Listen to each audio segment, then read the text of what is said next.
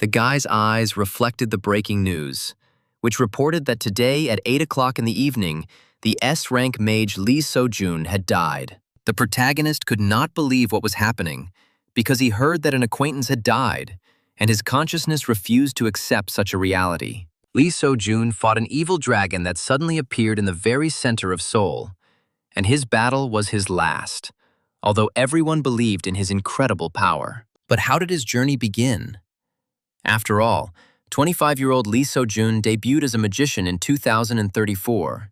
The hero died while carrying out a difficult mission, and during his life resolved countless dangerous incidents, thereby earning respect. When people turned off the television, they learned of his death and were in deep shock, as they could not imagine such a tragedy. The hero, frozen in horror, said that such a thing simply could not be happening, because he considered what was happening to be impossible and completely contrary to logic. Could the main character really die at this point in the plot, when everyone was expecting the story to continue and believed in his future exploits? With a nervous laugh, he declared that it was a joke, making it clear that his mind refused to accept the tragic news as reality. Lee So-jun, whose death had just been announced on the news, seemed to people like that invincible hero who could not be imagined as dead. He was a 25-year-old genius magician whose abilities were admired by everyone, and whose destiny seemed predetermined for great achievements.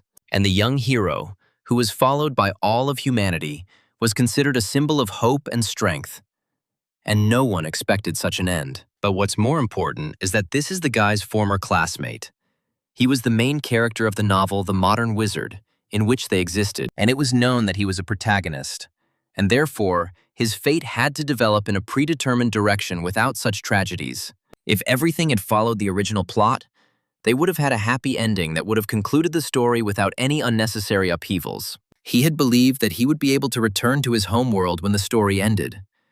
But now, such hope was rapidly fading. Unfortunately, things didn't turn out for the better, and events began to develop completely differently than he had previously expected. The boys sighed heavily, wondering why the main character was dying right now, and why the fate of the novel had suddenly changed so radically. But the most terrible thing was what would happen next, because he did not understand how the world could continue to exist. He thought he would be able to see his friends again when the affair ended.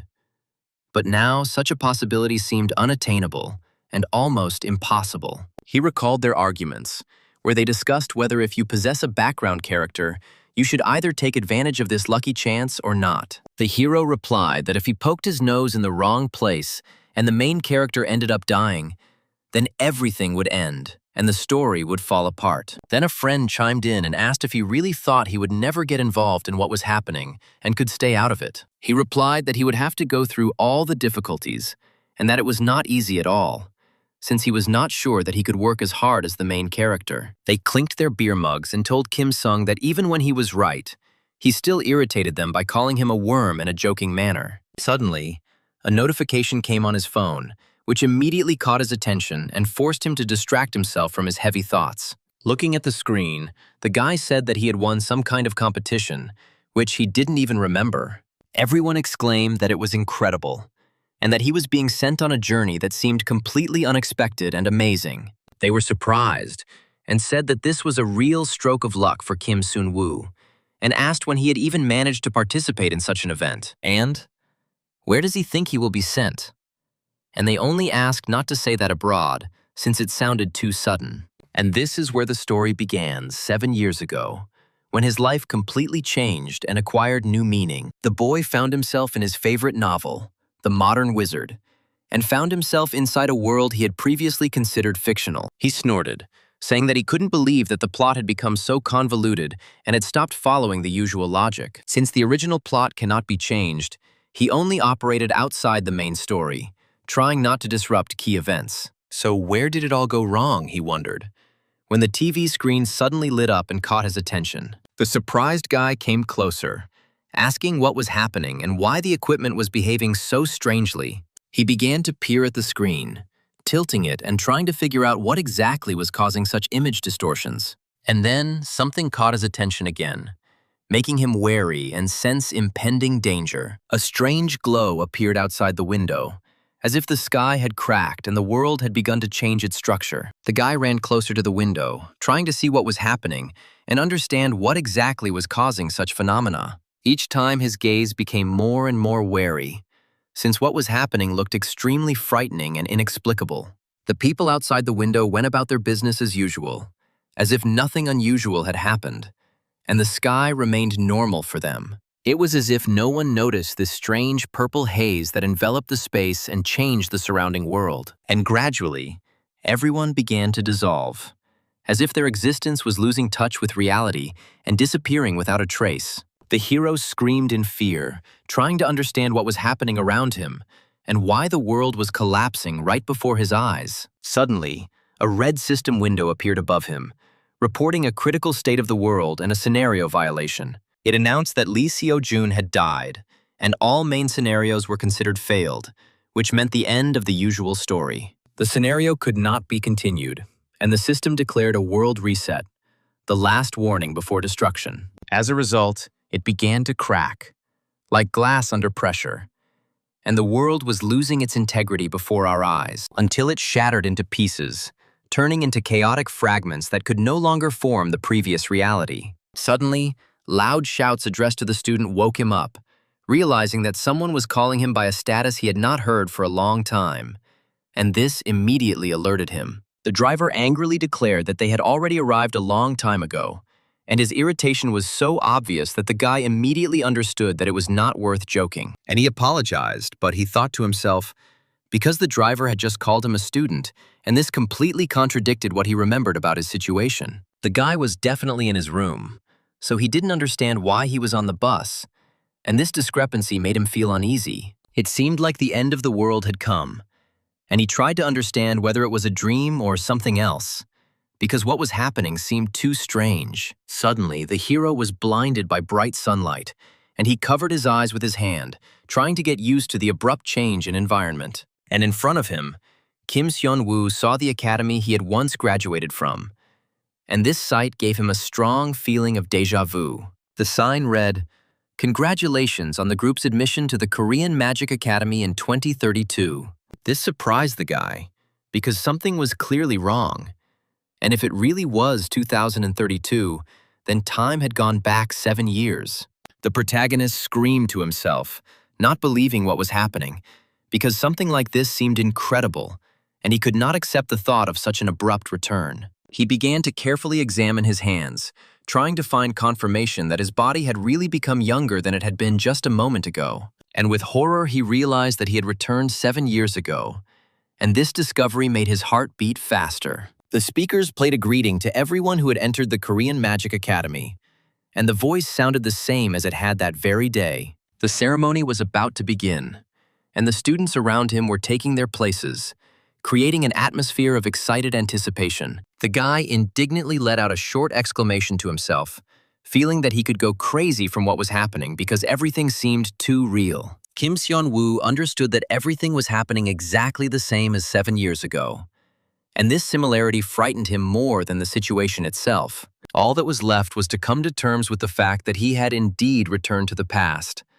and now he had to go through the same path again that he had already lived. But the hero still did not understand why Lee Seo-jun died, because this event should not have happened, and he could not find an explanation for what happened. He had no reason to die, and according to the plot, he had to survive, continue his journey, and defeat all enemies, including the most dangerous ones. Crow became enraged, but this was supposed to happen according to the plot, and after a brutal battle, Lee Seo-jun was obliged to defeat him, preserving his fate. The guy thought that if this was the case, then there must be some other reason behind Lee Seo-jun's death, not provided for in the original story. He sighed heavily, admitting that he didn't know the answer, and that this lack of knowledge weighed on him more than any danger Kim Seon-woo had experienced before. The hero looked around sharply, trying to find at least something that could tell him how to proceed further. Looking at the other students, he wondered what would happen if Lee Seo-jun died again, and whether he would be able to survive a repeat of such a tragic event. Will he be sent back to the past again? Or will the world simply perish if the story's protagonist fails to survive and fulfill his role again? Kim Seon-woo understood that it was impossible to predict. But one thing was clear. Lee Seo-jun must not die. Otherwise, everything would collapse.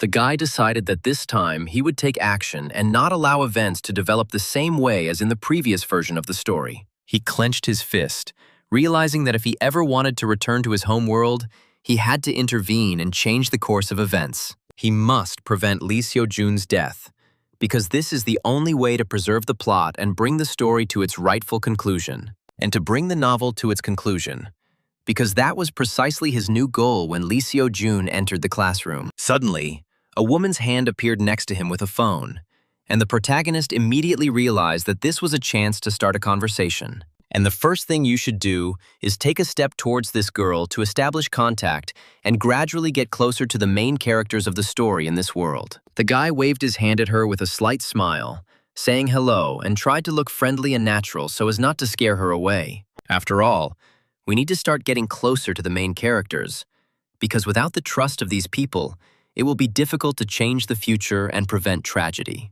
Yu Ara, a second-year student ranked second, was one of those he needed to connect with right now to strengthen his position. She turned away and asked if they knew each other. Otherwise, why such familiarity? And her voice sounded cold. The guy froze for a moment from such a reaction, not expecting such coldness, and was confused, trying to find the words. And the girl angrily asked whether he had anything to say at all or not, showing that her patience was running out, and she did not like empty attempts to talk. Yu Ara closed her eyes and demanded that he not stare at her, as his persistent gaze was straining and causing irritation, making further communication difficult. The protagonist realized that it would not be easy, and mentally admitted that his attempt to get closer to her had failed the first time. The auditorium was full of people, and the noise of voices created a sense of chaos, making it difficult to concentrate on one's own thoughts. Afterwards, a request was made for the class leaders to come up on stage, which immediately attracted the attention of all the students present. There were already 3 of them standing there, and whispers could be heard in the hall about what kind of aura they had, and that one of them had been trained by Chairman Kim Jin-chul himself. Their talent must have been on a completely different level, since Lee Seo-jun was a second-year student and already stood out in first place in the rankings. Kim Seon-woo thought about it, because he was already famous in his student years, and he represented a typical fantasy where the main character carries everything alone. Wow, he thought, looking at the best student. Such a beauty, and her appearance caused an admiring whisper among the students. Her eyes were a magical red-pink color, and this unusual shade made her image even more memorable. Everything in the heroine's behavior was carefully calculated, even a slight smile, because her goal was to develop useful connections. And that senior had been in first place for 3 years in a row.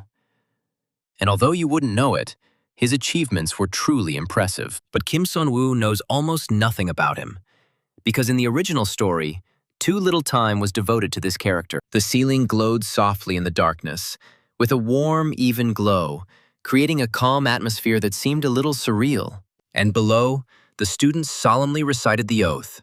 3 people standing on the stage raised their palms and chanted the word, "We swear," in chorus. Suddenly, Kim Seon-woo noticed the girl trembling next to him, sitting too tensely, as if holding back strong emotions inside. She clenched her fist, which shook as hard as her whole body, showing how hard it was for her to maintain her inner state. And around her, flames rose. Her eyes were red with anger, and the protagonist thought to himself that everything around was getting too hot and disturbing. And he decided to try to earn a few extra points by telling the heroine that she was completely unlucky today. She snorted at him in dismay, misunderstanding what he was saying to her, as if she didn't believe that the interlocutor had actually addressed her specifically. And having heard a positive answer from Kim Seon-woo, the girl cautiously asked in what sense exactly his interlocutor thought so. The protagonist did not immediately dare to speak.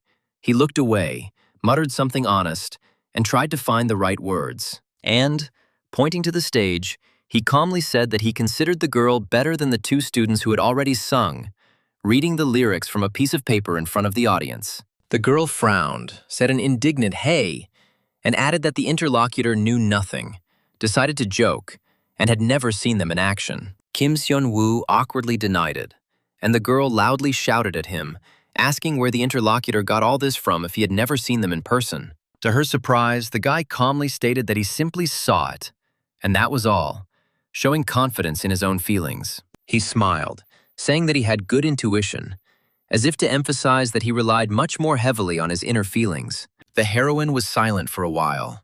A wrinkle appeared on her cheek, showing tension and internal struggle, and she flared up, loudly exclaiming that her interlocutor was making fun of her, although her voice was noticeably trembling from the overwhelming emotions. Kim Sun-woo scratched the back of his head, saying that it didn't work. Well, it's worth approaching it from a different angle, trying to find a softer approach to the conversation. The hero asked her if she had been worrying about the future lately, trying to understand the reason for her outbursts and anxious state. Looking at the guy's badge, she mentally asked how her interlocutor knew such personal details about her experiences. Having called the guy by his name, the heroine's eyes flashed, and she declared that she would remember what was said, no longer wishing to continue the conversation in such a manner. And the protagonist could only watch as she walked away, leaving behind a feeling of awkwardness and slight disappointment in his own words. He thought with frustration that he had screwed up from the very beginning, realizing that he had started the acquaintance completely wrong. The new semester at the Magic Academy begins with an assessment test that will determine everyone's rating. This is a familiar ritual here. The guys were nervously discussing something. One was saying, "Damn, what should he do?" The other was answering that at least he could do something, but he was definitely finished. The hero just grinned at the cute kids. His goal was to get into the top 10 in his second year and prove his abilities to the academy. Kim Sun-woo recalled that in his past life, he was offered promotion to B rank several times, but he still remained at C rank. He chuckled, realizing that it would be shameful not to produce at least an average result with such children, and said that he would show them the skills of a true professional. The first girl calmly summoned sharp ice flows, creating a cold stream of energy around herself that emphasized her confidence and strength. She quickly directed them forward, maintaining precision in her movements, controlling each ice flow and demonstrating a high level of training. And they headed towards the mannequins, who were running away, moving along a given trajectory, demonstrating her mastery of the elements and confidence. Piercing their hearts, the mannequins began to shatter into pieces, displaying the destructive power of her attack, which impressed everyone present. The students started to talk about how cool she really was, and many would have believed the words about the girl being the best in the second year. Then they announced that the second years were next to speak, and asked everyone to come forward when their name was called, maintaining order. A dark-haired girl with a flame in her hands appeared ahead, and her confident gait immediately attracted the attention of the students. Her flames shot forward with great force, creating a bright stream of fire that emphasized the power of her gift and made everyone around her watch with interest. The students' mouths dropped open, considering the girl their own age, demonstrating the confidence and skill reminiscent of a true professional. Indeed, Yu Ara's performance was simply legendary, displaying confidence, strength, precision, and composure, giving the impression of being an experienced participant. But to be honest, because of Lee So-jun, her efforts were less noticeable, since the guy was constantly attracting attention. The guy rushed forward with great force, holding a sword in his hands, and moved confidently, showing determination and concentration. The mannequins ran away, constantly looking back, as if trying to avoid the inevitable, although their movements appeared chaotic. As a result, they were pierced by one precise movement, and this action looked so confident that the observers immediately understood the level of preparation. And then they fell to the floor all at once, creating an impression of completion, as if everything that was happening had been calculated in advance. It was clear that the girl was outraged and shocked, since what was happening violated her expectations, forcing her to think about her own capabilities. And the main character glanced at her, realizing that Yu Ara was indeed quite good, and noting her efforts, despite the strong contrast with her performance. But Lee So-jun, who is practically at the level of a professional magician, always took first place from her, which makes her situation truly offensive. The protagonist suddenly heard a calm request for student Kim Seong to come up on stage,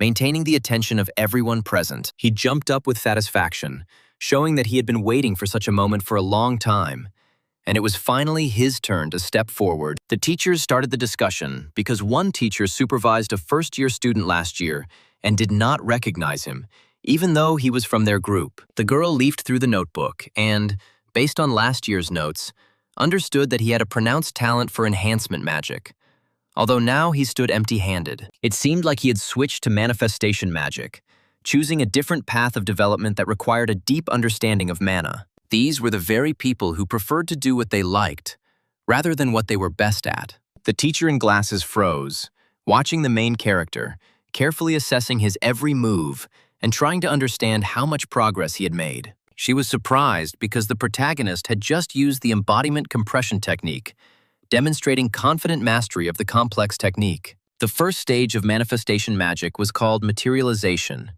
and it was the compression of materialized mana that allowed for subtle control of the next stage. This advanced technique was called manifestation compression, and it was usually only used by veteran mages with a lot of experience. The girl's mouth fell open in great surprise, as what was happening around her seemed completely unbelievable and took her out of her usual state. The guy was also in complete shock, as what he saw violated his ideas about the norm and made him think about possible hidden reasons for what was happening. But the teacher couldn't understand how a second-year student could master such a technique. Suddenly, the protagonist calmly shot magic at the mannequins, demonstrating a confidence and control that clearly did not correspond to his status as a student. All those present froze in tense anticipation, carefully watching the development of events. But suddenly someone laughed, suggesting that he had simply collapsed from mana exhaustion, although such an explanation seemed too simple for such a situation. And the whole room started buzzing, discussing how he didn't have enough strength and why he needed materialization at all if he couldn't even properly handle projection. Kim Seon-woo turned pale as he suddenly realized the inevitability of the consequences and mentally declared that he was finally finished in this situation. A sign suddenly appeared before the protagonist's eyes, forcing him to concentrate and try to understand the meaning of what was happening. And there were more and more of them, and he couldn't understand why they were opening right now, creating a feeling of hopelessness. The protagonist could not understand the reason why these strange signs were opening right now, causing him to feel wary and perplexed. A bright moon shone calmly outside the old wooden window, creating a soft light around and filling the room with a quiet night atmosphere. And Kim Seon-woo sat on the bed and wondered why the signs opened exactly then, because the same thing happened last time. He was simply interested in understanding what exactly had changed around him and why similar events were repeating themselves again, raising new questions in him. The hero recalled his surprise, as the signs stated that outsider privileges had been unlocked, and the system's main scenario had begun. He saw a message about receiving the achievement for the second run, for which he was given a reward of 3,000 points. Signs circled around him, announcing the achievement of Clown Talent, for which the system also awarded a reward of 5,000 points. 232 people remembered his face, which seemed unexpected and a little alarming to the hero in the current situation. The four main characters noticed him, and the system awarded him a reward of 3,000 points for this. Kim Seon-woo thought about how he had earned 10,000 points so quickly, and now he needed to spend them wisely. Perhaps it would have been worth unlocking the outsider privileges, special rights available only to him, including the achievement of the talent with the system shutdown. In this case, points are awarded for accumulating achievements through the system, which explains why they appear at the hero's fingertips at the right moment. Points are also awarded for increasing your fame, and the points shop is considered the best part of the outsider perks among all the available options. Through this shop, you can purchase various traits, useful skills, and also rare items that the system considers especially powerful. But the hero thought that calling it a clown's talent seemed rather cruel, although the system adheres to its own evaluation criteria. At the same time, the main character forgot that he had very little mana, so he could not use his abilities yet. To be honest, he had never been the center of attention in his life, so what was happening seemed especially unusual to him. Looking at the chandelier, he tried to console himself, because he had earned enough points, so there was no need to worry again. He became curious about how strong he was now, so he decided to conduct a stat check to understand his current state. And the hero was surprised, because despite so many points earned, his characteristics remained weak and said almost nothing. Kim Seon-woo was shaking and didn't understand how he could raise his stats now, since the system didn't give any direct hints. But suddenly, the idea came to him that he could redistribute the characteristics if the system really allowed such an action. In the novel system, There are 4 branches of magical development, including strengthening, embodiment, support, and summoning, each with its own characteristics. Enhancement is essentially melee magic, and mages of this branch require a lot of energy to maintain the effectiveness of their abilities. Evocation is the creation of spells, a classic for mages who prefer to shape magic directly through structure. The summoning and support branch describe the hero's ability to summon various creatures or receive timely assistance from allies. Incidentally, Kim Seon-woo chose the branch of incarnation because he decided to cast spells as effectively as possible, striving to make a strong impression on those around him. He chuckled and realized that he needed to properly pump up his mana in order to use his chosen abilities as effectively and confidently as possible. A sign appeared in front of him, and the hero began to carefully read each line, trying to understand the meaning of all the parameters presented. It showed that another 50 people had been added, and the hero was surprised by such an unexpected increase in attention to his actions. He was shocked, because one stupid prank could bring so many points that it seemed almost unbelievable for an ordinary student. The guy showed his class, and it turned out to be not bad, no. It really looked simply amazing to everyone watching. But suddenly, a notification came that 400 people remembered his face, and the reward was 2,000 points. He shouted where so many people came from, because it turned out to be more than the number of students in the academy around. Kim Seong started receiving a lot of notifications, so he opened the chat to figure out what was going on and understand the situation. They asked who had uploaded the video of that loser from the second year taking the test today, and wrote funny comments. The main character shed a tear because he didn't think that the video of his performance would go so viral, although they really did give him points. And then, biting his tongue, he wondered if he could squeeze a little more profit out of his sudden popularity. The idea that came to him made the guy's eyes sparkle, and he felt a surge of inspiration that pushed him to further action. He began to quickly type something, thinking that all attention was now definitely focused on him and his actions. And he sang that he would be able to buy that very thing when he finally cashed in his accumulated points and got what he wanted. The next day, voices were heard saying that it was true.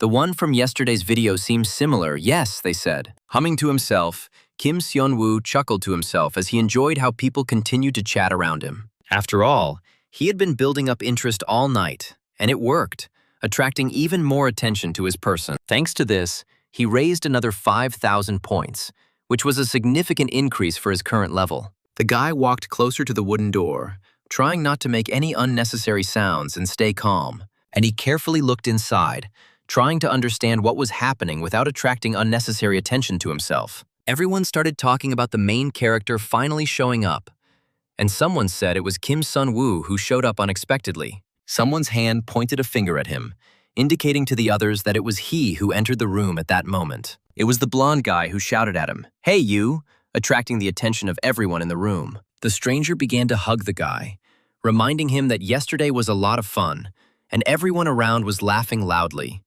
although the guy himself felt awkward. Everyone laughed, discussing how it was possible to waste mana so unsuccessfully, and asked the guy about his family, hinting at possible bribes. It was Park In-hwan, who at the beginning of the novel was considered the main jerk, constantly creating problems and irritating those around him. The hero understood that getting involved with him would be more expensive for him, so he preferred to remain silent, trying not to provoke further trouble. He hissed that from that day on he would be calling the hero a club, and ordered him to come running at the first call.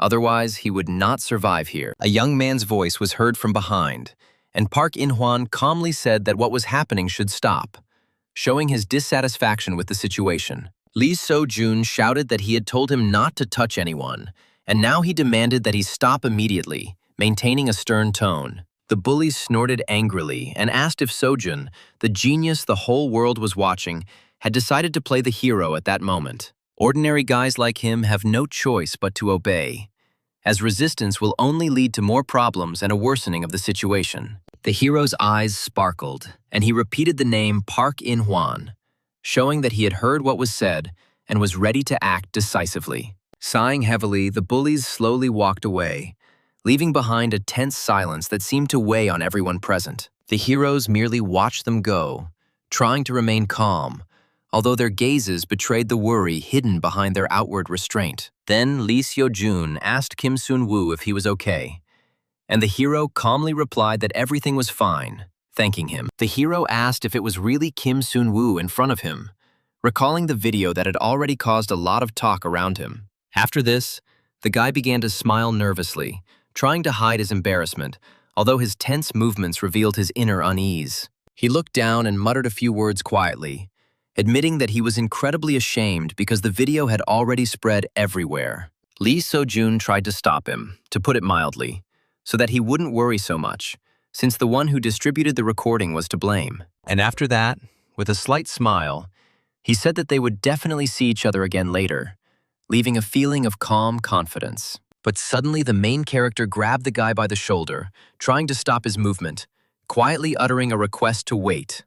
Lee So-jun, and he hesitantly began to talk about himself, choosing his words slowly, as if he was afraid of making a mistake, mentioning that he would like to explain something. With a slight blush, Kim Sun-woo calmly announced during the dungeon exploration lesson that he proposed joining forces with him for the common good. Lee So-jun, however, stated a little nervously that he did not understand the reason for such a proposal, as he did not see any obvious benefit for himself. But the guy mysteriously replied that such cooperation would be mutually beneficial, since each of them would be able to gain advantages. The hero thought for a while, pondering the words he had heard, trying to understand the true motives of his interlocutor. And then he calmly replied that he was very sorry, because he had never considered him as a possible partner.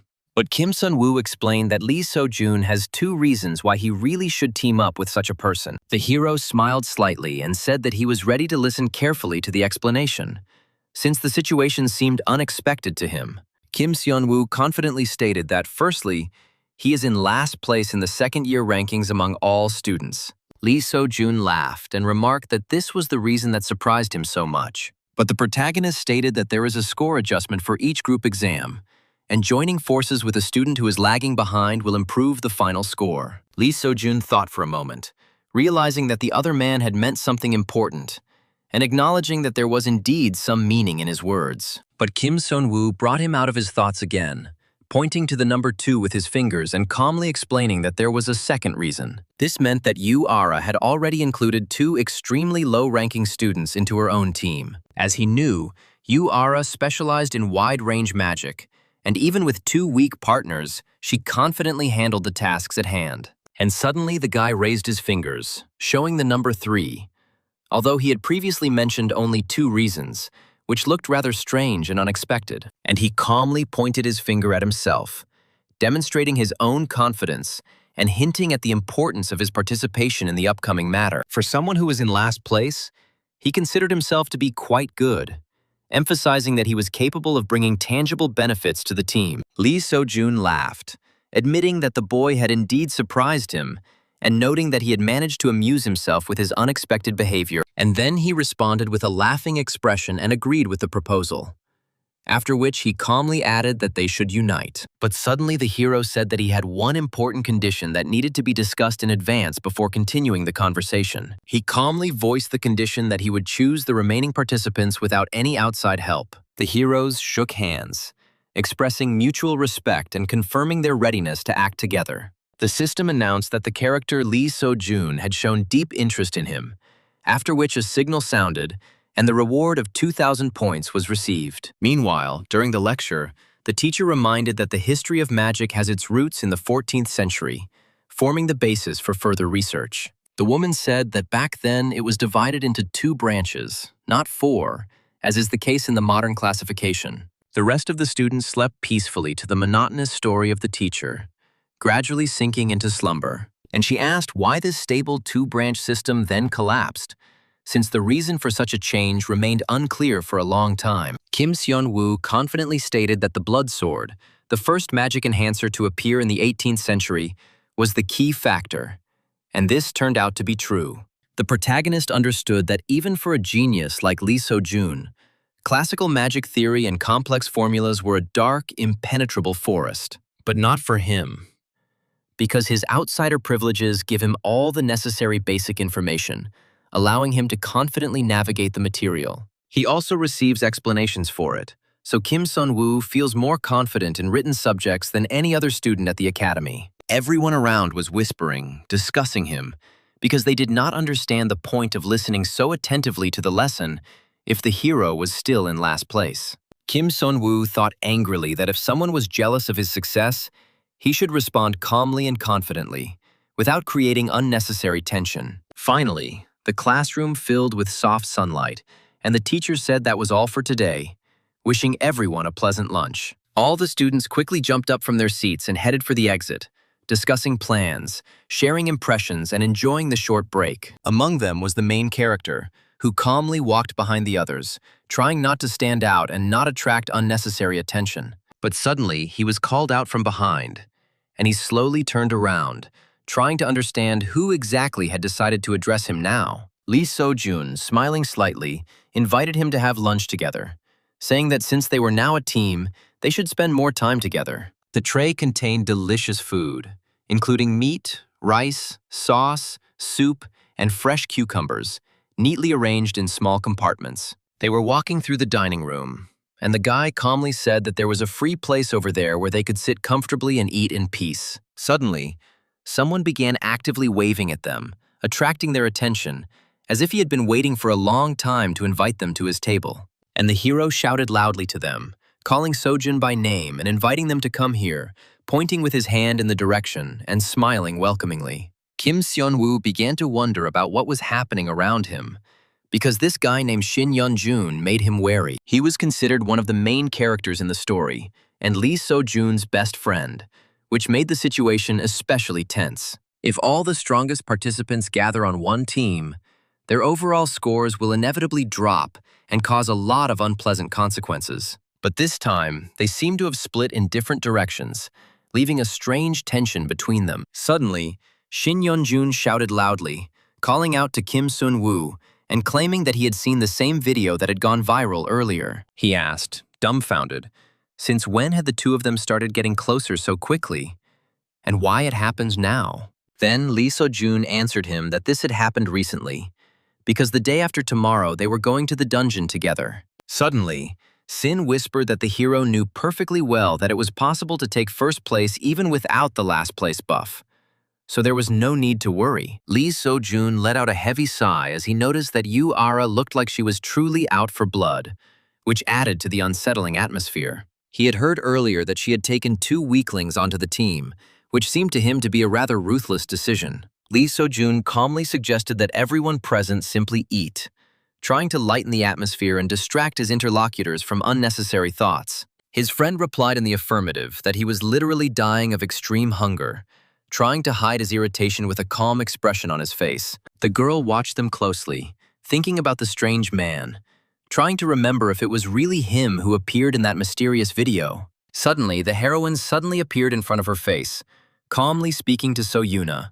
asking why she was looking forward so intently. She replied with a slight smile that she had not looked at anything at all, trying to hide her embarrassment and return to her calm and usual appearance. But then she again involuntarily became fixated on the heroes sitting at the next table, trying to understand the reason for their strange behavior. She pondered how he had managed to become close to the elder Sojun, trying to find a logical explanation for their unexpectedly warm relationship. Suddenly, the action shifted to a spacious training hall, where a focused atmosphere of tension and movement reigned. As Kim Sun-woo summoned the incarnation magic, he thought that this time they would only be working with the amount of mana he could control. He began to call upon embodiment and projection, focusing on every movement, trying to keep the energy flows stable. He raised a whirlwind of magic, using complete control over the energy flows, creating a stable field of force around himself that emphasized his confidence. And he swiftly struck the target,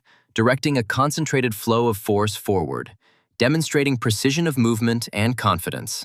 The students began to talk, noting the hero's good result, although some had doubts, but the rest admitted that he was doing much better. Before his regression, Kim Sun-woo spent points on purchasing stats, believing it was the right decision, though he later realized the limitations of this approach. At first it seemed great, but later he saw the other side of the process, realizing that such investments had hidden drawbacks. The more you buy, the higher the price becomes, and the logic remains the same, because at a high level, it is always more difficult to develop. The guy thought about it, realizing that in the long run it would be better to use traits or items that accelerated mana accumulation.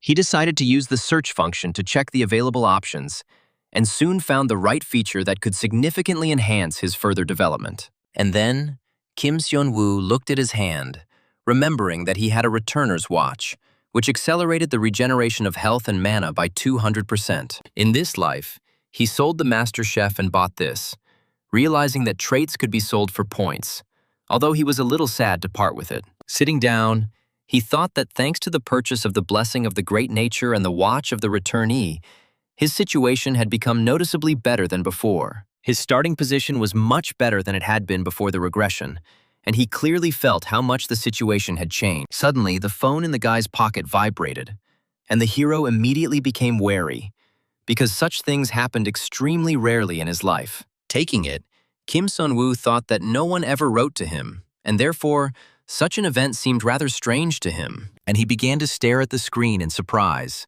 because the message seemed unexpected, and the hero did not understand what to do now. He was invited to the chat, and he thought about it, because he didn't know anyone except Yoon Hae-young, and therefore didn't understand who could have added him there. Yoon Ha-yeon will play an important role in the story later, and she hasn't realized her abilities yet, so she's of little use right now. Lee So-jun said to write down what you specialize in, and continued that he knew it, but what if someone really didn't know? And everyone started writing. Then Kim Seon-woo also wrote that he too was an incarnation without an element, and had no intention of hiding it. And they laughed at him, because there was probably no one in the academy who didn't know about his incarnation, and such ridicule irritated him. Kim Seon-woo then decided that it was necessary to put Sojun in the center, so he was going to cover his actions during preparation. He understood that in order to take first place, he needed to overtake Yu Ara's team. So he wondered who she had taken on. Magic classes were taking place outside, and every student watched the lesson carefully, trying not to miss any important details of what was happening around them. The teacher told the student that she was focusing too much on control and forgetting about projection, so she needed to put more power into her mana. Suddenly, the dark-haired girl confidently summoned a flame, which flared brightly and obeyed her will, emphasizing her growing magical potential. Then she directed the flame at the target with all her might, trying to demonstrate confidence and concentration. The students around her began to babble, considering what they were seeing to be sheer madness, as the girl's strength seemed unexpected, striking, and completely unusual for their level. And the teacher became thoughtful, realizing that this student clearly had a talent that was becoming increasingly evident and required careful supervision. But perhaps the girl is still too young, so her magic does not yet have the necessary refinement and stability. She believed that her mana control left much to be desired, so the student needed to devote more time to training to develop resilience. But suddenly, the teacher quickly turned around at the sharp sound, as she felt an unusual movement of air. She saw a huge stream of energy that was directed confidently and evenly straight at the target, creating an impressive glow around the target. The woman thought that this was indeed very good, since such a concentration of power was rarely found in beginning students. Kim Seon-woo was delighted with his results, as he had long strived to show such a level and prove his own abilities to others. She understood that with a minimal supply of mana, he produced perfect projection and control, demonstrating amazing precision of movement. Previously, he was so fixated on materialization that he couldn't even make a normal projection, constantly losing concentration. She knew that understanding her weaknesses early on was really expensive, especially for a student of her level. And so, the teacher was touched by such results, because she saw his sincere efforts and the gradual growth of his skills. The sunset appeared outside, which meant that the lesson was over, and the students could calmly go about their business. The woman told the group that they had done a great job, noting each student's effort and their confident progress. The crowd dispersed and discussed how they could finally breathe a sigh of relief, as the lesson had been intense and the atmosphere had truly been productive. Suddenly, the teacher called out to the protagonist and said that he had worked hard and was continuing his independent training. He stopped and replied that he exercises when he has time, trying not to miss important exercises for development. The heroine smiled and asked about his mana training, asking if he did it regularly and closely monitored his progress. The guy became nervous because she noticed that his mana reserves were not up to par, and this made him a little uneasy. And with a smile, he said that he was trying his best, trying to improve control and increase his own magical potential. The woman said that this was commendable, because one must not forget about mana. The supply is small and there will be no easy path. Proudly, Kim Sun-woo shouted that he would do everything in his power and would definitely achieve his goals.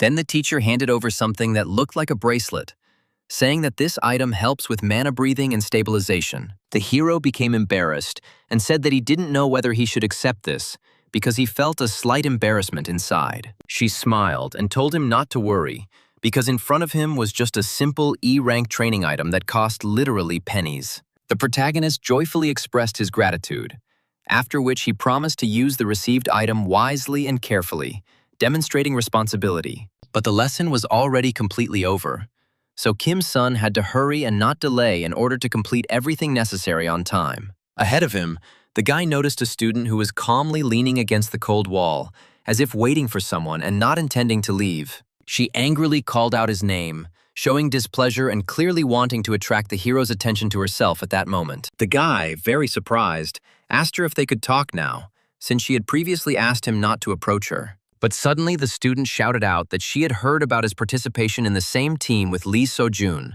which greatly interested her. She pointed her finger at him sharply, accusing the hero of trying to pick on the best student, which sounded rather rude and unpleasant. Frowning, she loudly declared that she was sorry to upset him, but first place this time would definitely be her own achievement. And turning around, the girl only threw a cold phrase after him, demanding that he wake up and stop behaving too carelessly and relaxed. But Kim Sun-woo only exhaled heavily, wondering why she was always so touchy and harsh in her words. There were a lot of people on the street on Thursday morning, creating a noisy atmosphere, but everyone stood in groups and was in no hurry to go anywhere. The main character ran to his team in a great hurry, trying not to be late and not to let the rest of the group members down. Lee So-jun smiled warmly at everyone, saying that it was their first time together, and then suggested that they give it their all and show their best skills. The girl jumped up joyfully, uttering a short interjection, and confidently declared that they would definitely try and show a worthy result. But suddenly one of the heroes grinned and remarked that their team looked rather strange, which caused a slight tension among the participants. He added that one of them ranks first and the other is in last place, creating an unusual contrast within the group. And he continued speaking, raising an eyebrow, asking the hero if he could really cope, since last time he couldn't even cast a spell. Kim Sun-woo just thought about what was said silently, admitting to himself that what he heard really did sound like a blow below the belt and was unpleasant. Suddenly, another student jumped forward, declaring that everything was not so bad because So-jun had taken the hero under his wing and would protect him. But Kim Sun-woo knew perfectly well that he had no intention of sitting on So-jun's neck, and so he kept his thoughts to himself calmly. And then he turned his attention to Yoon Hae-young, realizing that her moment of glory would not come soon. Although she tried to remain confident, the hero noted that the team's composition turned out to be completely different from last time, and perhaps this happened because he joined. But he was concerned about whether their team would be truly effective in the lesson, since the overall outcome of the study depended on the coordination of their actions. The man waved at the students to attract their attention and calmly said that he would now explain in detail the rules of exploring the dungeon to everyone present. He explained that classes would be held twice, in the morning and after lunch, and since this was the first day, they would only be exploring the first level. The man then said that he would further explain how their scores for the study were calculated so that everyone understood the importance of accuracy and teamwork. He noted that, firstly, the speed of the cleanup is taken into account, and the faster they finish, the more bonus points each participant can receive. Secondly, the adjustment for the difference in ranks is taken into account, and the more low-ranking participants there are relative to the leader's rank, the more personal points. His eyes sparkled as he finally got around to explaining the contribution, as the artificial dungeon used a special performance evaluation system. He said participants receive extra points based on how much they contributed to the team's success, and safety comes first. The entire process was visible to multiple cameras, which recorded every action of the participants so that teachers could monitor the progress of the lesson. Teacher Chan waved to the faculty, saying that he had just sent all the students to class and that they could now observe. And when he was asked to place a bet, he laughed, saying that of course there was interest, because everyone would confidently bet on Yu Aru. Some excitedly stated that they were betting on the 7th team, believing that it would show a decent result despite the inexperience of some of the participants. But the bespectacled teacher paused, assessing the situation and analyzing the team's strengths and weaknesses before making her own choice. And she announced that she was betting on the 3rd team, led by Lee So-jun, believing that their strategy might be more thoughtful. The teacher waved it off, saying that while both So-jun and Ara had recruited weaklings for their teams for the sake of bonus points, their approaches were completely different. She thought about it, noting that the amplifiers were designed for one-on-one combat, and therefore it was difficult for them to deal with groups of enemies without support. The teacher calmly stated that it was worth looking at Yu Aru, who specialized in wide-range magic. She was already halfway up the 1st floor. The woman smiled slightly, saying that she still believed in the strength of the underdogs, and so they could only wait and see whose bet would play out more accurately. At this time, Lee So-jun simply calmly chopped down the rats, moving forward without unnecessary haste, because it was important for him to maintain a rhythm and not waste his energy in vain. Thanks to their well-coordinated movements, the team moved forward confidently, remaining calm and maintaining a steady pace. They were determined, and with a sincere smile, they shouted loudly, "Let's go!" encouraging each other and creating a feeling of confidence within the whole team. 2 of the students were chatting, discussing what they had seen, and saying that So-jun was a really cool fighter. And then they remembered that they were already halfway through the level. They were thinking and asking each other who they thought would be the boss of the 1st floor.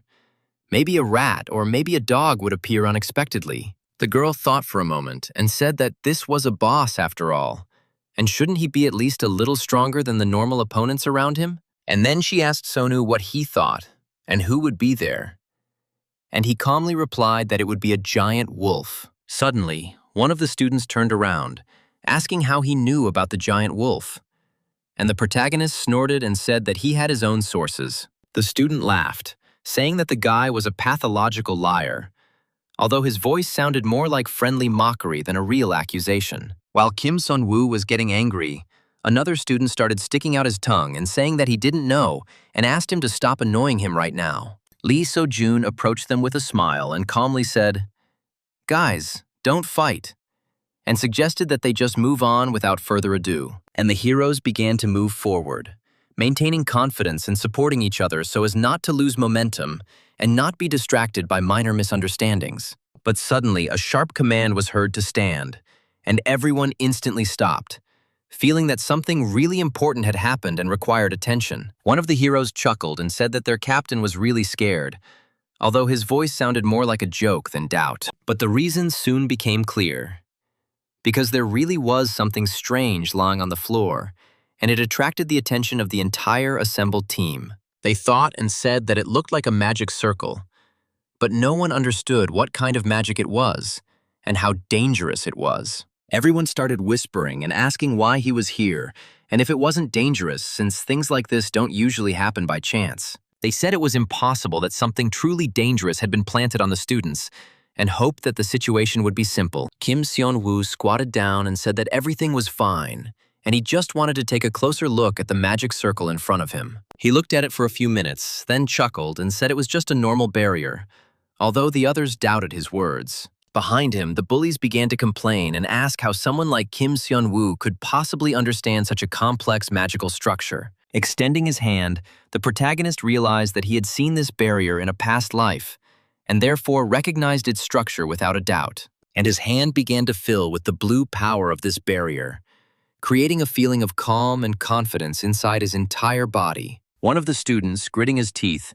said that he also knew about this in advance, although his voice did not sound very confident. Others began to ask what to do next, and said that they could not pass, which meant they would have to go back or look for another way. Taking out a sword that glowed with golden magic, Lee So-jun said to go forward and that he would try to cut through the barrier in front of them.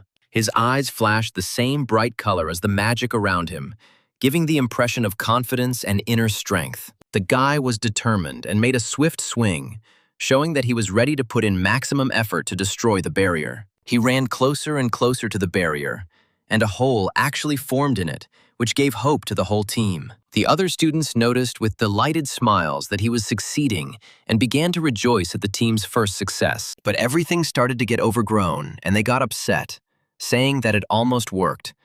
And they really thought that it would work completely. Lee So-jun thought for a moment and said that it seemed like, with the right approach, they could overcome the barrier if they tried harder. The guy behind him asked if this was his moment to shine, and looked very excited about the opportunity to prove himself in front of everyone. Rolling up his sleeves, revealing his muscles, he declared that he was supportive and ready to help as much as he could. Reaching out his hand towards the magic circle, he asked for a little time to figure out the structure of the barrier. And finally, he placed his hand completely on the barrier, and it began to glow with a soft light that gradually intensified. His face changed to one of surprise, and he said that it was quite difficult and that the work would take a long time ahead. He continued, saying that he would try to do it faster in about 40 minutes.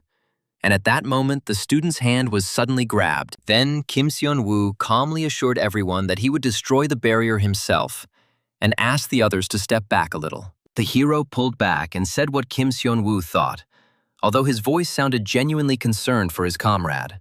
The protagonist calmly placed both hands on the magic circle and concentrated completely on the process of destruction. It began to glow rapidly, and everything around was filled with blue rays, creating a feeling of powerful magical energy. The system announced that the outsider privilege's unique trait was being activated, and new symbols appeared around. Various letters began to appear in front of him, and the system again announced that it was beginning to decode the magic formula. He began to select the right letters, ignoring the rest, and focusing on the correct sequence of symbols. Kim Seon-woo's eyes sparkled, and he said that the Korean Magic Academy was clear, and he had grasped the essence completely. Many letters began to simply crumble around him, creating the feeling of the old magical structure disintegrating. And the word from the hieroglyphs was composed completely, forming the key element that was required to destroy the barrier. The circle began to fill with another, softer light, which gradually displaced the previous aggressive magical energy. And the barrier in front of the students began to rapidly collapse, like water flowing through space, creating a passage. Turning to the team, the protagonist smiled sweetly and declared that he had succeeded, and the path was now clear. The others were shocked and couldn't believe that everything actually worked so quickly and effectively, causing them to express genuine admiration. The system announced that Lee So-jun's character was amazed by them, and now his attitude had changed, adding an unexpected element of recognition to the team. Lee So-jun's interest level in them reached the first level, and the 5,000-point reward was given to the entire team without delay. The guy was surprised and asked what kind of interest level system this was, when suddenly a black paw with sharp claws appeared in front of them. A wolf stood on the steps, illuminated by a red light, and its presence immediately created tension among all the assembled students. It was the boss of the first floor, a giant wolf who looked at them with predatory confidence and readiness to attack. The others became nervous and said that he was right, and everything turned out exactly as Kim Seon-woo had said earlier. But the monster wasted no time and rapidly advanced on its opponents, demonstrating its speed and danger without the slightest hesitation.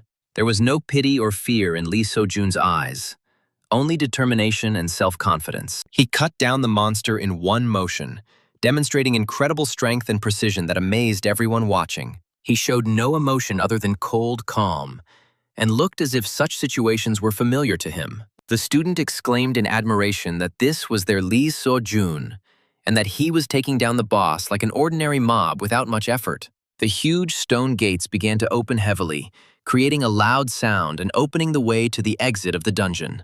As everyone was leaving, the girl joyfully exclaimed that it was finally all over, and the tension gradually eased from the team. They were met by a teacher who said, "Great job, team," and informed them that they had taken second place in the first week. And in first place was the 7th team, which cleared the dungeon 30 minutes faster than the other participants. Lee So-jun smiled and said that it was Yu Ara's team, looking as if he had expected this result in advance. Everyone started looking at their phones and were surprised, saying that Yu Ara is a monster, and 4 hours and 11 minutes is incredible. They said they were only 2 minutes ahead of third place, and that at this rate they could be overtaken at any moment. The heroes smiled, thanking Sun and saying that they got second place thanks to him quickly removing the barrier in front. He said that if Sonu hadn't removed the barrier so quickly, they would have been stuck there for a long time and lost time.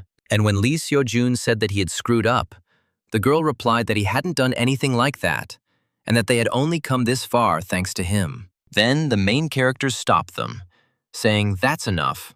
This is only the first week on the first floor, and nothing is over yet." A female voice was heard from behind him calling out to Kim Sun-woo, drawing the entire team's attention to the new man. He turned around to see the support instructor looking at him confidently and waiting for his reaction. With a confident look, she declared that she had come to propose to him, and she had no intention of backing down from her intention. She then exclaimed that Kim Sun-woo should transfer to the support faculty immediately, showing her persistence. But the guy just froze in surprise and asked again, "Excuse me?" Although he looked completely uninterested. There was no interest in his gaze, and he coldly stated no, showing the firmness of his decision. She got nervous and said, "Wait, you're refusing without even listening," and asked to give her a chance to explain. She said that with her authority, she could get him a special scholarship of 50 million won without any problem. But when the hero refused, the other team members asked Kim Sun-woo if he was crazy and why he refused. They said that he had trouble with incarnation anyway, and in his place they would have died out without a second thought. A girl approached them and asked if he really wouldn't change his mind, and she looked genuinely concerned about his decision. She explained that this was a scholarship for talent, and such offers don't just appear without a reason. Everyone around started whispering and asking what was going on, and if it was really Yu Ara who had approached them. Kim Seon-woo smiled and said that he appreciated the offer, but he was a manifestation mage to the core and had no intention of changing his path. This outraged the heroine, and in confusion she raised an eyebrow, showing her surprise at his categorical refusal. The stone building was illuminated by a clear sky in which white doves were flying, creating a calm atmosphere around. One of the students walked along the balcony, enjoying the view and not suspecting that an unexpected meeting awaited her. Suddenly, something unusual caught her red-pink gaze, and she stopped to take a closer look at what was happening. A student was visible ahead, and she immediately became curious about who it could be and why he was here, attracting her attention with his unexpected appearance. The protagonist noticed that there was someone behind him and turned around to see who was watching him, trying not to show his surprise. With a beaming smile, the student greeted the boy, calling him Sunbae Kim Sinuk, although she misspelled his name, not noticing her small mistake. But he rolled his eyes and said that he was Kim Sun-woo, not Kim Sinuk, showing slight irritation and making it clear that such mistakes tired him.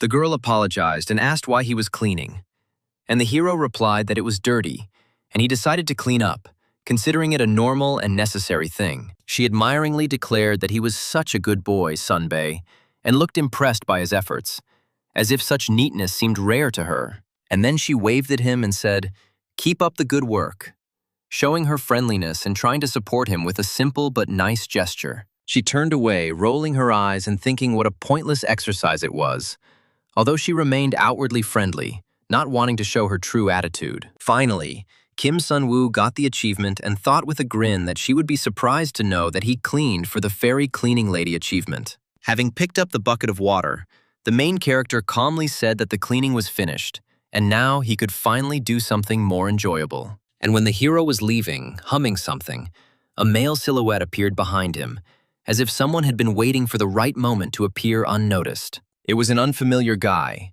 secretly and with a slight smile watching Kim Seon-woo, as if he was interested in every move of the hero. In the classroom, the teacher was saying that there were many types of monsters in the world, and his voice sounded calm, as if he was used to explaining such things to students. He pointed to the projection on the board, saying that there were humanoids, animals, flying creatures, for every taste, but always dangerous in different situations. The teacher noted that the Maine Coonhounds were considered the most dangerous of them all, and emphasized this in a particularly serious tone, showing the importance of their nature. He then turned to the audience, asking if anyone knew why they were so dangerous, waiting for an answer and carefully watching the students' reactions. Kim Seon-woo immediately replied that except for the moments when they dropped their disguise or became enraged, they were indistinguishable from humans. The man smiled, speaking correctly. They feed on human blood and control monsters. They are the root of evil and have penetrated deep into our society. Since they have no physical differences from humans, civilians cannot identify a Maine without special equipment. But the Maine's eyes turn black. The main character nervously clenched his fists in his pants, remembering the Maines, and thought that this weekend would definitely be the weekend when the episode with the first appearance of the Maine would happen. In this part of the story, Lee Seo-jun, while still a student, confidently defeats the main character, and again attracts significant attention from the people around him. Kim Seon-woo thought about what was happening and decided that Seo-jun was capable of handling the situation on his own, although the situation still required a cautious approach. But just in case, he should check in advance whether nothing could really threaten his safety in the near future, and on his further journey. If the protagonist wanted to spend time with Seo-jun, he needed money. So he thought about possible ways to get it quickly. The stone columns around him were illuminated by a soft light that penetrated the deep darkness and created a calm atmosphere around the guy. The guy was in a state of complete zen, and a magic circle was shining in his stomach, filling the space with an even light and creating a feeling of harmony. He illuminated the space around him as the system reported that his mana had increased by 0.2, thanks to the blessing of the Great Nature. The notification sound rang out, and the Great Nature's blessing mastery increased by 12%, which noticeably lifted the mood. The boy stretched joyfully, realizing that his training was beginning to pay off and was bringing tangible benefits for the further development and strengthening of his skills. He had accumulated quite a lot of mana, but suddenly something unusual caught Kim Seon's attention, causing him to become wary and look around carefully.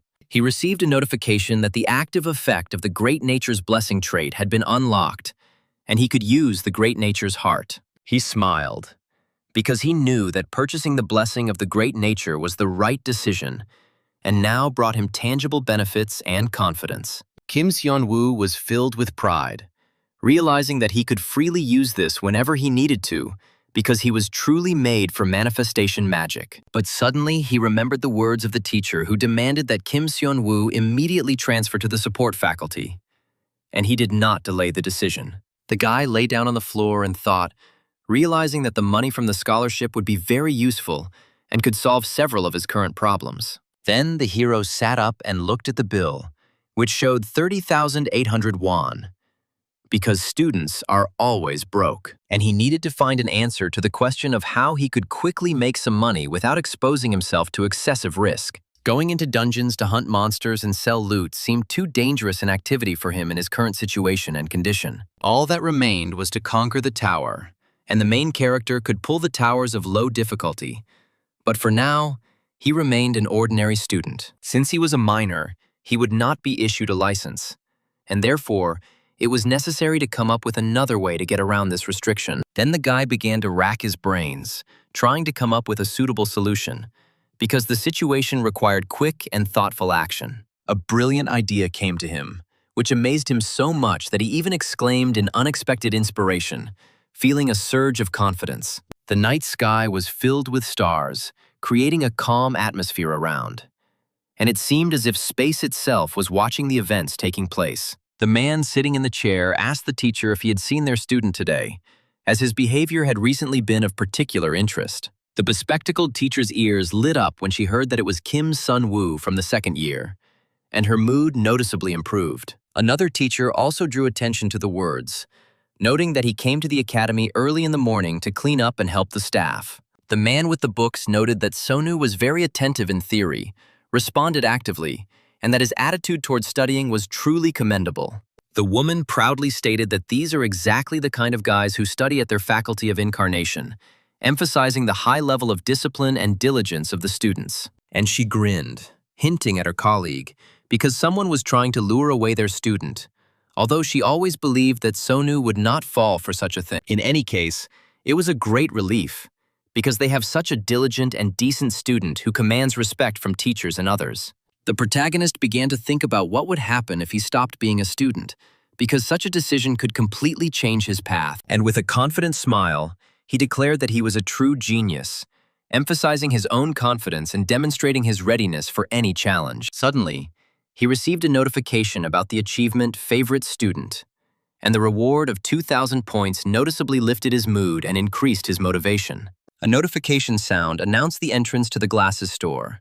The search function was activated, and the hero immediately made a purchase for 10,000 points. The guy started laughing evilly and thinking that now he needed to recoup his investment and earn some extra money at the same time, attracting the attention of others with his behavior. On Saturday morning, the tower was especially brightly lit by the sun, creating a sense of solemnity and emphasizing the importance of the upcoming events for the protagonist. The protagonist was met by a gloomy security guard in a white shirt who looked tired, but continued to perform his duties with his usual sternness. The man mechanically asked him to provide a magician's license, without looking up and continuing to follow the established verification procedure. Kim Seon-woo began rummaging through his pocket, trying to appear calm, although inside he felt a slight tension due to the importance of the moment. And then, with a slight smile, he handed him the license, demonstrating confidence and hoping that his disguise would work without the slightest suspicion. Indeed, it was a license.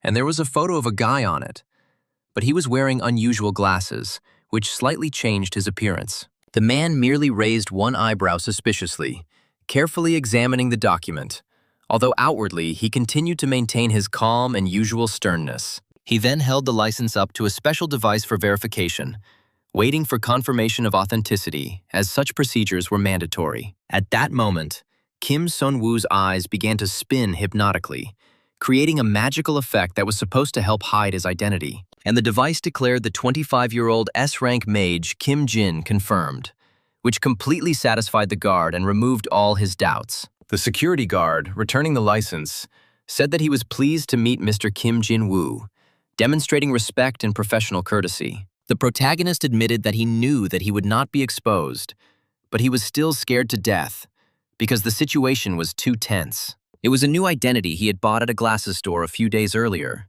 and it now served as a reliable disguise for him. The licenses of magicians in this world were special, as they contained a unique magical formula, making it completely impossible to forge them. Moreover, Kim Seon-woo even wore glasses with an enchantment that changed the color of his eyes, and his disguise looked truly flawless and well thought out. The protagonist entered the tower, feeling a slight sense of trepidation, as trials lay ahead that could bring both benefits and serious difficulties. And looking at his watch, he immediately thought about clearing the tower and then heading to the Han River without wasting any time. As he continued to move forward, the hero realized that Lee So-jun would fight the main character at 9:30, so he needed to act as quickly as possible. A loud voice announced that Mr. Kim Jin-woo was welcome to the testing tower, and his appearance was registered by the system without delay. A glowing magic circle appeared ahead, and the voice continued to announce that there were 27 floors available for him to traverse.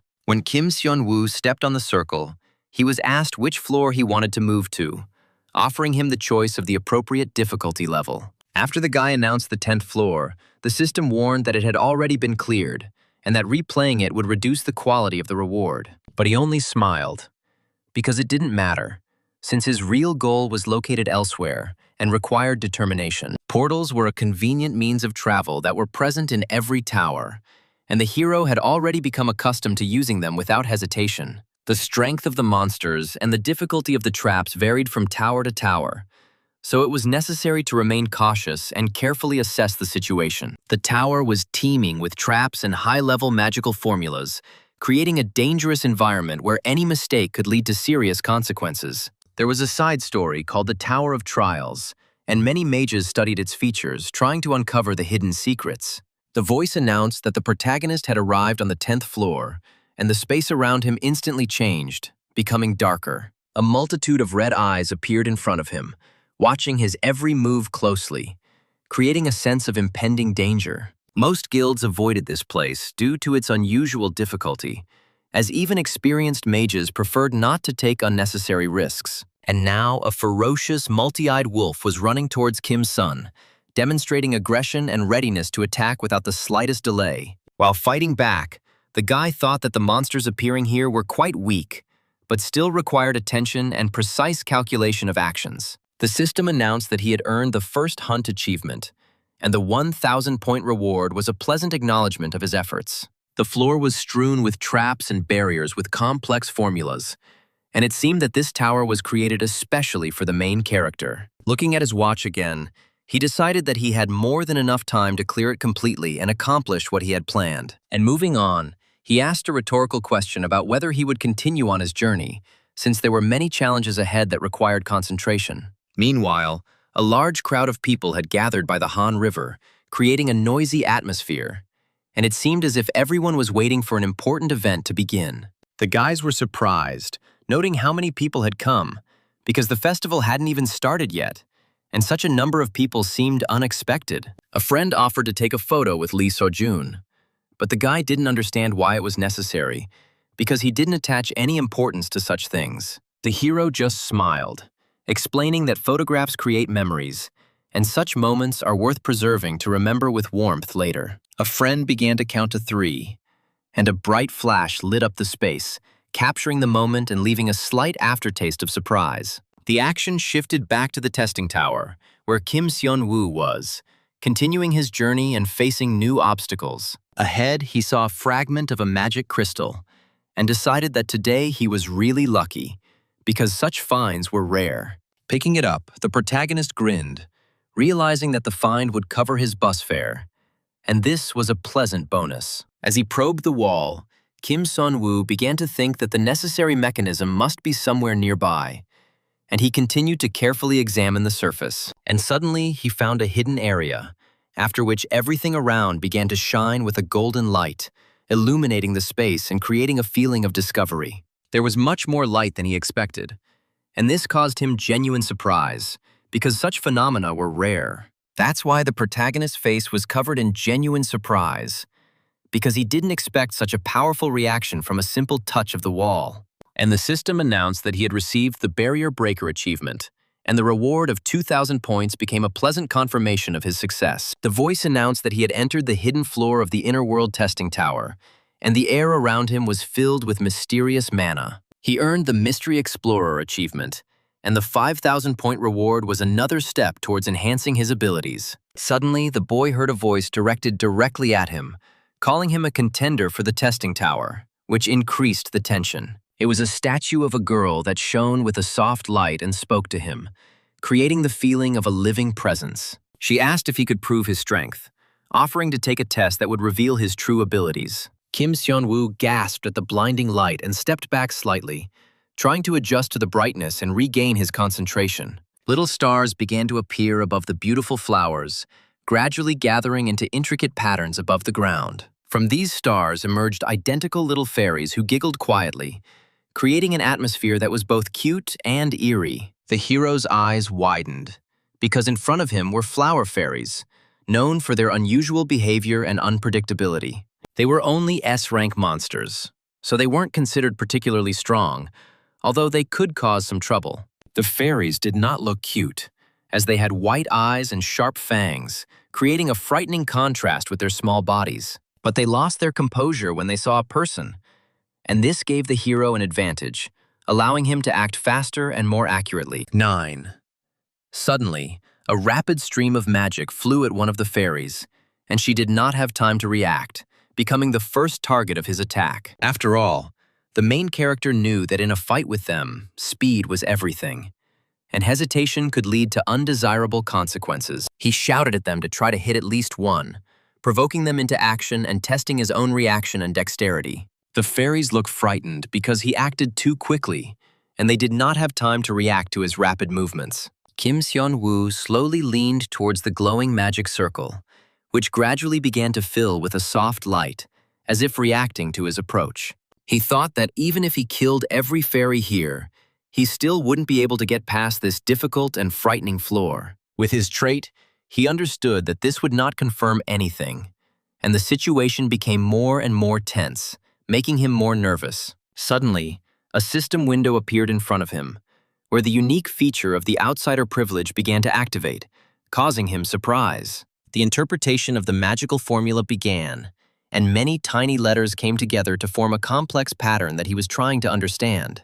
The circle began to fill with blue fire around it, creating the feeling that the space nearby was becoming denser and heavier. The statue began to echo, and a voice could be heard demanding confirmation of the action, as if testing his resolve. For a while, Kim Seon-woo stared at the letters, trying to understand the meaning of what was happening, and make the right decision. And then, with a slight smile, he replied, confirming, okay, showing that he was ready to continue despite his doubts. He thought that his trait was like a formula, and therefore he should use it as efficiently as possible. He had received all his abilities as an outsider, and now he understood how important it was in the current situation. The system reported that he had received an achievement recognized by the Trials Tower, and the reward was 10,000 points. The Tower of Trials bestowed its blessing upon him and added the adaptive trait Tower Trials Rank D. Also received was the Soul of the Red Dragon, a magic book, sacred herb seeds,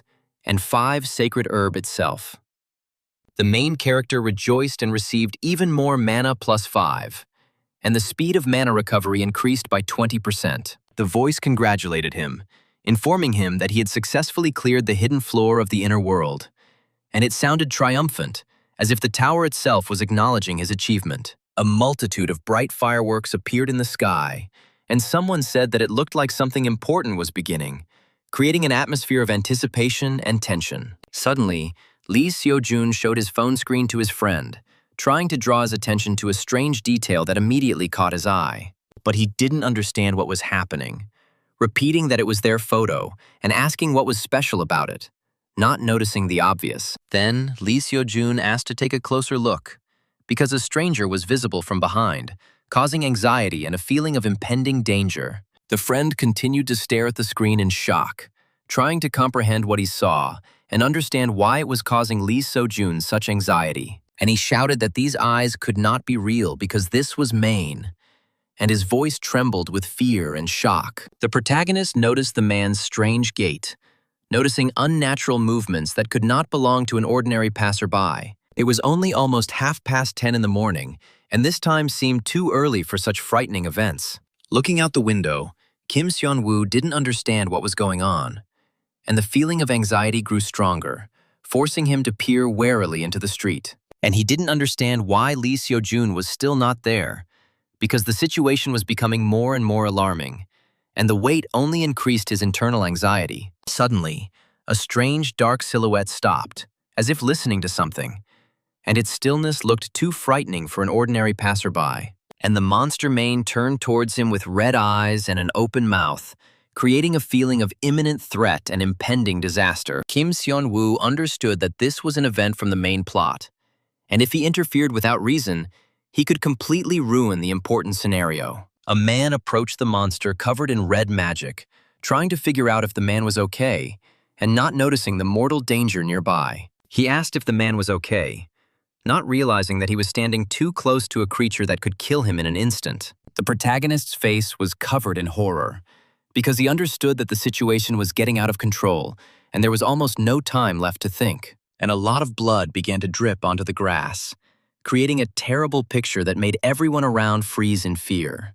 The boy's face was covered in blood from his nose and mouth, and he could barely stand on his feet, not understanding what was happening. And the monster pierced his heart mercilessly and quickly, without showing the slightest hesitation, leaving all the witnesses in complete shock. Nothing passed across his face, and his eyes remained just as empty, creating a feeling of a complete loss of humanity and an overwhelming predatory rage. The hero was thrown back by the powerful impact, not even having time to understand what had happened, and pain pierced his body almost immediately. It was clear that he would not survive, because the wound was too deep, and those around him understood the inevitability of a tragic outcome. Suddenly, everything began to spin like a whirlwind, and the air around began to tremble, creating the feeling that reality itself was beginning to distort. And Maine tore off his clothes, revealing a huge, pumped-up body that looked frightening and completely unnatural for an ordinary person. Behind him stood a pale, frightened girl,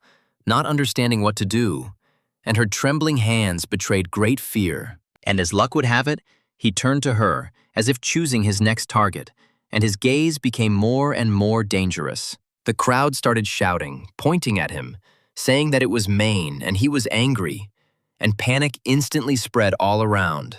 People shouted to call the emergency services quickly, realizing that the situation was getting out of control and required immediate intervention. Running closer, Kim Seon-woo understood that this was not the time to hesitate, because any delay could cost someone their life at this moment. Looking at the frightened characters, he decided that the plot did not matter, because these were living people standing in front of him, and their safety was more important than any rules. People were more important, he thought, knowing that any delay could lead to tragedy, and the responsibility lay heavily on him. A male voice was heard saying that they checked the photograph and that these were definitely Main's eyes, which only increased the tension around them. It was Jung Hyun-soo, a Special Forces agent from the Magic Association, and his confidence gave the impression that the situation was under control, even though it wasn't. He asked the guys, telling them to confirm that the photo was taken nearby, as this could help determine the location of the monster. He sighed, saying that things were bad. Because of all the days, Maine had chosen the day of the festival, when there were an incredible number of people on the streets. The more blood they drink, the stronger they become, he said. And these words made everyone around them feel increasing fear and helplessness. Lee So-jun noticed that there had just been a huge surge of mana, and his voice trembled, as this meant that a serious threat was approaching. The agent rushed forward, saying that it was definitely him, and calling on everyone to follow him as delay could lead to new casualties. People froze and watched in horror what was happening, not understanding what to do, and fear paralyzed their movements, turning the crowd into a motionless mass. And they didn't understand what the guy behind them was doing, because the place seemed too dangerous, and every step he took looked reckless, causing alarm in everyone watching. The trembling girl begged to be saved, barely holding her voice, and the fear in her eyes clearly showed that she was almost losing hope. And at that very moment, the monster swung his arm, preparing to deliver the fatal blow. And the tension around reached its limit, forcing everyone to hold their breath. Suddenly, a heavy table flew at him, knocking him out of the trajectory of the blow. And this unexpected intervention saved the girl from certain death. The protagonist exhaled, realizing that he had escaped with an escape, because the table had indeed saved the situation, and he felt a brief sense of relief before a new wave of danger. But damn, he switched to them, and now the monster's rage was directed specifically in their direction, making the situation even more critical. This Maine was at least rank B, and the hero understood that he would run into trouble and die like a dog if he made even the slightest mistake. So he channeled all his mana, gathering his strength into one precise action, because he might not have another chance. And Kim Sun-woo was going to hit the weak spot, hoping that precision and speed would help at least slightly reduce the threat. The Maine stopped in rage, his muscles tensing as if he was ready to tear apart anyone who got close enough. Kim Sun-woo peered ahead nervously, trying to catch the slightest movement of the monster, because any delay could lead to a fatal mistake. And a monster turned to look at him, half of whose face was simply burned off, and this terrible appearance only intensified the feeling of impending disaster. But he seemed not to care, and his teeth spread into a fierce smile, showing that the pain had no power over him. The guy nervously realized that, damn, he had screwed up, because the blow was not accurate enough, and now the situation was becoming even more dangerous. He hadn't completely destroyed the brain, and the realization made his heart clench as the monster only grew more furious. And he had no choice but to run away from the enraged Maine, realizing that a direct fight now would be a suicidal decision. But the monster was too fast and pounced on him, closing the distance with frightening speed as if enjoying the hunt. And the hero just smiled, saying that he wanted to save it, but there was no choice, and the determination in his eyes grew stronger. The activation of the Great Nature Heart's effect began, and energy rapidly filled his body, strengthening every movement and accelerating his reactions. For 1 minute, his mana regeneration rate is increased by 1,000%, turning him into a nearly unstoppable force capable of dealing damage. The guy understood that even if he couldn't kill him in 1 minute, he could at least take off half of his health using every drop of enhanced mana. At least it will take off half of his health, he thought, gathering his strength, because hesitation could lead to the monster completely regaining its advantage. Numerous magical balls flew at the monster, and each blow left new burns on its body, gradually slowing its movements and reducing its rage. He quickly jumped down, trying to escape the attack, and his reaction showed that he was still an extremely dangerous opponent. But the protagonist launched the same balls at the monster again, not giving it time to recover and forcing it to constantly dodge. Maine tried to fight them off, but the speed of the spells was too high, and each new hit knocked the last of his concentration out of him. But Kim Seon-woo just laughed, telling him to try to block, as he was deliberately increasing the pressure, not allowing the monster to seize the initiative. The protagonist said that he was aiming only for the head, and his voice sounded confident,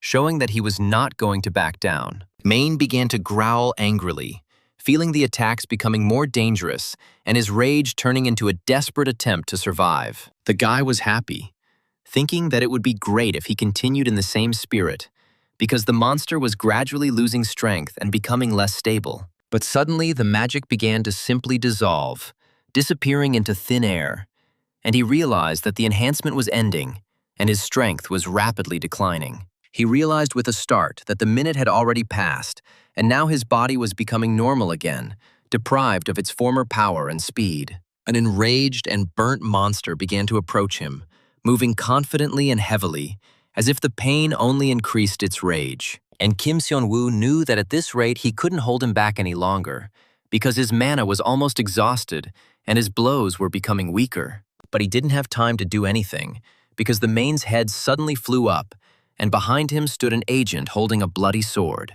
The protagonist froze in amazement, not believing that everything had ended so abruptly, and his heart could not calm down for a long time. And on the ground, the monster was already lying in pieces, and the sight of this spectacle caused a mixture of horror and relief in everyone around. Sheathing his sword, the man declared that the target had been neutralized, his calm voice sounding confident, as if such situations were familiar to him. He came closer, saying that he was Jung Hyun-soo, a Special Forces agent, and thanks to the hero's actions, everything was resolved quickly enough and without unnecessary casualties. And he asked to see his magician's license, please, because he needed to confirm his identity to pay the reward. And the procedure required precision. The agent paused.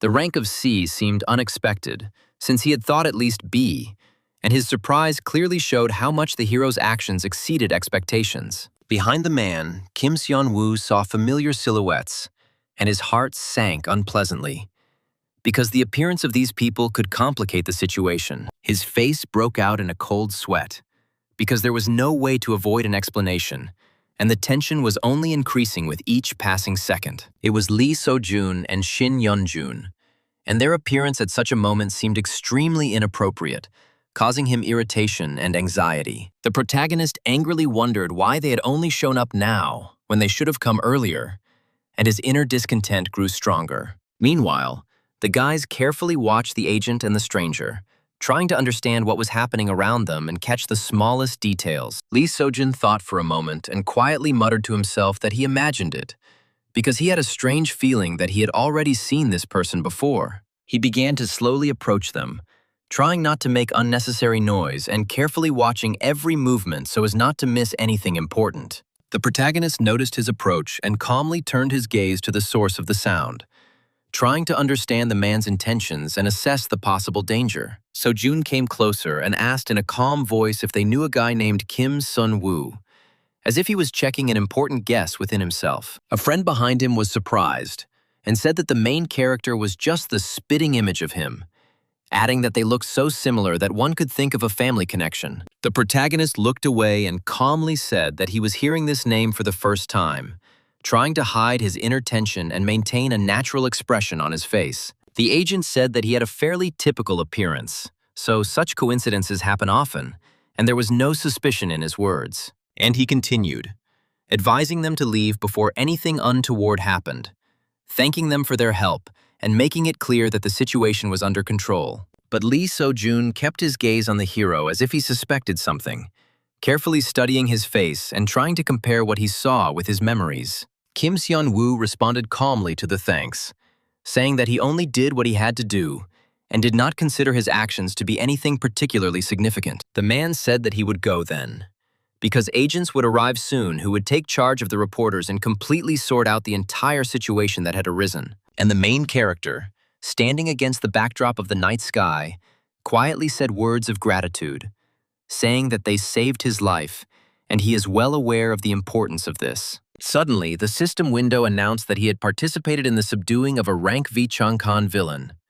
And this message came as a surprise. And then a notification appeared that a small change in the plot had been detected, and the reward was 5,300 points, and the causality had been increased. It was as if he realized that if in his past life, when he was inactive, Lee Soo-jun had died, then by intervening now, he could change fate and save him. And most importantly, he wondered whether he would ever be able to return to the real world. Because this question had been bothering him for a long time and constantly troubling him, the guy exhaled and decided that he had nothing to worry about, because now he understood his goals and was ready to act confidently, without doubting himself. In order to protect Lee Soo-jun and obtain causality, he must actively intervene in what is happening and not allow events to continue as before. It became clear to him that he needed to act decisively and without delay, because only in this way could he change his fate and fulfill his plans. Kim Seon-woo glanced at the trident and thought that it was awkward to drag it to the dorm. So everything turned out well because he had worked hard today, and he came to a 5-star hotel for magicians called Hanson, where luxury was combined with magical amenities. The guy walked down the corridor, remembering that Hansung Group is a global corporation with influence in many areas, and he understood the importance of its presence. The conglomerate, wielding power, authority, and money, played a major role in the original story, determining the fates of many characters. Suddenly, the protagonist's attention was drawn to voices coming from the next room, and he stopped to figure out who exactly was talking. And he saw a stately man, realizing that it was Han So-jin, the vice chairman of Hansung Group, who was first in line to inherit the huge company. He was informed that the vice chairman had been informed of his younger sister's desire to attend the dinner, and this news caused the man noticeable surprise. The man responded by saying Soyeon's name and said that he understood, since they hadn't seen each other for a long time, and the meeting could be really important for both of them. A slight smile appeared on Kim Seon-woo's face as he remembered that Han Se-yeon was also here, which opened up new possibilities for further action. He walked into his room, where there were neat, soft chairs, a small table, and a plasma TV, creating a cozy atmosphere suitable for relaxing after a long day. Finally, the protagonist sat down and laid out his things on the table, trying to put his thoughts in order and decide what exactly he should do next. And I thought, because the spear stands out too much, so I will definitely have to sell it. And the magic book might come in handy later, along with the herbs. But for this, he will have to wait until tomorrow, since now it is too late, and any transactions could arouse unnecessary suspicion among outsiders. The sun was rising outside the window, and a professional voice was heard from the television, wishing good morning to the viewers. The presenter continued, saying that it had become known that the secret floor of the test tower had been cleared, and this information had generated great interest among viewers. She reported that the hidden floor was passed by a certain ES rank mage, who then single-handedly pacified the raging mane in the park by the Han River. This was shown on all screens, because the Association of Magicians highly praised the heroic act of the magician Kim Jin-woo and is considering raising his rank. Passers-by on the street were surprised, saying that all this happened in one day, because he fought one-on-one with the mane and won. System windows appeared in front of Kim Seon-woo. He received the achievement Little Hero and was happy, because he received 21,000 points. Rising from his chair, he said that now that his identity was more or less confirmed, he could move on to the next stage of his plan. As he approached Hansung Pharmaceuticals, the boy decided that going to see Han Se-yeon would be the right move, as she had already helped him and deserved his gratitude. The girls were discussing the man standing there who had been shown on TV, and one of them was wondering if it was really him standing right in front of them. Kim Seon-woo smiled to himself, realizing that being famous wasn't so bad after all, as people's attention sometimes brought certain benefits. Suddenly, the guy's attention was drawn to a man standing nearby, and he immediately realized that this stranger could be related to the Han family or their entourage. He was the weapon of the Han family, the S-rank mage Chang Sugi, and his presence spoke of the importance of what was happening, because such people rarely appear without a reason. The receptionist was surprised and said that he couldn't believe he was seeing someone from the news, because such encounters happen extremely rarely. The protagonist showed the license, introduced himself to Kim Jin, and said that he would like to sell the herbs obtained in the tower, asking that the director evaluate them. The room was filled with the sense of wonder that such a much-discussed figure had decided to visit her in person, as such visits were always met with attention.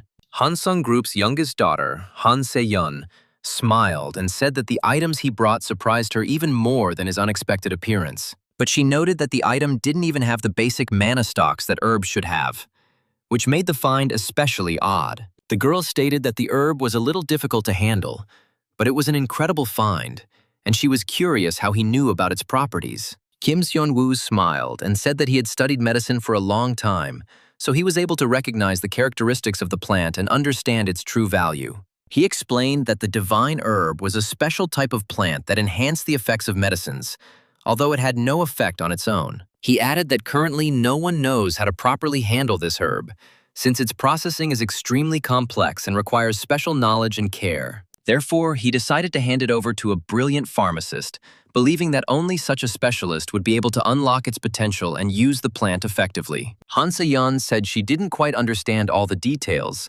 but she admitted that the offer seemed decent and asked what conditions he wanted to put forward. The protagonist immediately replied that he wanted to receive 500 million won as an advance payment, considering such a sum fair for such a rare find. He added that he wanted to obtain 0.5% of Hansung Pharmaceuticals shares, counting on long-term benefits from the cooperation. The girl was surprised to hear about 0.05% of the shares and said that he must have a poor understanding of the scale of their huge group. Kim Seon-woo responded that stocks were more important than cash, because if the sacred herb were to go on sale, it could monopolize the pharmaceutical industry. But she said that the shares were not negotiable, suggesting that he ask for something else, since such conditions were beyond the pale. As expected, he decided to ask for VIP membership in the underground auction, as well as the ability to create potions and purchase items without restrictions. Of course, the guy clarified that he would pay full price for them, emphasizing the seriousness of his intentions and demonstrating his willingness to abide by the rules. The heroine smiled and said that he wanted her to run errands for him, although she understood that his requests had a certain logic, and the protagonist promised that in exchange he would reveal Vice Chairman Han Se-jin's weakness to her, hinting at the importance of this information for her plans. After these words, Han Se-yeon's eyes widened in surprise, because she did not expect to hear such a thing, and understood how valuable such information could be. He said that she wanted to gain control of the Hansung Group. That was true, and his words sounded confident, as if he had long ago learned her true intentions. Kim Seon-woo continued coldly that she was even willing to quarrel with her family for this, since corporate power always came with harsh decisions. The news continued, reporting that such were the heroic deeds of the magician Kim Jin-woo, and now Chang Khan is dead, which caused a heated discussion among the viewers. The mafia-looking heroes sitting there discussed how they could have definitely stopped what had happened if they had intervened at the very beginning of the rampage and not hesitated. They said that if they had intervened at the very beginning of the riot, they could have prevented what happened, since the delay only increased the chaos. One of them, in a rage, smashed a table and shouted that they could definitely stop what was happening if they acted decisively and had no doubts. But the man sitting next to him coldly replied to Baek-kang to calm down, because it was an order from him, and there was absolutely no point in arguing with the order. And he continued that if they help someone who is rioting among people, they will expose themselves, because intervention will attract unnecessary attention. But the heroes screamed, "Damn it," asking how much longer they would have to hide like this, because such a life does not bring confidence and only increases the tension. His eyes glowed red, and he said that he needed to kill that bastard Kim Jin-woo, otherwise he would never be able to find the peace he longed for. The man asked if he was sure, as it seemed that Kim Jin-woo had become close to his client, and such connections could seriously complicate further actions. He exhaled angrily and said that he was quite sure, because he knew perfectly well what his client was capable of and understood the full danger of his true nature. He added that they don't know what kind of person his client is, because he is capable of destroying even his own family, while maintaining a cold smile. He said that his client was the kind of man who would destroy even his own family with a smile, and there was a mixture of rage, fear, and deep disgust in his voice. A handsome man with a warm smile approached his sister, demonstrating confidence and calm, as if their meeting was a long-awaited event. She waved and smiled back, saying, "It's been a while, brother." And there was genuine joy in her voice at the unexpected meeting. They were riding in a limousine, and the man said that he was glad to meet after so many years, because time had changed a lot, but their connection remained the same. The man asked her how the company was doing, trying to speak calmly, although he knew that the responsibility that lay on her could be too heavy. She sighed and said that there was a lot of work and managing people was exhausting, admitting that she was mentally exhausted and needed support. The hero replied that his father had been hasty after all, since she was still so young, and he had already transferred the shares to her, placing a huge responsibility on her. He added that if it was too difficult for her, she could hand them over to him, because when he became chairman, he would appoint her vice chairman. Han Se-yeon clutched her phone angrily and thought that he shouldn't ridicule her, because such words sounded like an attempt at manipulation and pressure. Meanwhile, Kim Seon-woo said he had saved the data well, as having 2 accounts should be safe, and he felt confident in his actions. He decided that meeting Han Se-yeon was the right decision, because she even sold her spear for him, showing unexpected support and reliability. And he laughed, saying that he returned home with a calm soul, because the work he had done allowed him to relax and feel relieved. Han Se-yeon must have reliable sources too, and he knew that she was probably checking the information. Such caution was typical of the Han family. But the character of a girl like Se-yeon demanded precision, and her background also obliged her to take risks carefully. Suddenly, he received a message saying that the sender would help him for exactly 1 month. And this sounded unexpectedly confident. The protagonist was delighted, because everything happened faster than he thought, and he realized that these conditions were completely suitable for him and allowed him to move forward. But he realized that if he acted like Kim Jin-woo, he would attract the attention of the main characters, because in the original, there was a revenge plot connected with him. Kim Seon-woo started searching for the detection feature in the store and pressed his lips together when he saw the price of 50,000 points, because it seemed insanely expensive, but necessary. And, having pressed the button, he decided that he would consider this the price of life, because the purchase could change a lot, and he confidently confirmed his decision. A few days later, there were 4 flasks on the table, and he heard words that these were exactly the potions that he had asked to be prepared in advance. A girl in a black cap and glasses said she added sacred herbs to them, warning that the side effects increased along with the main properties. Looking at the flask neatly placed in front of him, Kim Seon-woo said in a drawn-out voice that it looked good and fully met his expectations for today. The girl narrowed her eyes slightly, noticing that all this looked suspicious, because a powerful magician might actually need such potions. And she was perplexed as to how he knew about her and her brother, since such information was usually carefully hidden from strangers. Suddenly, Han Se-yeon spoke about her brother's weak point that he had mentioned earlier, because she had checked the information through her channels and was very surprised. And she admitted that he had always seemed like a shady person to her. But such information made her think much more seriously than before. She exhaled heavily, as it was hard to believe that he would actually commit murder, especially given her previous doubts about his character. There were many more corpses discovered there, which made the situation much more grim and gave her an unpleasant feeling of unease. His contact with the suspect Maine was discovered, which further strengthened suspicions and made everyone even more wary. The protagonist knew about this, of course, thanks to the novel, which described similar events in detail and revealed the hidden connections between the characters. Han Seo-jin is a dangerous character driven by greed.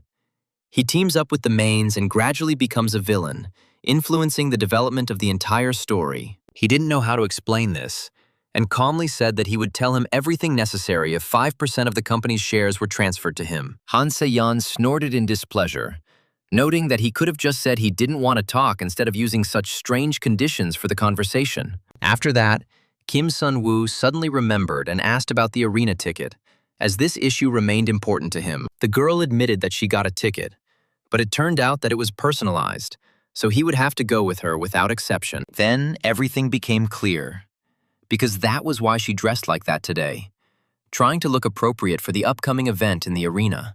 The heroine asked what exactly he was planning to do there, since his intentions seemed suspicious and too vague to her.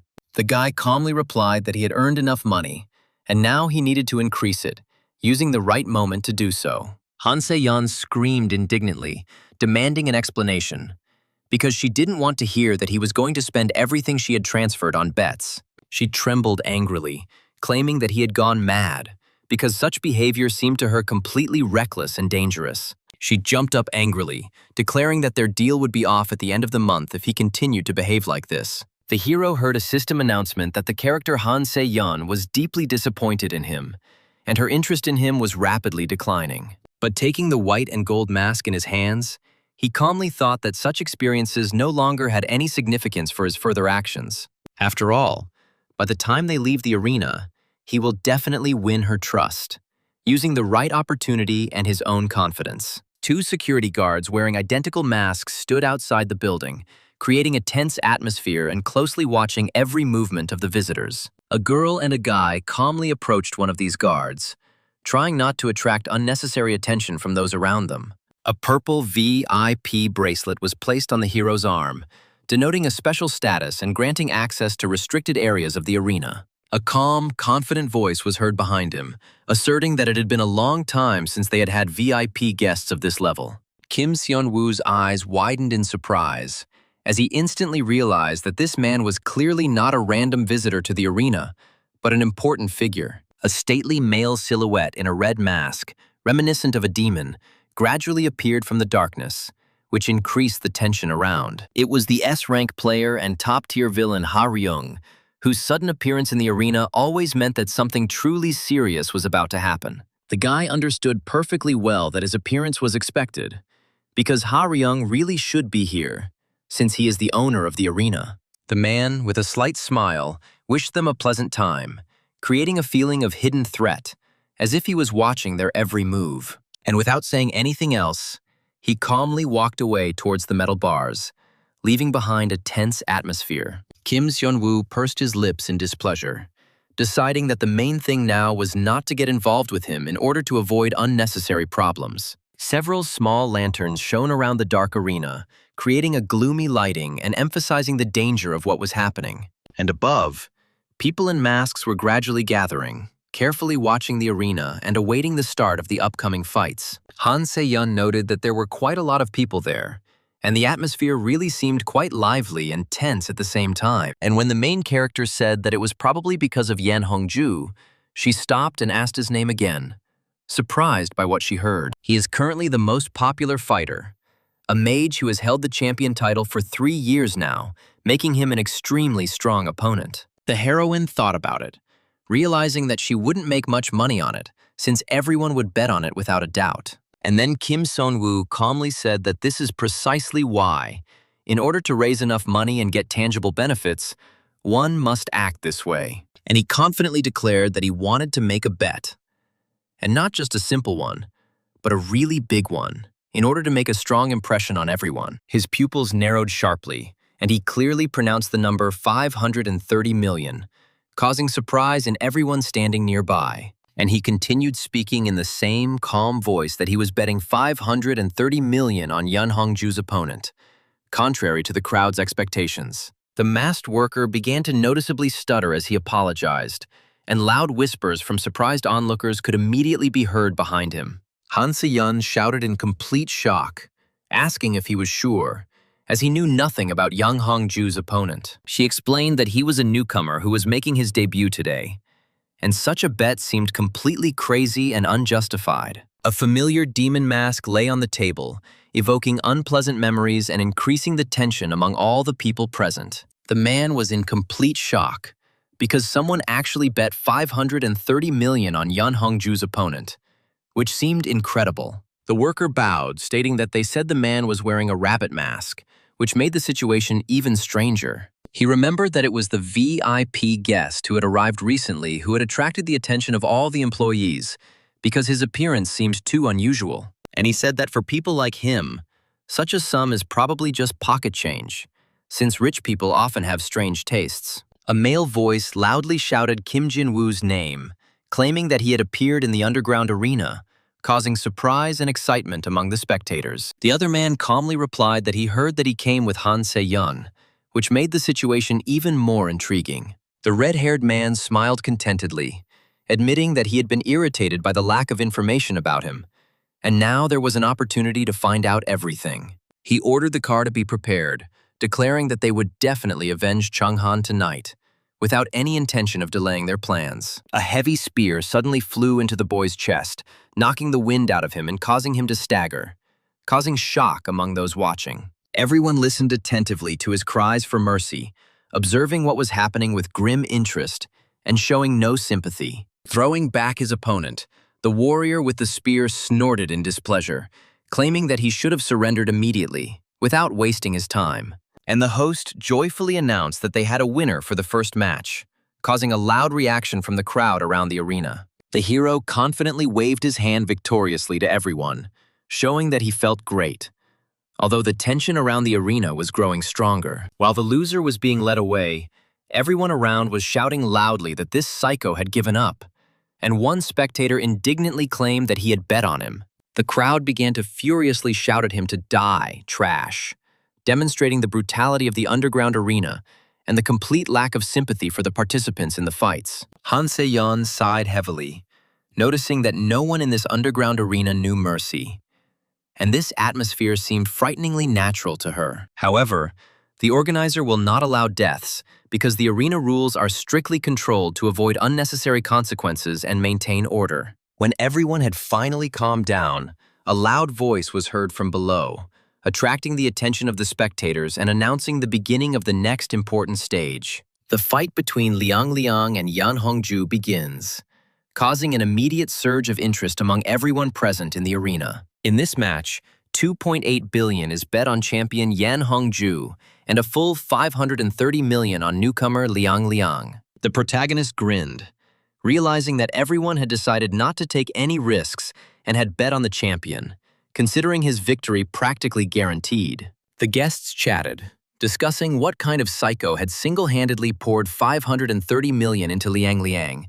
After all, although the coefficient is sweet, one must know one's limits. Kim Seon-woo calmly thought that everyone could talk as much as they wanted, because if everything really worked out, he would raise almost 6 times more. A muscular man appeared in the shadows of the arena, his appearance immediately increasing the tension, as such fighters were made for significant fights. The fighters began to enter the arena, attracting the attention of the spectators, who were already anticipating the spectacle and discussing the possible outcome of the upcoming fight. Upon seeing them, the girl became indignant, asking if this was really Liang Liang, since they were in completely different weight categories.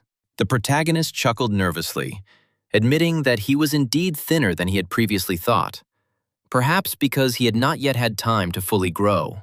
In fact, he came here not only for the money, because in the plot of the novel, the villainous Chayun group plays a huge role, influencing events. Liang Liang eventually joins them, becoming an important figure, and the hero wanted to see at least one of his fights with his own eyes. That's why he wanted to at least once see him fight, to see how strong he was, and how he matched the description in the original novel. Trying to catch his breath, Kim Seon-woo thought that there was no need to panic, because he remembered the original perfectly well and knew how events should unfold. Liang Liang had never lost a single fight in the underground arena, and this thought gave him confidence, despite the frightening difference in strength. The enemy contemptuously declared that Liang Liang's level was too low. He was too lazy to even bother, because he didn't believe that he would have to waste time on such a weakling. And advancing on him, he coldly said that everything would end very quickly, showing confidence in his own strength and complete superiority. But the guy quickly dodged the blow, demonstrating an unexpected reaction, which caused some of the spectators to look at each other in surprise. His bones were clearly visible, and fear was reflected on his face.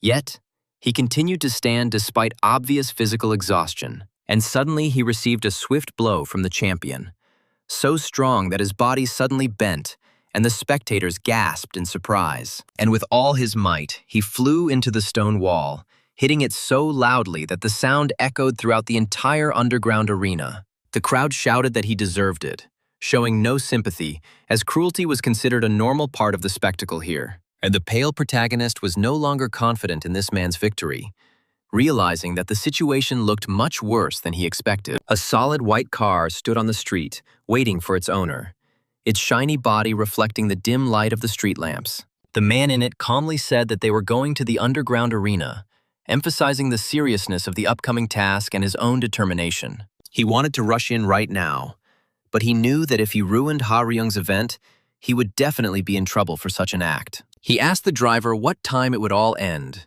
and he calmly replied that the event would end at 22:30, giving the exact time. The hero smiled slightly, deciding that there was absolutely no need to rush, because the wait would definitely pay off when he finally killed him and completed his plan. Meanwhile, the unfortunate guy was hit by numerous blows, each one growing louder, bouncing off the stone walls of the underground arena. The champion continued to swing without showing the slightest mercy, and each of his blows became more powerful, demonstrating a clear superiority. And he dealt them heavily to his opponent, as if he wanted to completely destroy his spirit.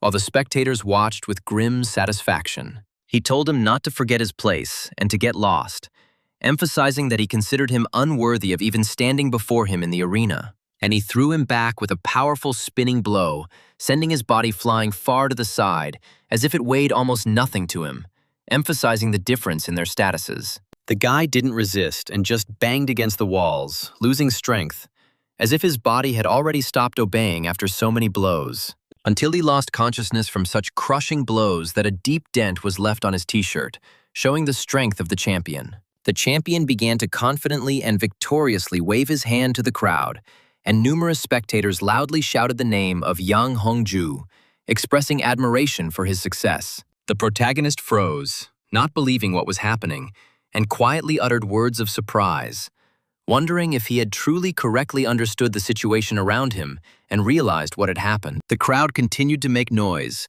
and the protagonist tried to comprehend whether Yang Hongju had really won, because what was happening seemed completely impossible to him. Suddenly, a sharp blade pierced his chest, and he felt his body losing strength and his consciousness rapidly plunging into darkness. As he slowly turned around, the man saw his opponent, who was somehow still standing despite being badly injured. The champion began to bleed from his mouth, and he could barely stay on his feet, trying to understand what exactly was happening around him in this tense moment. The battered guy slowly began to stretch his hand towards the champion, as if trying to reach him and finish the confrontation that had begun. Holding the blade, Yang Hongju began to rush towards his opponent and loudly shouted the word, "Bastard," expressing rage, despair, and determination. And Liang began to summon more blades on his hands, strengthening his own attack and preparing to deliver the finishing blow to his opponent, who was barely holding on. And in one go, he released all the summoned blades forward, directing them straight at the target, leaving no chance for the champion to dodge. They all hit the champion, and his body jerked in intense pain, as if each attack fired had simultaneously pierced him and drained the last of his remaining strength. His eyes rolled back in pain, and he began to wheeze, barely holding on to consciousness, as if his body could no longer cope with the stress he was experiencing. He was barely able to stand on his feet, but eventually he slowly swayed back, losing his balance, as if his body had completely stopped obeying him at that moment. And completely pierced by the blades, he fell to the ground without making a sound, as if all his strength had finally left him with no possibility of return. And he didn't move anymore, lying motionless, as if he had turned into a lifeless statue, not reacting to the noise of the crowd or to what was happening around him. All the spectators stood silently, not understanding what exactly had happened, and not daring to utter a word, as if fear had paralyzed their thoughts and movements. One of the guests muttered words of surprise, trying to comprehend what had happened, because he had never expected such an outcome and could not believe what he saw. Han Si-yun was discouraged and tried to figure out if Yang Hongju had really lost, because what was happening seemed completely impossible to her. All the guests began to shout, calling the champion a coward, accusing him of weakness and inability to worthily finish the fight that should have been his triumph. And Kim Seon-woo smiled and calmly said that he had already finished his business, so it was time for them to leave, ignoring the noise of the crowd. The heroine shouted that she wanted to go with them, expressing her determination not to be left behind, since what was happening seemed too important to her. And the man in the devil mask admitted that it was impossible to call it a coincidence, because he couldn't bring himself to say such words without doubt. He thought about it and decided that Liang had only won because Yang Hongju had let his guard down, allowing his opponent to take advantage of the opportunity to strike. But this bet was made with clear intent, and the man understood that such decisions are never made randomly or under the influence of emotions. He then ordered Manager Chong to come over, and he asked if his sir had called, trying to understand what exactly needed to be done at that moment. And he ordered to find out what the man who hit the jackpot today was doing, because such luck is rarely a simple coincidence without hidden reasons. Han Se-yeon asked in surprise who he really was and how he knew that Liang Liang would win, because it looked too suspicious. The main character only briefly said that it was his intuition, not wanting to reveal details that could raise unnecessary questions or suspicions. And he himself thought that today he had hit the real jackpot, because thanks to the bet, his account now had more than 3 billion, which seemed incredible. And the system announced that he had earned the Player of the Century achievement, and the character Han Se-yeon trusted him again and showed a strong interest in his actions. He had just spent money on a skill called Killer's Sense,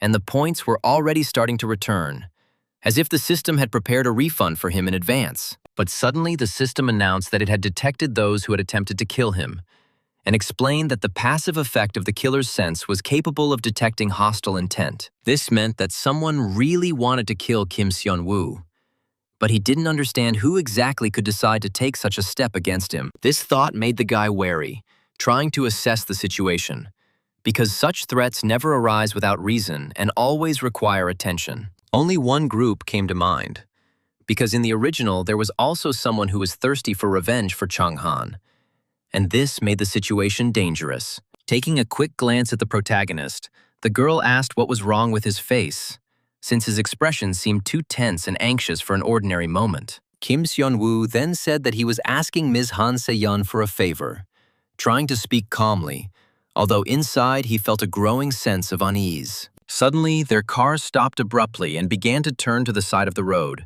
as if the driver had noticed something important and decided to change route without warning. The driver pursuing them asked what to do next, since they had changed direction and now had to make a decision to not lose their target. The red-haired man smirked and told them to stop the car, considering this to be an excellent opportunity to finish off the boy who had become a problem. This turned out to be a good reason to finish off this guy, because the red-haired man believed that such a chance should not be missed, even when the target is weakened. The hero looked around and realized that Han Se-yeon was nowhere to be seen, which made him wary, as the situation was becoming more dangerous with each passing second. He wondered if this guy had really killed Chang Han, because it seemed incredible.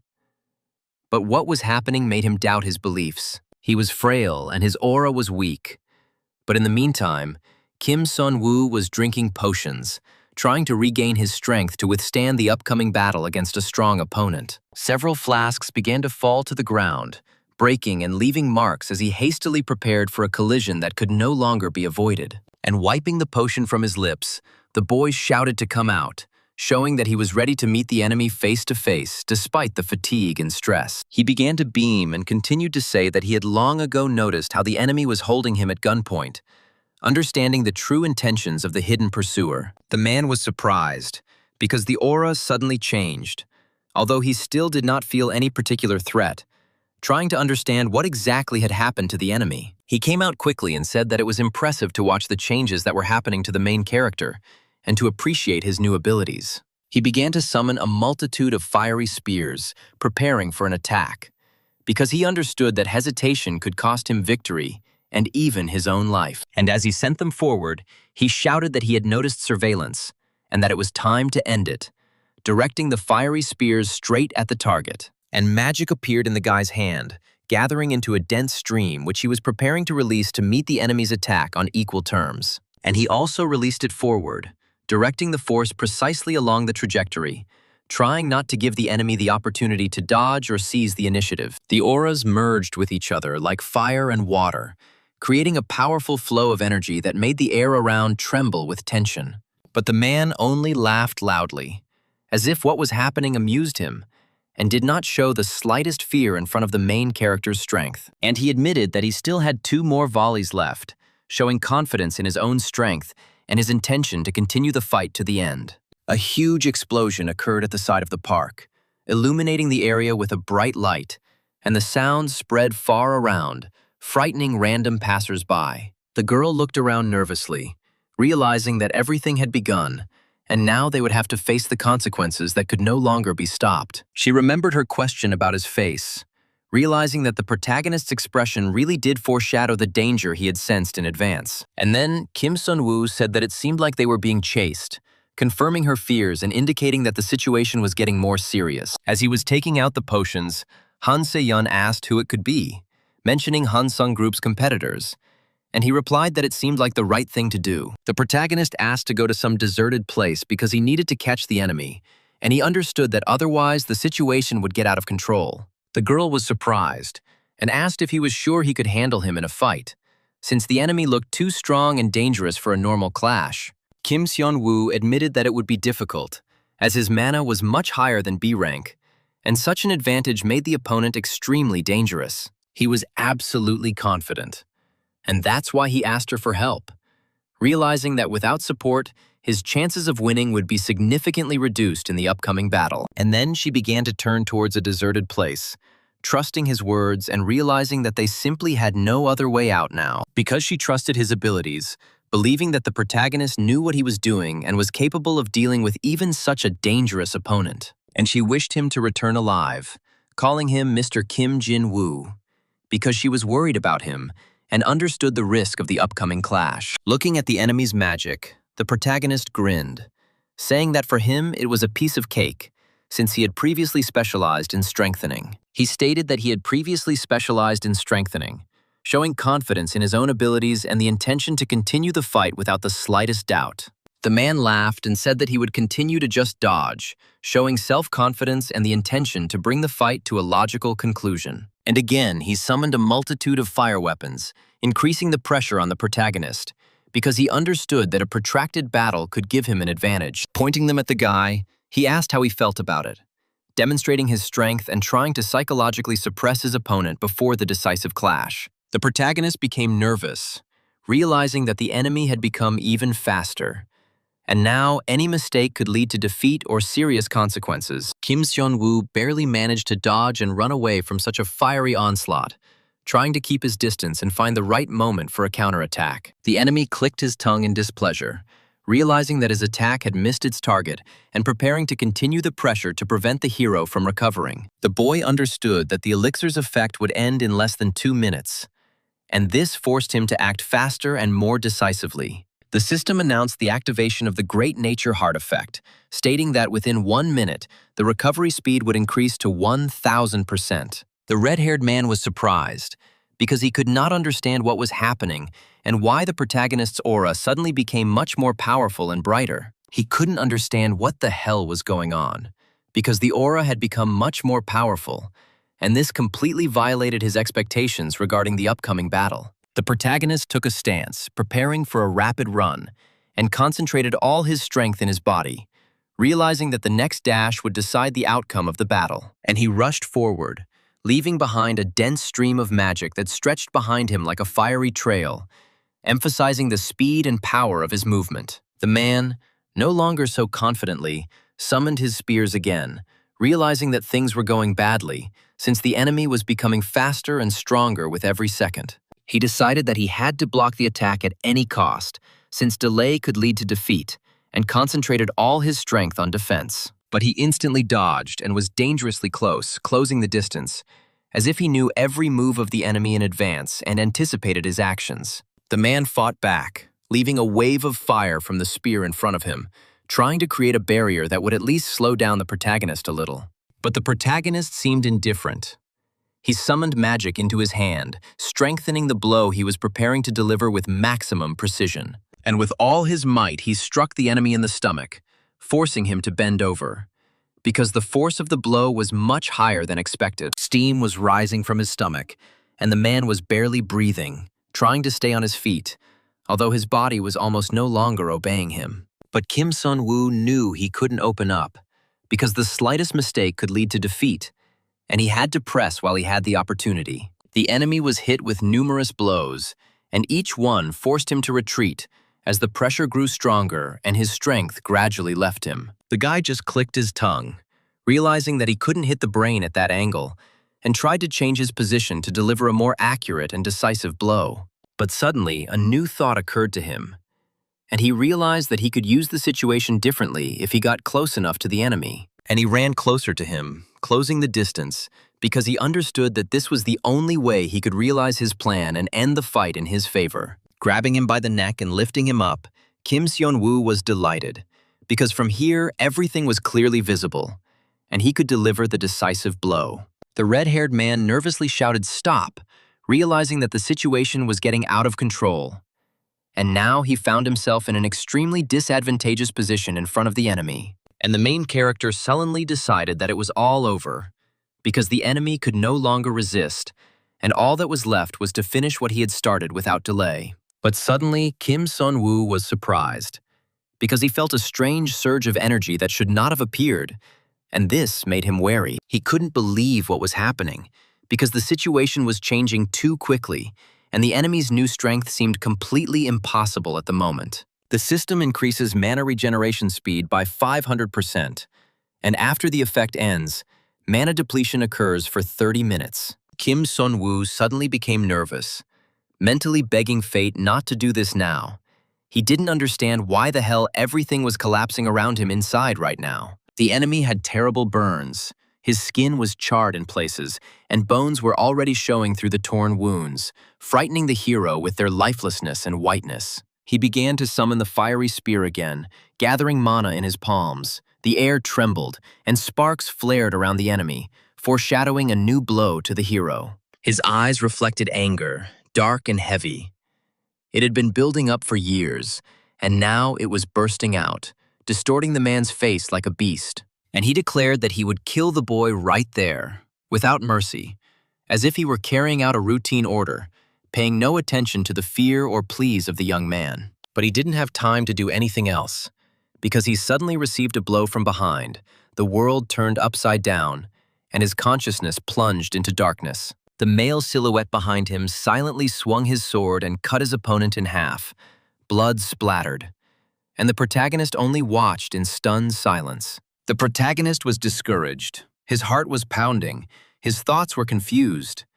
But he still breathed a sigh of relief, realizing that the mortal danger had passed for him. After all, the long-awaited guest had finally arrived, the very magician about whom legends circulated, and the hero felt hope returning to his heart. Chang Sugi, an S-rank mage and a formidable weapon of the Han family, appeared before them, radiating power, and his presence overwhelmed even the experienced warriors nearby. The man mercilessly swung his sword. Covered in fresh blood, he was called the Sword Demon Chang Sugi, and this name inspired fear in many experienced fighters. He was considered one of the most powerful heroes in history. His fame grew over the years, and his opponents trembled at the mere mention of his name. He knocked out Baek Kong with one blow, who was fighting on equal terms with the A-rank mage, demonstrating incredible power and frightening determination. The old man coldly asked how some pathetic mercenary dared to attack the youngest daughter of the Han family, his voice sounding dangerously calm.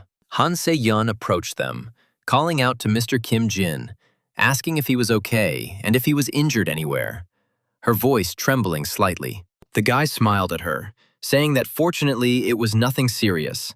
He didn't need help.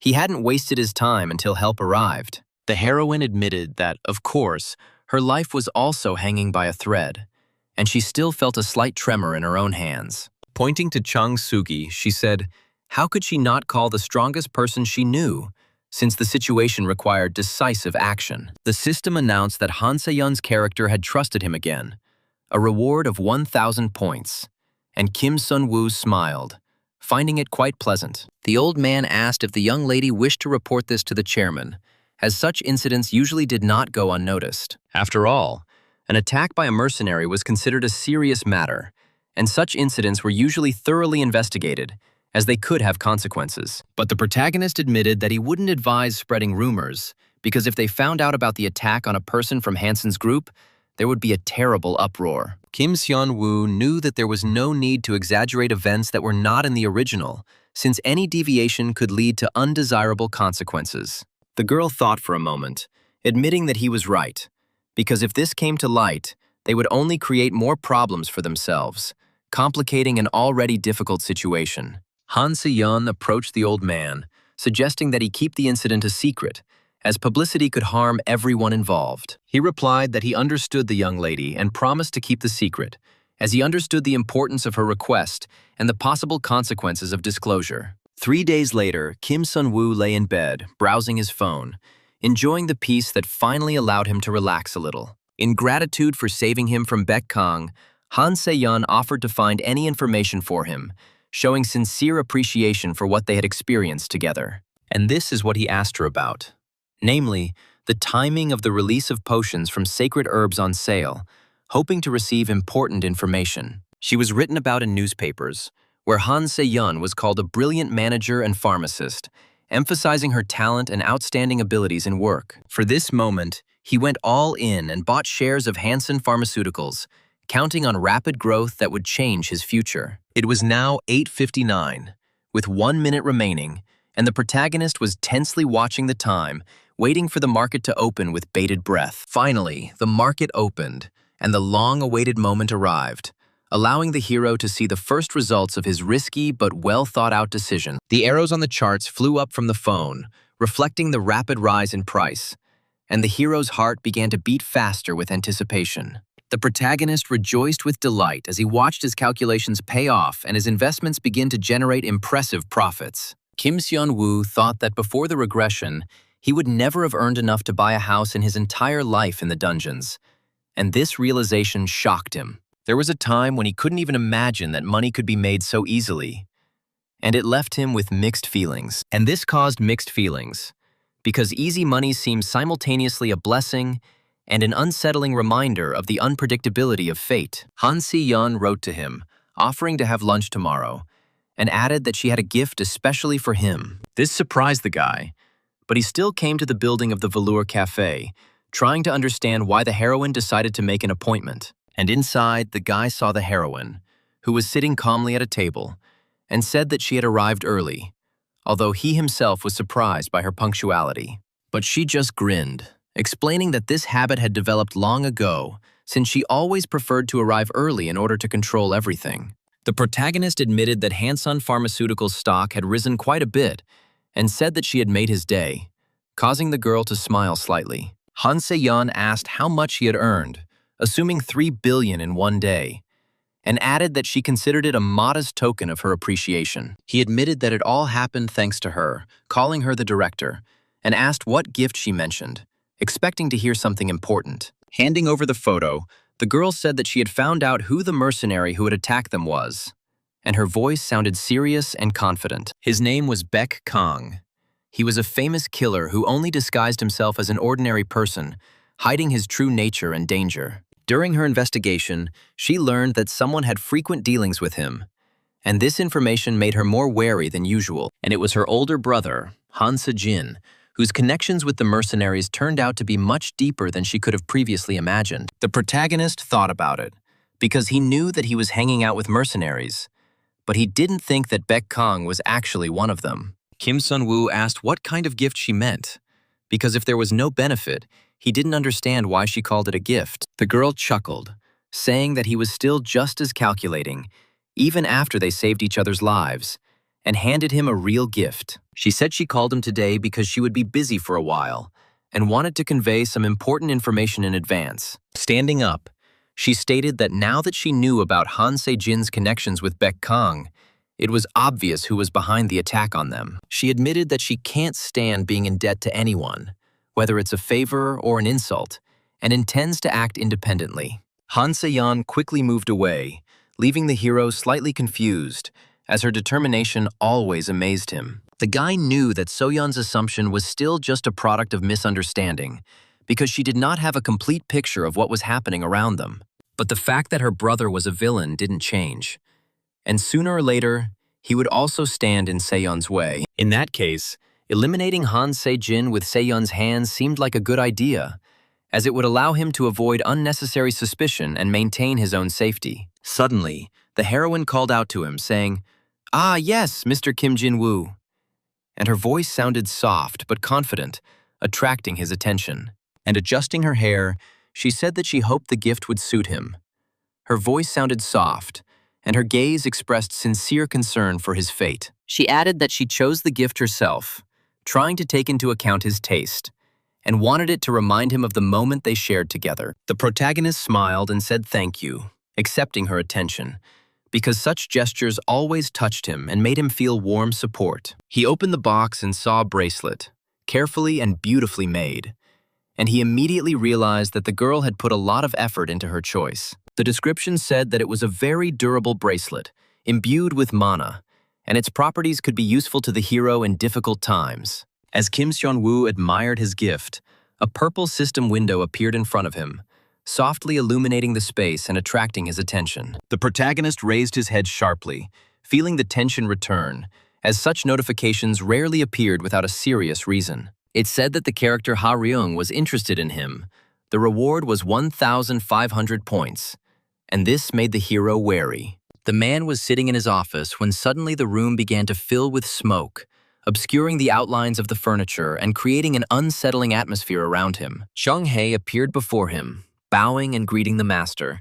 His appearance seemed sudden, but was completely in keeping with the manner of service. Ha Ryung asked if he had come about the 10-demon council. His voice remained calm, although there was a hidden wariness in it. Bowing even lower, he replied that yes, but first he would like to ask something, trying to speak respectfully and avoid unnecessary emotions. He said that he was sure that Ha Ryung had heard that his close friends Chung Han and Baek Kang were involved in certain matters. He then added that both had been killed a few days earlier, and this news had caused him great anxiety, forcing him to look for an explanation for what was happening. And in both incidents, according to him, one magician was involved, whose appearance coincided with the tragic events and aroused many suspicions. Judging by what Baek Kang managed to find out before his death, this man had recently visited the arena where important and dangerous events took place. He asked Mr. Ha Ryung if he had ever heard the name Kim Jin-woo, trying to catch his reaction and see if he knew anything. Ha Ryung began to think, recalling the photograph he had seen earlier, and gradually realized that the situation was much more complicated than it seemed. And then he realized that this was the same VIP who had bet on Liang Liang, and this discovery made him more wary than usual. The chandeliers softly illuminated the dark office, creating a tense atmosphere, and the man felt his muscles involuntarily tense with anxiety. The man's muscles tensed, because if the other man had any information about Kim Jin-woo, he asked him to tell him immediately, promising bloody revenge. But Ha Ryung indignantly called out his name and summoned dark magic, his voice sounding menacingly calm, suppressing any attempts at resistance. He was indignant, saying that if he had decided to touch his client, he should be prepared to answer for the consequences, which could be extremely serious. He trembled, falling to his knees, begging for forgiveness, assuring that he would not lay a finger on Kim Jin-woo, if only he would be spared and allowed to leave alive. Ha Ryung stated that he should simply convey the message of the 10-demon council without adding anything extra, as that was the only requirement. The hero admitted that the sacred relic, the altar of the prophet, had revealed a prophecy to them, and his words sounded especially heavy in the tense silence of the office. In the year that the child born to destroy the Mains comes of age and awakens, the king of the Mains will fall by his hand, according to an ancient prophecy. Ha Ryung thought, echoing the expression of the child of prophecy, and asked if there were any other details that could help understand what was happening. And if the prophet's altar is to be believed, this 18-year-old child is now at the Magic Academy, hiding among the students and avoiding unnecessary attention. In the Magic Academy, there was that very child of prophecy, hiding among the students and teachers every day. The protagonist silently looked at the table with the artifacts, realizing that any mistake could lead to serious consequences, and he needed to be careful. He knew it was time for Kim Jin to lay low, as the attention of powerful opponents could be disastrous if he showed his strength too early. After all, it was still too early for him to get involved with Ha Ryung, and the hero clearly understood that a direct conflict now would lead to undesirable consequences for him. And now he had more important things to do that required concentration, because any mistake could disrupt his carefully constructed plan of action. A magical scroll opened before him, glowing softly, and the hero felt magical energy filling the air around him. The B-rank Shield magic book described the creation of a barrier that blocked one spell, and the cooldown was 12 hours. Midterm exams were just around the corner, and tension was rising among the students as everyone understood the importance of the upcoming tests for their future. It was there that students had to prove their mettle in front of the bigwigs, demonstrating the skills that would shape their future education. This is a key event for Lee So-jun's future. But this time, the exams are important for another reason, related to the upcoming changes. The child of prophecy, Lee So-jun's future ally, and the one born to destroy the mains must prove himself during this period. In order to lure out the child who had not yet awakened, the hero understood the need for a precise plan. So he thought out every action in advance. The mains would enter the academy at exactly 1600 hours, and the hero had taken this moment into account in order to prepare for the inevitable clash. And they will be completely destroyed by Lee So-jun. Because that's how it happened in the original story, which the hero remembered all too well. Kim Seon-woo thought about it. Because the scale of the event seemed small, but it was precisely in this episode that many important clues were hidden. The man asked the students to note that, in addition to the exam schedule for next week, he had another important announcement. They were indignant, believing that they had already been flunked by the exams, and therefore did not understand the meaning of additional news, although some asked to tell about his love. But the teacher said that every year they ask the same question, because training is a real fight. And a real fight always remains training. Before their exams, the second-year students will conduct several outposts in free sparring mode, which should help them strengthen their skills and prepare. Lee So-jun was surprised to hear the words about free sparring, as such a format seemed too chaotic to him, although he understood the necessity. The man replied that anyone who didn't find a partner today could simply watch or train alone, after which he ordered everyone to disperse around the area. Yu Ara, standing behind the hero, was angry because Lee So-jun was ahead again, and the girl assured herself that this time she would definitely not give in to him. And the main character, watching them, smiled. Because So-jun and Yu Ara would inevitably become a couple, as happened in the original story. It's good that the heroine managed to seize the initiative a little, because otherwise the situation could have developed completely differently and led to undesirable consequences. And yet, she didn't think that no one would want to be her partner. Although this was not the first time something like this had happened to her. Although, why was she surprised?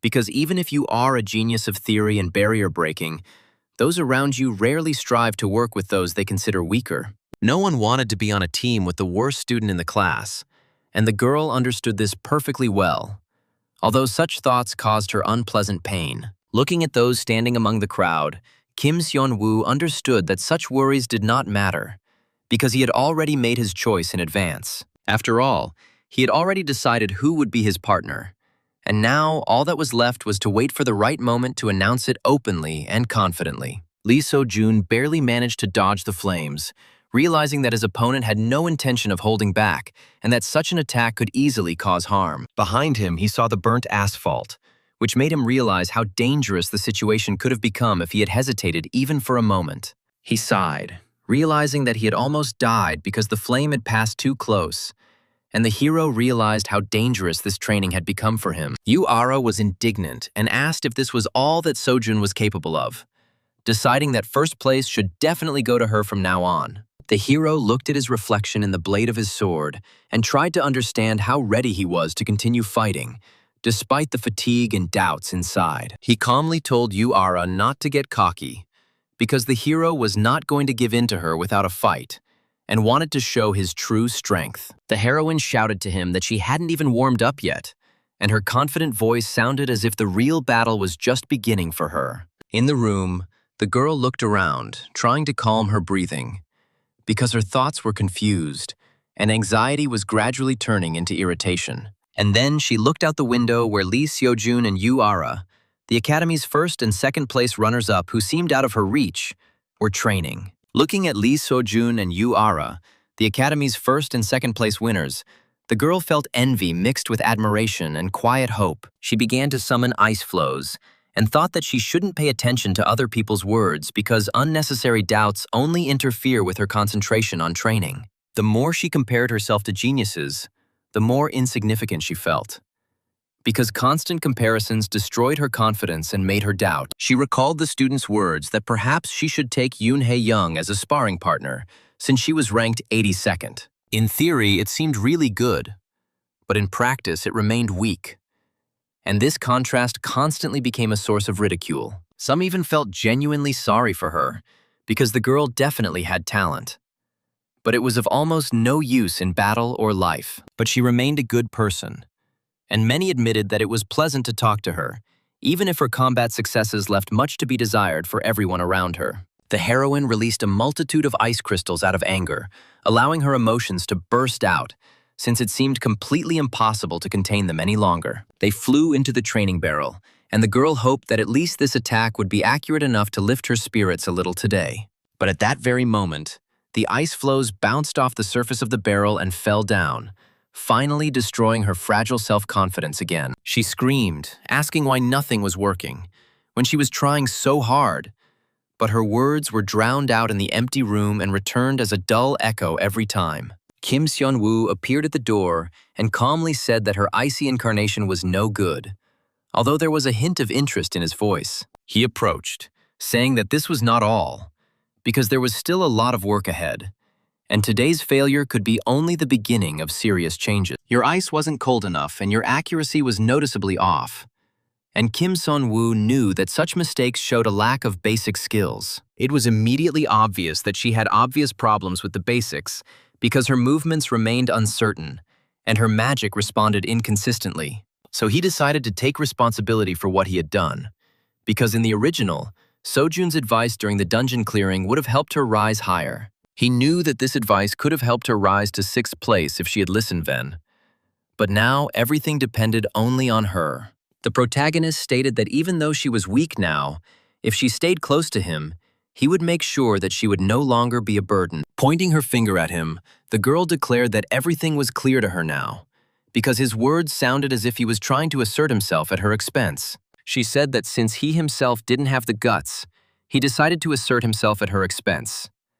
And such a thought only increased her irritation. The guy chuckled and said that maybe that was true, because sometimes the truth sounds unpleasant, especially when the person has nothing to say in response. He added that she simply had nothing to say in response, which is why she was angry, because such words hurt her pride and made her react too emotionally. The girl nudged him sharply with her shoulder and said that in the dungeon he seemed like a normal guy, but now she was beginning to seriously doubt it. Apparently she was mistaken, because now the girl looked at him differently, realizing that her first impression had been too hasty. Kim Seon-woo became noticeably nervous, thinking that he might have gone too far, as his words might have hurt her more than he had intended. But she became furious and suggested settling the matter in a sparring match, wanting to test how tough the worst student in the course was and prove her own strength. He was delighted, deciding that she had finally taken the bait, because the opportunity to fight her gave him a chance to show off his skills and change her opinion of him. Before the guy could finish speaking, ice cubes were thrown at him, and he realized that she had no intention of waiting, starting the fight without warning. He looked back as the ice cubes sank into the floor, realizing that her attacks were becoming more accurate and her mood was clearly worsening with each passing second. And she unceremoniously declared forward,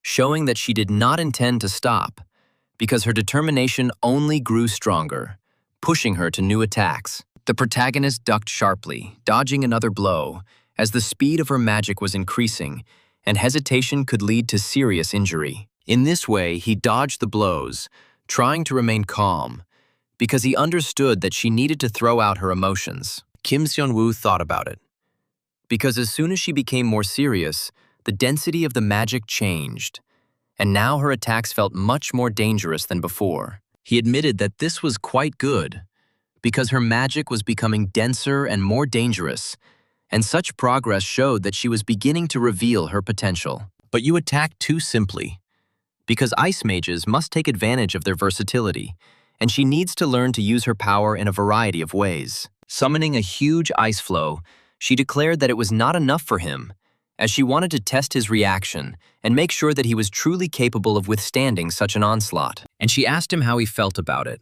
watching his movements, because it was important for her to understand how ready he was for the further development of the fight. The sharp tip started flying straight towards Kim Seon-woo, and he felt that hesitating could lead to serious injury. He barely managed to dodge and jump up, realizing that her strength was growing, and her attacks were becoming more accurate, as if she had finally found the right rhythm. The heroine began to examine her hands, trying to comprehend what was happening, because for the first time, magic obeyed her so easily, as if the elements themselves had decided to help. What hadn't worked, no matter how hard she tried, suddenly worked, and the girl felt surprise rising inside. She herself was shocked because such a result seemed impossible. But now she saw that she was capable of more than she had previously thought. People need the right incentive to unlock their potential, and she knew that this fight was the push that would allow her to take that important step. Kim Seon-woo knew that provoking her was the right decision, because it was the strong emotions that helped the girl awaken her hidden potential. She became indignant and asked how he was going to win if all he did was run away, since such behavior seemed to her a sign of weakness. And she ran at him, asking if he really didn't want to be in a relationship with her, because her irritation only grew with every movement he made. The protagonist admitted that all novice mages have the same weakness. They rely too much on long-range attacks and forget about close combat. And he began to advance on the girl, showing that he intended to move on to more active actions, because only in this way would she be able to understand her own mistakes. Summoning magic, he reminded them that they were too easily knocked out in close combat, and that such vulnerability made inexperienced mages especially predictable. And he threw his opponent back with one blow, showing the difference in experience, although he understood that her progress was already noticeable and required further development. And then he held the magic up to her face again, demonstrating control over the situation, because he wanted to make sure that she understood the limits of her own abilities. But suddenly the magic ball evaporated, as if dissolving into thin air, and the hero realized that her reaction had become faster than he had previously expected. The protagonist smiled, saying that it had been a good sparring match, as both had gained valuable experience, and her growth had turned out to be much greater than he had expected. Yoon Ha-young looked at him in surprise, trying to comprehend what had happened, because her own power had appeared unexpectedly, and she did not understand how it had happened. And falling to her knees, she sighed and admitted that she had lost, because there was no point in resisting any further, and her strength was completely exhausted. She said that she really should learn from him, because she saw the difference in experience and realized how important the knowledge that she still lacked was. The guy extended his hand to her and said that she simply did not know how to reveal her talent, because her potential was obvious to the attentive eye. And he offered his help, showing his willingness to support her, because he understood that the right mentoring could change her path. She was surprised by such actions, because she did not expect such kindness, and her heart trembled at the thought that someone really believed in her. And shaking his hand, she agreed, accepting his offer, because she understood that such a chance comes rarely and could change her future. By saying that she would give him a chance, she acknowledged him as her teacher, because she now trusted him enough to allow him to guide her along the path of development. The system announced that Yoon Ha-young's character had become interested in him, and her interest level rose, indicating that their bond had become significantly stronger. The faculty had a luxurious, rich corridor and staircases covered in gilding, creating an atmosphere of grandeur that emphasized the status of the academy. Holding an ice cube in his hand, Kim Seon-woo said that they would work on adapting to the elements, because without it, it is impossible to feel true strength and control it confidently. Any magic begins with getting used to one's power, and he wanted her to understand the importance of this stage, because without it, development becomes slow and unstable. Adaptation is an understanding of the elements, and it is precisely this that determines how well a person casts spells, because the connection with the force determines the accuracy of magic. In other words, without this base, no amount of training will raise its level, because the lack of a foundation makes any attempts at development too chaotic. Clenching her hand into a fist, she snorted and said that she knew what adaptation to the elements was, although inside she felt a slight doubt in her own knowledge. And almost completely immersed in ice, Yoon Ha-young shouted that this was the first time she had heard of such a method, because such an approach seemed strange and unexpected to her. He chuckled and said that feeling the elements is the fastest and easiest way. Sometimes it is direct contact that reveals possibilities. The seemingly abandoned building looked especially gloomy at night, creating a sense of danger as the shadows inside seemed alive. And inside there were corpses, and dark smoke was flying in the air, filling the room with a heavy atmosphere that weighed on the mind and caused anxiety. Chun-Hei asked if everyone was there, and his calm voice sounded especially clear as the tension around them grew stronger with each passing second. 3 guys were kneeling in front of him, and one girl said that, as he ordered, they had gathered all the operatives operating in the academy area. The man calmly stated that the infiltration of the academy to search for the Child of Prophecy was scheduled for next week, and there would definitely be no cancellation. Our spy reported that security is noticeably lighter during exams, and this can be taken advantage of if you prepare everything in advance and act carefully. Both heroes smiled quietly, because the time had finally come. But the girl asked Mr. Chun-Hei what his idea was to ask Mr. Ha-ryung for help. He remembered the boss and said that everything had fallen through, and now it was impossible to count on his participation, despite previous promises and joint agreements. He explained that the boss had matters far more important than the fate of their race, so he had no intention of interfering in what was happening at all now. But the heroine firmly stated that 4 rank 5 fighters would definitely not be enough to kill the Child of Prophecy. And everyone understood this without a doubt. The guy mockingly said that she needed help to finish off the brat Young Hyun, and she replied that she was an idiot, and added that security was weak right now. The school will be full of scouts from major guilds that day, and their attention will make any attempt at a covert operation by the attackers difficult. He asked if she thought she could handle them alone, as even experienced fighters rarely act without support in such conditions. Chun-Hei told them that she was right, but things would be different if they blocked everyone's paths, and then the situation would completely change for their entire group. Purple magic appeared in his hand, and it gradually condensed, forming a dense flow of energy, and began to form a stable magical structure. And he made a dome out of it that slowly expanded around it, creating a protective shell that could hide its presence and withstand serious blows. Everyone smiled, because the Great Demon Barrier was considered a rare technique, and its appearance gave them a significant advantage over any enemies. The man said they could frolic as much as they wanted, and promised to join later once he had completed his own preparations. First the element, then the form of ice. And he reminded that the correct sequence is important. Without it, it is impossible to create a stable embodiment. He said that she should represent ice, even if it is not nearby, because the feeling of the elements is born within and does not depend on the surrounding conditions. He told her to imprint this feeling into every cell of her body, so that the connection with the elements would become natural and would not require constant tension or control. And so the heroine finally created a huge piece of ice that slowly rotated in the air, reflecting the light and demonstrating her confident growth in skill. She blushed with joy and embarrassment, because such a result appeared unexpectedly quickly, and she herself did not expect such success in training. And clenching her fist, she shouted that it had finally worked, and her voice trembled with joy because long attempts had finally yielded a tangible and confident result. She said that she had created the ice spear herself and looked at it with admiration, because before something like this seemed impossible and too difficult. Kim Seon-woo was pleased that just a couple of days of training had produced such progress,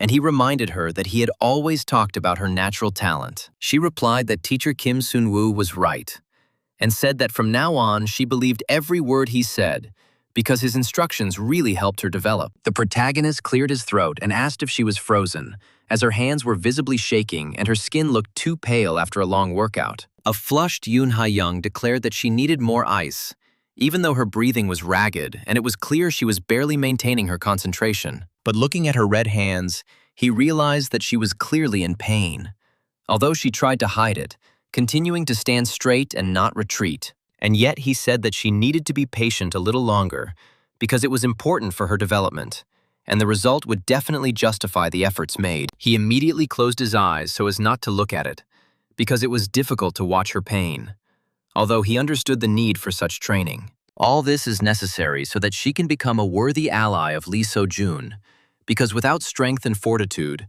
she will not be able to stay by his side. The girl even screamed, because the tension was growing too quickly, and her body could not withstand the load, although she tried to remain steadfast. The heroine was shaking completely, because the cold penetrated under her skin, and every movement was difficult. But she stubbornly stood and did not allow herself to weaken. And one of the students, who happened to be passing by, was watching them, and her gaze immediately stopped on what was happening, causing great bewilderment and anxiety. She was shocked because she didn't understand what the hell they were doing, and she believed that such violence was unacceptable at the academy. So she decided to intervene. The excessive cruelty at the magic academies seemed abnormal to her, and she decided that she had to report it to the teachers immediately. Suddenly, she heard a voice behind her, and someone calmly said that it was always wonderful to watch talented students develop. The students started pointing forward, and teacher Lee Hyun said that she was talking about adapting to the elements, adding that she had been aware of what was happening for a long time. She said that she had been observing everything that was happening for a long time, trying to understand the hidden motives behind all the students' actions. Student Hae-young has greatly improved her mana manifestation, and this in such a short time is amazing. But the teacher noted that such progress requires support. Even more striking was the responsiveness of the student, who understood the problem and came to his friend's aid without hesitation or expectation of gratitude. And all it took was a response. Because sometimes just one timely action can change the situation and support a comrade. The girl shouted that it was Kim Sun-woo, and the teacher replied that she thought that So Yuna only remembered the names of the best students and ignored the rest. She was indignant, because now he was still the last one in the top, and it seemed strange to her that the teacher was even mentioning him among the strong students of the academy. Since he was so eager to help others, she wondered when he would be able to work on his own skills, because without development, he would not be able to survive. Yet people only look at the results, and no one cares how much effort it takes to make progress if a student is considered weak. She asked how about giving him a chance to prove his abilities, because sometimes it is the opportunity to prove oneself that allows a student to discover hidden potential. The teacher smiled and said that it was worth waiting for the midterm exams, because that's when everyone would be able to show their strength. The protagonist looked at the system window, offering a spatial pocket for 30 kilograms and a discount valid for 5 days. It was a valuable item, as it allowed one to always have the necessary things with one, remaining useful both in battle and in the ordinary everyday life of the student. He even burst into tears, because the discount appeared precisely when he did not have glasses, and he could not afford such an important purchase. He began to think that 11,500 points in 5 days was too much, and he urgently needed to come up with a way to earn the required amount. He decided that he needed to come up with a way to scrape together some points, because without them, he wouldn't be able to buy an item that could seriously help him in the future. Soft rays of light filtered into the cozy room, creating a calm atmosphere, and this made the space especially warm. And in this office stood Yu Ara, Park In-hwan, and Kim Sun-woo, waiting for an explanation, because they were called here not just like that, but for an important reason. The teacher said that these 3 students were selected for advanced study of embodiment, and this should be considered an intensive course for the students. The protagonist thought, because Lee Seo-jun was in the advanced reinforcement group, and if he got there, he would be able to be near him and observe his technique. Park In-hwan, a second-year student and 5th-place finisher, shouted that he was against Kim Sun-woo joining the advanced group. He stated that since the 5th-ranked student would be in the same group with a complete loser, it was wrong, because the level of the participants should match. He asked Yu Aru to speak up, hoping to gain support, but his voice sounded irritated, as he felt the situation was humiliating. But she coldly replied that she didn't care who would be in this group, because such decisions did not affect her own goals and future development. He trembled with anger, because he considered her words offensive, and said that it was no wonder why she had no friends, because she behaved too arrogantly. The teacher asked Sun-woo what he thought of In-hwan's opinion, since the decision on inclusion in the advanced group should take into account the positions of all participants. The guy said that if the problem was his rating, he would simply raise his own, because he was ready to prove his abilities and demonstrate his real level on the exam. She said that was good, and added that before joining, he had to prove his abilities in the midterm exam. She said that he needed to be at least in the top 2, and asked if he could do it, because without that, he wouldn't be able to be included in the advanced group. He was followed by a student who said that she would follow him, as she was interested in watching his progress and possible growth among the strong. The second-year midterm exam was held in a cooperative battle format, requiring students to work together to defeat a monster. He and his partner had to fight a summoned green giant, which was distinguished by high endurance and required precise actions. If you aim for a weak spot, you can kill it instantly. But each monster's weak spot is located in a different place, and it is extremely difficult to notice. So most students got good grades simply by surviving the monster's attacks. But the real geniuses sought to find a weakness. The heroes began to hack at their opponents and won, acting in concert, as their training allowed them to quickly deal with the threat. And the other participants were already moving forward, preparing for the next stage of the tests.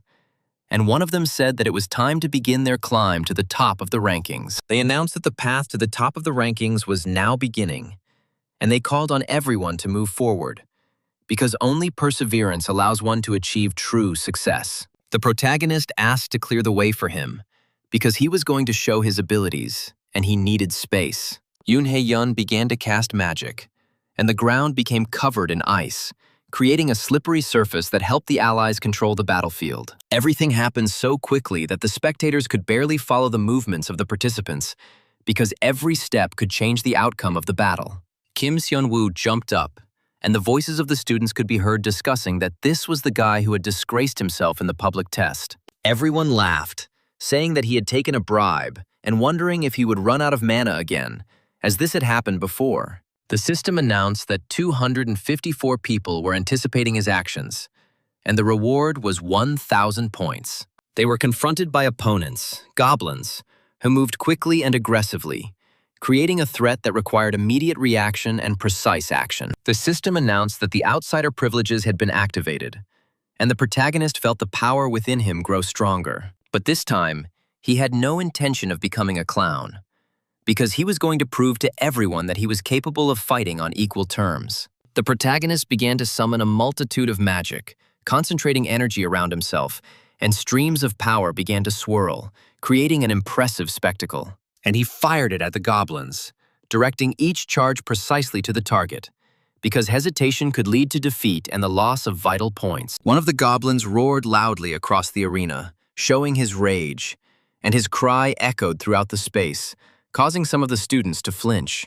And swinging with all his might, he ran forward, trying to crush the hero with one blow, because the monster sensed the threat and sought to attack first. Kim Seon-woo laughed, saying that it would all be over faster than he thought, as his confidence in his own abilities grew with each successful move. But suddenly, he saw one of the spectators behind him, and the unexpected presence of this man made him lose concentration for a moment. Fear was reflected in the boy's eyes, because he realized that the situation could be much more dangerous than it seemed at first, and there was no time left to think. Behind the stands, Chung-hae sat looking at his watch as if waiting for a certain moment, and his calm seemed especially unsettling. The magic in the hero's hands began to shine more strongly, and he felt the energy inside him grow, pushing him to decisive action and a quick attack. And after the shot, everyone shouted that he couldn't even hit the target, calling him a loser. Although for the last one in the ranking, the result was not the worst. The protagonist couldn't understand how Chung-hae ended up at the academy, because his appearance meant that what was happening was connected to much more serious events. This meant that the main attack was bound to happen, and he realized that there was too little time left to prepare for the possible threat. At 1600 hours, right after the end of the exam, something important was going to happen, and this thought did not leave his head. Due to his own thoughts, Kim Seon-woo did not hear what the student was screaming, as he was completely immersed in anxious speculation about the impending event. Suddenly, the goblin struck the ground hard, and a powerful vibration spread throughout the arena, causing many participants to lose their balance and retreat back. The force of the blow sent the protagonist flying backwards, barely managing to stay on his feet, as the blow was too powerful and could have seriously injured any unprepared student. Suddenly, 3 ice spears created by an ally flew forward,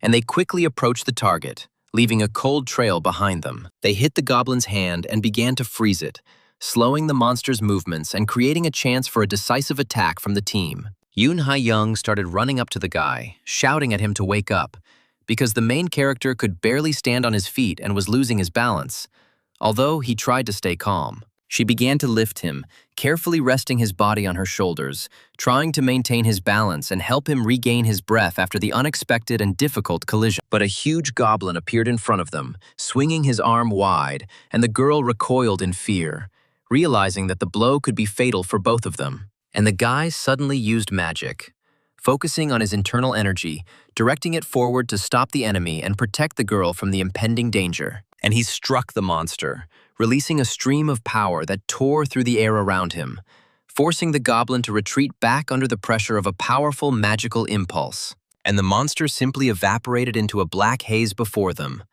leaving behind only a faint smell of burning that quickly dissipated into the air above the arena. All the spectators stared intently at what was happening, unable to utter a word, because what they saw completely destroyed their previous ideas about the hero's capabilities. Everyone started chatting, discussing the incredible power of the struggling student, admitting that their hearts were pounding harder than usual from the unexpected and impressive sight. One of the spectators paused to remark that this guy was truly showing his worth, surprising everyone with an unexpected confidence and strength that no one had noticed before. And everyone rejoiced, admitting that they hadn't expected to see such a fight, because the girl next to him also demonstrated an amazing level of embodiment and confidence. Yoon Ha-young began to hug the protagonist, rejoicing at their shared victory, because the girl sincerely believed that they succeeded thanks to mutual support and the hero's unexpected strength. He received a lot of points, and he thought that the exam was not important now,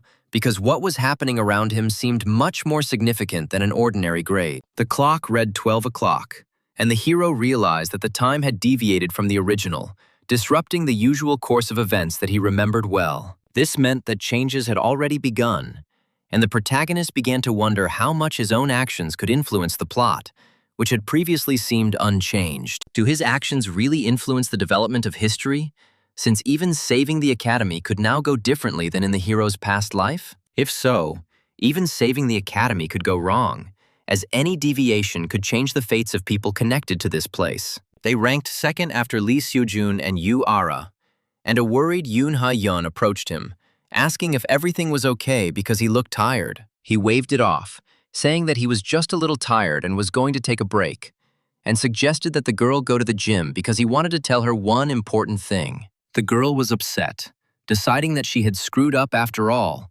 because she felt like she had let the hero down, even though she had tried her best and didn't want to let him down. But the guy said that this was not the issue, asking her to be more confident, because the girl was perfect today, showing a strength that she had not demonstrated before. She smiled shyly and quietly said thank you, because the girl felt relieved, realizing that the main character really appreciated her efforts and believed in her abilities. Waving her hand at him, she shouted at him to get a good rest, adding that he didn't need to come to training today since the hero deserved a short break. But he himself began to think, realizing that since the flow of time had been disrupted, any future events could develop differently than in his past life. He decided that it was necessary to check how much the plot deviated from the original, since even small changes could lead to serious consequences for all participants in the story. If everything had gone according to script, Lee Seo-jun should have appeared now, and the hero listened carefully to the noise around him, waiting for the familiar moment. And indeed, there he was, confidently stepping forward, as if he fully understood the attention his appearance was attracting among the assembled students.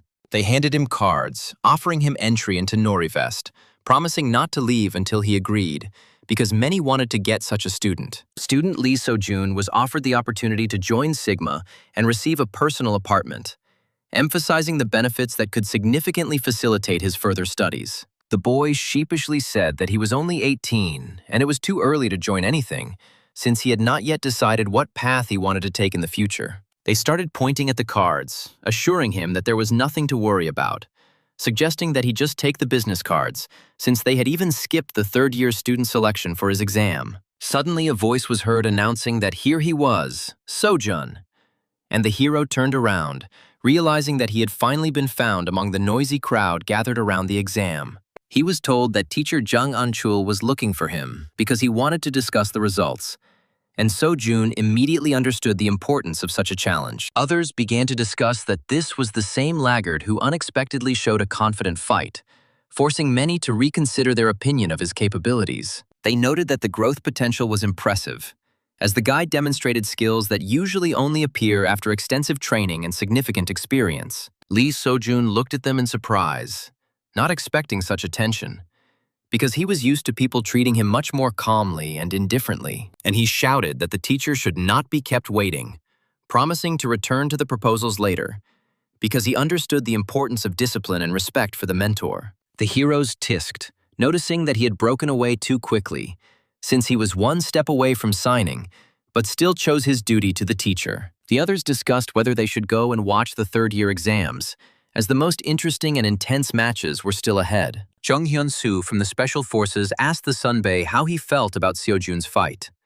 because he wanted to hear the opinion of a more experienced observer. Kim Dok-hyun, the leader of the Special Forces, responded that the fight was quite well executed, noting the confidence of the movements and the stability of control over the performance. Worthy of the third disciple of the chairman of the strongest magician, Kim Jin-chul, because his technique looked confident, and his control over his power remained stable even under the pressure of the audience. The guy is still green and has little real combat experience, but observers noted that such potential is rare among students of his age and level of training. The man smiled, saying that he regretted not being able to talk to him during the incident on the Han River, because then, many things could have been clarified. The leader asked about the last student, wanting to hear his comrade's opinion, because he usually noticed details that others missed during observations. He replied that he was talking about Kim Seon-woo, because for someone who was lagging behind, he had incredible combat instincts, allowing him to quickly react to dangerous situations. It's not just a gut feeling, because he instantly analyzes his opponent's weak point, demonstrating skills that are usually only developed after much practice. This is only possible with experience. And observers were surprised at how an 18-year-old boy could acquire such abilities, since his age clearly did not correspond to his level of skill. They laughed, discussing where an 18-year-old student got his experience, since such skills seemed too developed, although the situation really did seem funny. But the student who approached Seo-jun looked like the magician Kim Jin-woo, and this resemblance made some people think about a possible connection. His name was Kim Seon-woo, I think, and the name was quickly remembered because the guy had already managed to attract the attention of many observers with his unexpected behavior. It was strange, since 18 years old was considered too young to use the Okadiya incarnation, but the boy showed confidence as if he had mastered such a technique long ago. Kim Seon-woo's name is worth remembering because observers have already begun to discuss his abilities, noting that such talents rarely manifest themselves so early and so vividly. The teachers discussed where she had been, and the girl replied that she had been late with her course, trying not to draw unnecessary attention to a tardiness. There were a lot of people near the academy, and the noise of the crowd created a tense atmosphere, making the students feel responsible for what was happening around them. Sitting on the steps, Seo-jun said thank you, noting that he almost got stuck there forever, as the crowd literally blocked his way to the exit.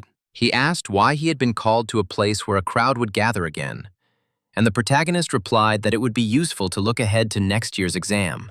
Kim Sonu continued, explaining that everyone had gone to the teachers' stands and that they had a different entrance, so there would be no crossover with them. Doesn't he want to hold on to first place? The hero asked, reminding him that such an opportunity doesn't come around often and requires serious preparation. Seo-jun smiled, saying that if they sat quietly, no one would notice them, and that would allow them to calmly observe what was happening.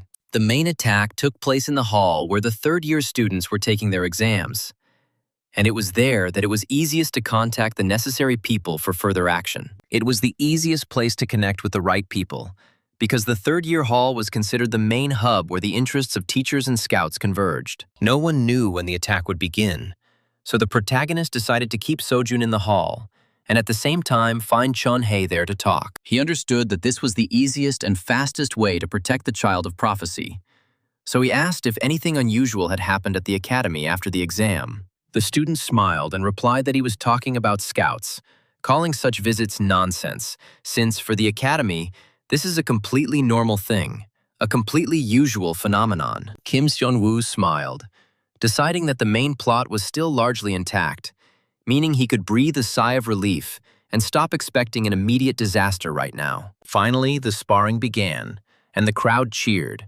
because the spectators had been waiting for this very moment, when the tension of the fight would reach its highest point in the arena. A female voice came from the stands, announcing that the scouts had entered the third-year exam hall and taken their places to watch the matches. She continued speaking, emphasizing that the spy had not lied because all the information about the time and place coincided with reality completely, without the slightest error. The man inquired about the rest of the situation, wanting to make sure that preparations for the attack were going according to plan and that no one had made any serious miscalculations. They replied that they had hidden monster summoning circles throughout the academy, placing them so that no teacher would notice the preparations in advance at all. Wherever possible, they set traps, placing summoning circles primarily in dense bushes to conceal their preparations and prevent the teachers from noticing any suspicious signs in advance. But Jin-san would definitely go berserk at the sight of people, so he was sent to quiet places away from the crowd to avoid unnecessary noise and possible unexpected clashes. "Well done," the man said, calling Young Hyun a good girl.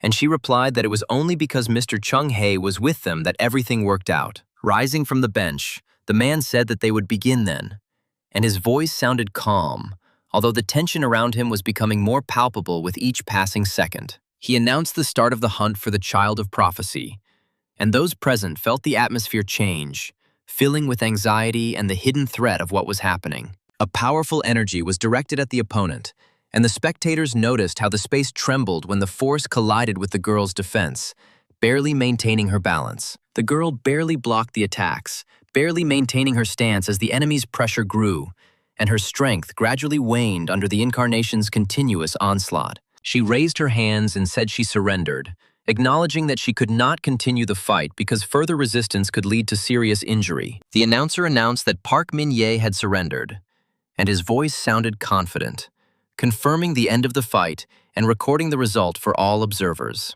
And they had a winner, because the outcome was obvious, and the spectators were already preparing to welcome the new champion, who demonstrated impressive strength. It was Kim Chung-hyun, and the crowd greeted his victory with respect, as he demonstrated confidence, strength, and precision rarely seen among third-year students. Lee So-jun was delighted, saying that the third-year exam was truly impressive because each participant showed a level worthy of the academy's best. Sunbae Kim Chung-hyun was considered the epitome of performance, and Sunbae Park Min-ye's movements were so sharp and precise that viewers could barely follow them. The protagonist couldn't understand what was happening because he had been scanning the arena the entire match, but Sean Hae never showed up, which seemed extremely strange. Suddenly, Sojun interrupted him, asking who he was looking out for so diligently, since the hero's expression looked too focused. The guy replied that he was simply wondering if some guild might want to recruit him, as such offers sometimes appear after successful exams. And Sojun admitted that compared to the beginning of the semester, the hero had grown incredibly, and anyone who saw his exam would be completely amazed. But he asked how he trained to become so strong so quickly, since such progress seemed too rapid for an ordinary student. A purple barrier appeared around the heroes, and the space shook, making everyone feel like something out of the ordinary was happening. Kim Seon-woo couldn't understand what was happening, because this couldn't be happening, especially considering that such an event had never happened in his past life. How is this possible if such an event did not happen in a past life? And the protagonist felt that reality was again deviating from the plot he was familiar with. He began to pound his fist on the barrier, trying to break through the defense. But his efforts were useless, because the purple surface did not react even to strong blows. Others began to get indignant, asking where the barrier came from, considering what was happening to be someone's inappropriate joke, and demanding that the teachers be called for an explanation. Everyone around was puzzled, trying to understand what was happening, because the situation was becoming increasingly alarming.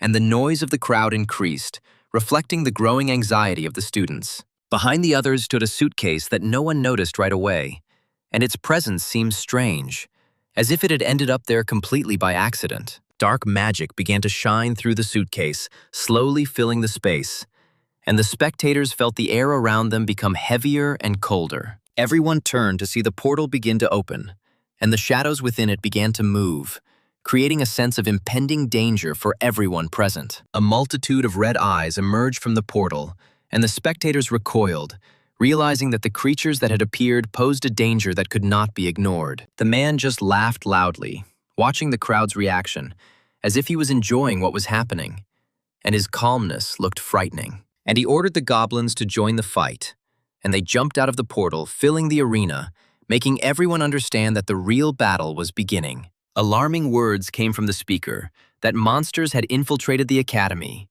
and that the students and guests needed to urgently get to safe zones. The monsters began to run chaotically along the streets of the academy. Their numbers grew, and people in panic tried to hide in buildings to escape the threat. Teachers, scanners, and mages were trapped inside a barrier that prevented them from going outside to help the students in danger. There was absolutely no help to be expected from anywhere. So the child of prophecy had to reveal himself and show his strength in order to save all the people present. Suddenly, a man armed with a fire weapon appeared and began to destroy the monsters one by one, and his actions surprised the students. The man standing behind the tree watched what was happening. He was very angry, and his gaze expressed dissatisfaction with the situation around him. It turned out to be a special squad consisting of 2 people armed with sharp weapons. They quickly killed all the monsters and restored order in the academy. Students took to the streets and began discussing the Special Forces' actions en masse, taking notes on their phones and sharing their impressions with each other. They came to watch Seojin's match, and now they are saving people and destroying monsters. Their actions came as a surprise to all the students present. Since the Special Forces team came specifically for him, that means Captain Kim Dok-hyun has already taken everything into account. And as soon as the barrier falls, they will immediately join in. If the Special Forces intervened, they could turn the tide of the battle. But the problem was that the barrier remained unshakable. The Special Forces fought against the monsters that attacked in a crowd. They did not know how to break through the barrier, and their efforts seemed useless against such protection. The mages begged to be saved. The students screamed and regretted not staying in the arena because it was safer there than in the chaos-ridden academy. To quickly remove the barrier, another A-rank support mage, Instructor Kim Konjik, was needed. Such mages were almost non-existent. "Look," he said, because alone he would have been messing around for half an hour, and during that time anything terrible and irreparable could have happened to people. Half an hour. They were surprised, because 2 Special Forces agents couldn't last that long. It wasn't just a matter of time, but also the strength of the barrier. Chong Hae's barrier technique was considered one of the best in the world, even in the original.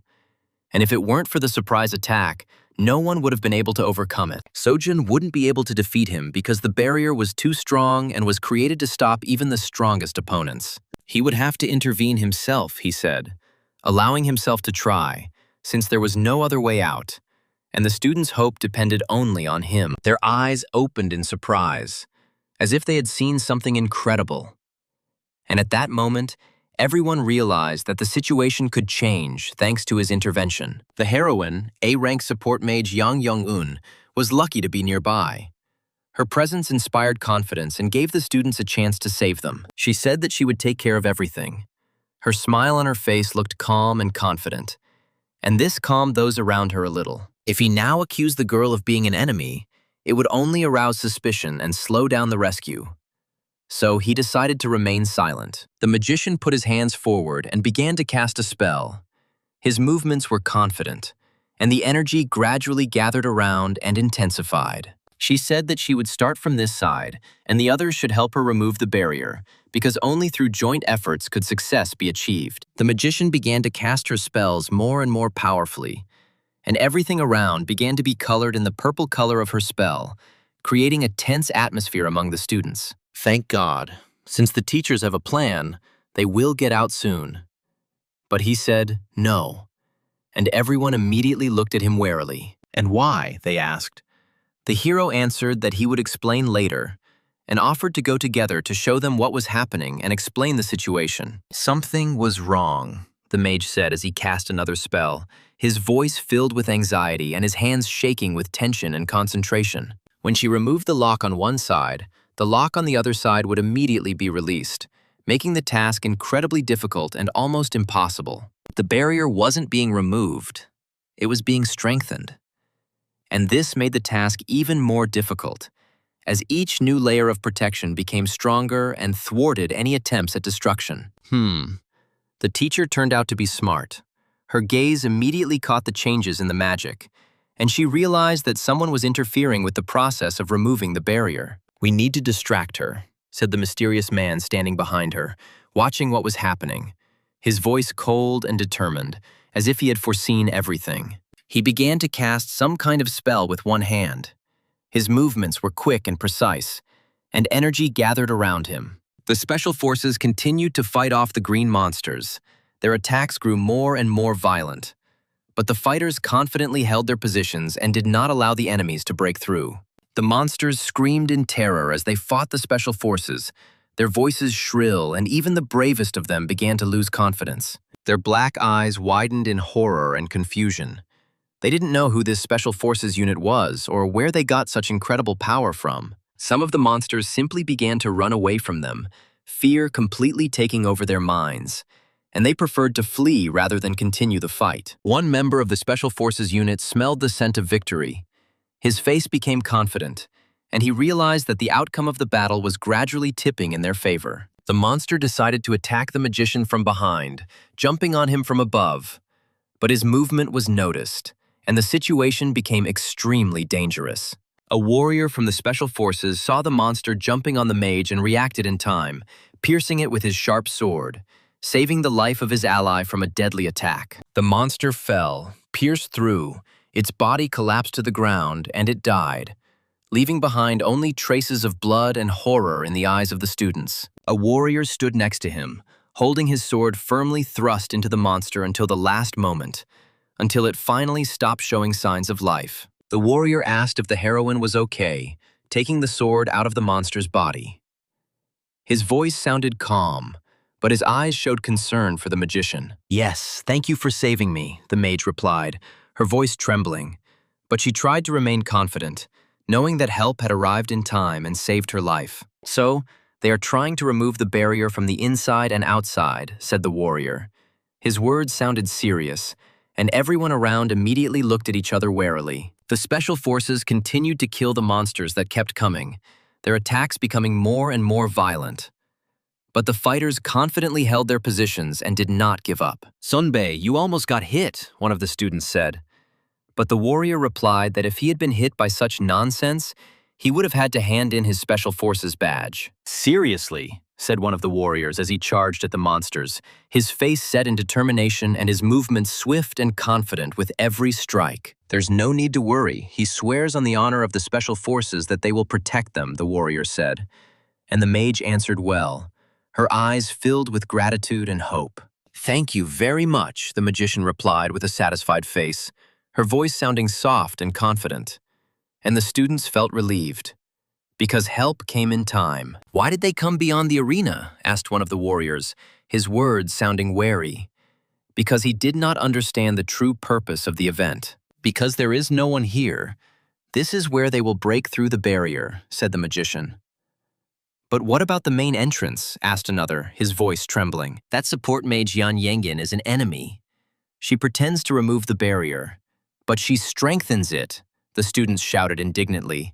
"What?" "We need to tell everyone immediately," the warrior said. "But for now, this is just a guess. There is no evidence." And his words raised doubts among the other members of the group. Another asked for proof, since the hero was invited to a special class on breaking barriers. But it was not a fact that they would believe him, the magician replied, his face serious. "So the plan is this. He will remove the barrier, and the other one will go and tell everything," he said, his voice sounding confident and decisive. "If it is not a simple student who speaks, but a recognized genius, they will listen," said the magician. His words sounded convincing and inspired confidence in the listeners. The other warrior confirmed this with his facial expression. His gaze was firm and determined. He clearly supported what was said and was ready to act further. "I understand," said the warrior. "In short, he can take it down." His voice sounded confident, but his eyes showed anxiety and anticipation of an answer. "Now they will find out," said one of the warriors, putting his sword in its sheath. His voice sounded confident, and his eyes carefully followed what was happening around. One warrior knelt down and began to decipher the magical formula, his hands moving confidently, his gaze focused on the symbols. He sat and continued to decipher this magical formula. His breathing became even, and his thoughts were completely focused on the complex magical signs. "The great demonic barrier," the mage said, her voice filled with alarm, and everyone around her immediately became wary, realizing the seriousness of the situation. The barrier was broken. Everyone around was horrified. Their faces expressed fear and bewilderment, because no one expected such an outcome of events at the academy. The warrior continued to decipher the formula. His hands did not tremble.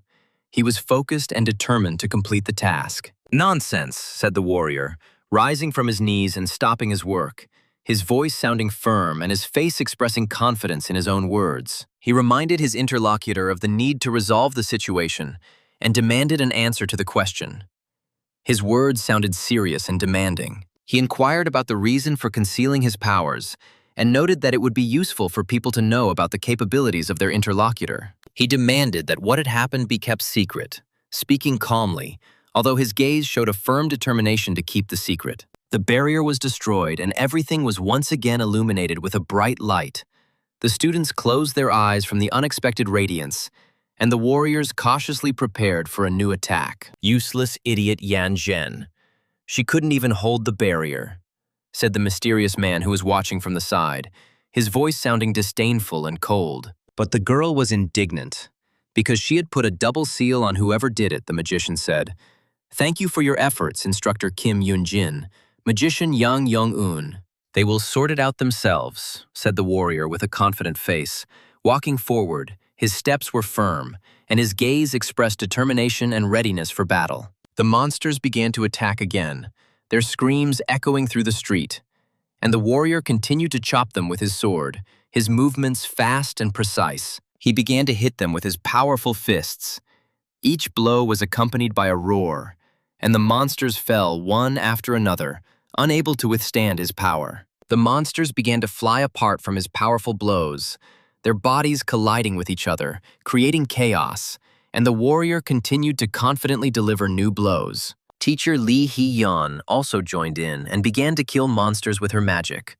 Her spells were bright, and her power was enough to defeat even the most resilient enemies. She began to deal devastating lightning strikes at them, her energy tearing through the air, and the monsters fell, unable to withstand the power of her magical attacks. Lightning struck the monsters directly, sending them flying in all directions, their bodies charred and the ground around them covered in traces of destructive force. The warrior saw the teacher's devastating attack and began to clap for her, his eyes expressing admiration. And the students felt confident. "Excellent work, Teacher Lee Hee-yeon. And Teacher Jung An-chol's strike is still as deadly," the warrior said, his voice respectful and firm. "Thanks to them, they finished here quickly. It's an honor for a hero to see the special forces in action," the student said, his words sounding sincere and inspired. "They don't know yet where the instigator of chaos is hiding, so they will regroup and begin searching," the warrior said, his face expressing determination. "She doesn't know about the instigator. But there is one suspicious person here," answered Instructor Eugene. Her voice sounded serious and her gaze was focused. She walked up to the magician and grabbed her by the clothes. Her movements were sharp, and the students watched in surprise, not understanding the reason. "What exactly did the heroine do when she removed the barrier?" the instructor asked, her voice sounding demanding, and her eyes closely watching the magician's reaction. "She didn't understand what had come over the instructor and asked him to calm down. She could be a Maine," the warrior said. His words sounded calm but wary. "Maine, this is too much. Is this really how you talk to the one who saved you?" said the student, his voice sounding indignant and firm. The warrior looked at what was happening and asked if they should intervene. His voice sounded wary, but the answer was firm.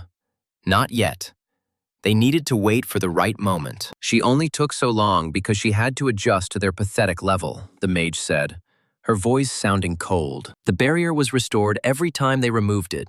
So," the warrior asked, his words sounding serious, and his gaze focused on the magician. "Instructor Kim Yoon-jin, is this Sojun, the same one who was at the third-year exam?" the warrior said, his voice sounding wary and demanding. "How does Sojun know about this?" The hero felt strange vibrations in the barrier, he said. His words caused surprise and alarm among the students. He remembered how the other warrior had asked him to keep everything a secret. His thoughts returned to that moment, and his heart began to beat faster with tension. He also understands how barriers work and doesn't like lying to teachers. "But there is no choice," he said, his voice sounding calm but firm. "Since even Sojin confirms that something is fishy, by the way. Is there an A-rank support mage named Yang Young-un listed at the academy?" the warrior asked. The boys began to look at each other. Their faces expressed doubt and anxiety. They clearly did not know how to react to what they heard and what to do next. "Curse," the mage said with an angry face, her eyes flashing with anger, and her voice sounded sharp, causing fear and confusion among the students. "Mr. Chun-hei, what should they do?" the mage asked, her voice wary and her gaze fixed on the teacher, waiting for an answer. "What must be done?" the teacher answered fiercely, his voice sounding firm and decisive. And the students felt the tension. One of the special forces looked at this mysterious teacher with great surprise and exclamation. His eyes widened and his face expressed bewilderment. "Here it is. This is his doing. Take it." The warrior rushed towards him. His movements were quick, and his voice sounded decisive and firm. They suddenly rushed to attack the teacher. Their steps were swift and their weapons glittered, creating a tense atmosphere around the event. He magically disappeared quickly, leaving behind a dark blue glow, his disappearance causing shock and confusion among the students and warriors. Young Yonggun, main rank.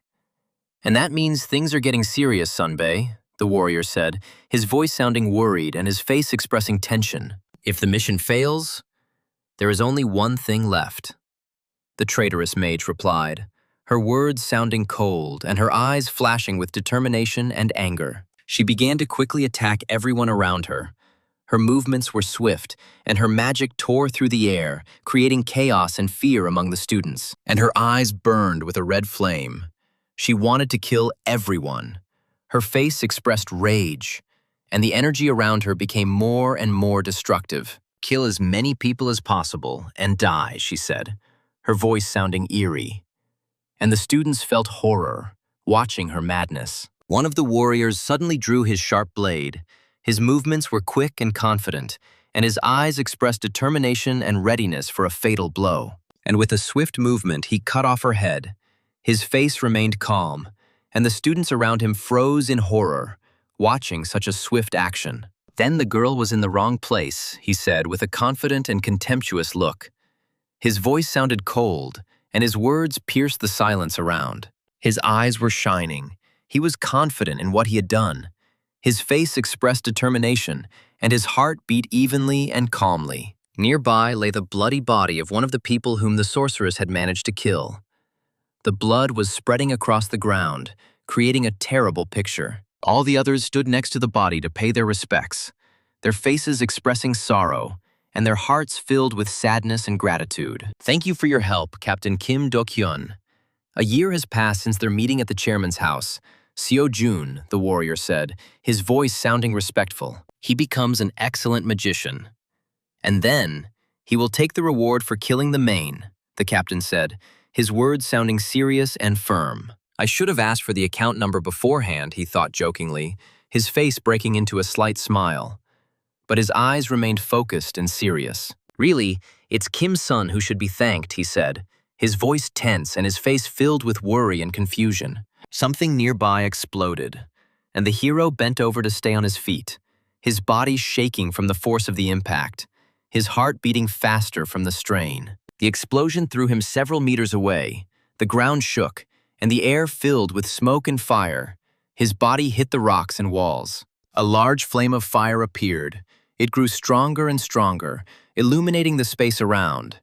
The students closed their eyes, and the warriors prepared for a new attack. "No!" he screamed, clenching his teeth in anger, his voice loud, his face expressing determination and readiness to continue the fight. The child of prophecy rose from the flames, her eyes sparkling and her body glowing with energy.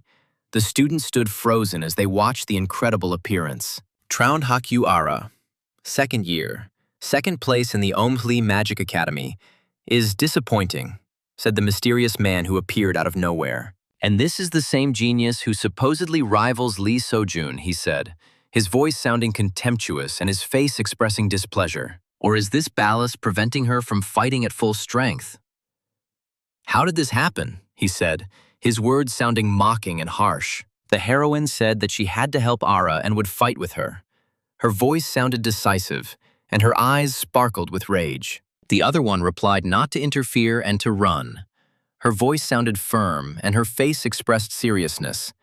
She wanted to protect her from mortal danger, and she said that she could handle it herself. The girl rushed up to attack.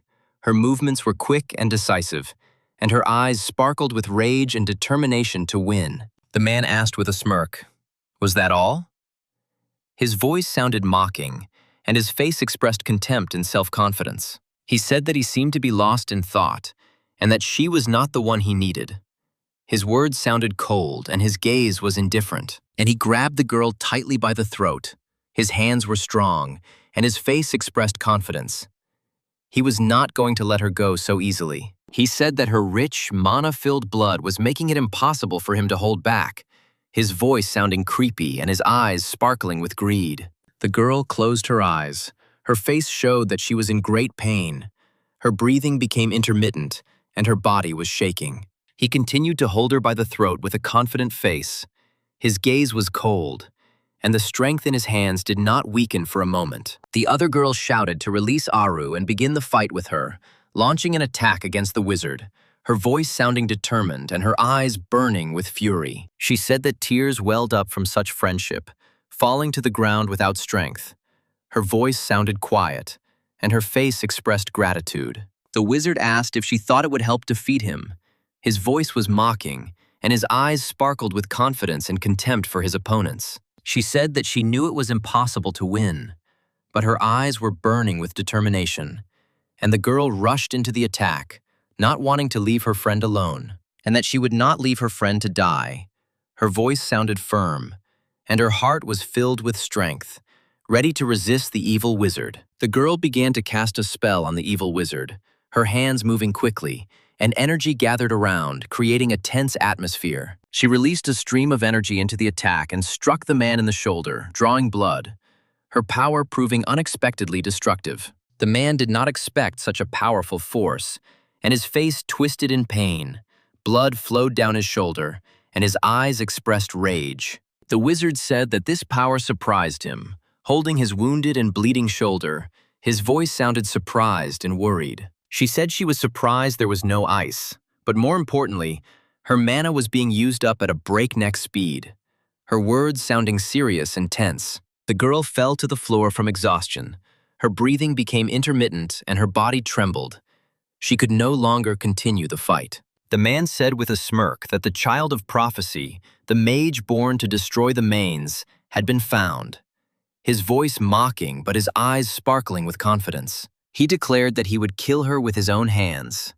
His voice was cold, and his face was determined as he prepared to deliver the fatal blow. The protagonist calmly stated that this would not happen, and spoke about the child of prophecy, calling him a key figure in the events taking place. Using the magic of the heart of great nature, Kim Seon-woo continued his attack, declaring that he was the only one who would die here. The man angrily shouted at the hero to stay back, expressing both rage and fear at the same time, as he realized how dangerous his opponent was becoming. And he used a lot of magic, trying to stop the hero, using different spells that created flashes of energy around him. But suddenly, a magical shield erupted from the boy's bracelet, absorbing the blow and creating a dense barrier around the hero, completely protecting him. And he began his attack on the enemy, moving confidently and quickly, using every opportunity to get closer and deliver the decisive blow. The protagonist, without stopping, approached closer and closer, demonstrating calm and strength, and his steps became heavier. Then the man fell to his knees, realizing that his strength was leaving him and that resistance was pointless before the power of the hero. Not understanding what was happening, he shouted out so much mana. Where did the brat get such strength from? And his voice trembled with horror mixed with despair. Kim Seon-woo replied that he had more experience than he seemed, and his calm tone clearly showed confidence in his own abilities and accumulated knowledge. But the enemy gritted his teeth, saying that he would not die alone, and his voice trembled with rage mixed with despair. He glanced at the girl lying behind the hero, trying to understand her condition, and doubt, mixed with unexpected fear, flashed in his eyes. And he jumped up to her, shouting, "Child of prophecy," as if he hoped to use her as a last chance, although he understood that the situation was already completely out of his control. The boy looked at him in confusion, not expecting such a movement, and his gaze became colder, reflecting his readiness to act quickly and decisively. And he delivered a precise blow to him, leaving no opportunity for the enemy to dodge. and the hero's movement was fast, confident, and completely devoid of unnecessary emotions. Then the enemy fell dead, covered in blood, and his body went limp, showing that the resistance was over. The V-rank villain Jinsan was successfully defeated, and the system seemed to mark the event, recording the result and emphasizing the significance of the victory. Causality increased by 0.4, and the hero felt a slight change, as if the world recognized his actions. The Savior achievement was earned, earning 3,000 points, and this mark became confirmation that the hero had taken an important step that would influence his future. The guy thought that he had woken up a bit early, but she was a good girl, and this thought sounded in his head calmly, without any unnecessary self-confidence. The mains will continue to attack the academy, and thanks to this, Yoon Hae-yeon and Lee Seo-jun will become stronger, gaining experience that will change their future path. Yoon Hae-young was lying unconscious, and her breathing was weak but steady, which gave hope for a quick recovery from the difficult events.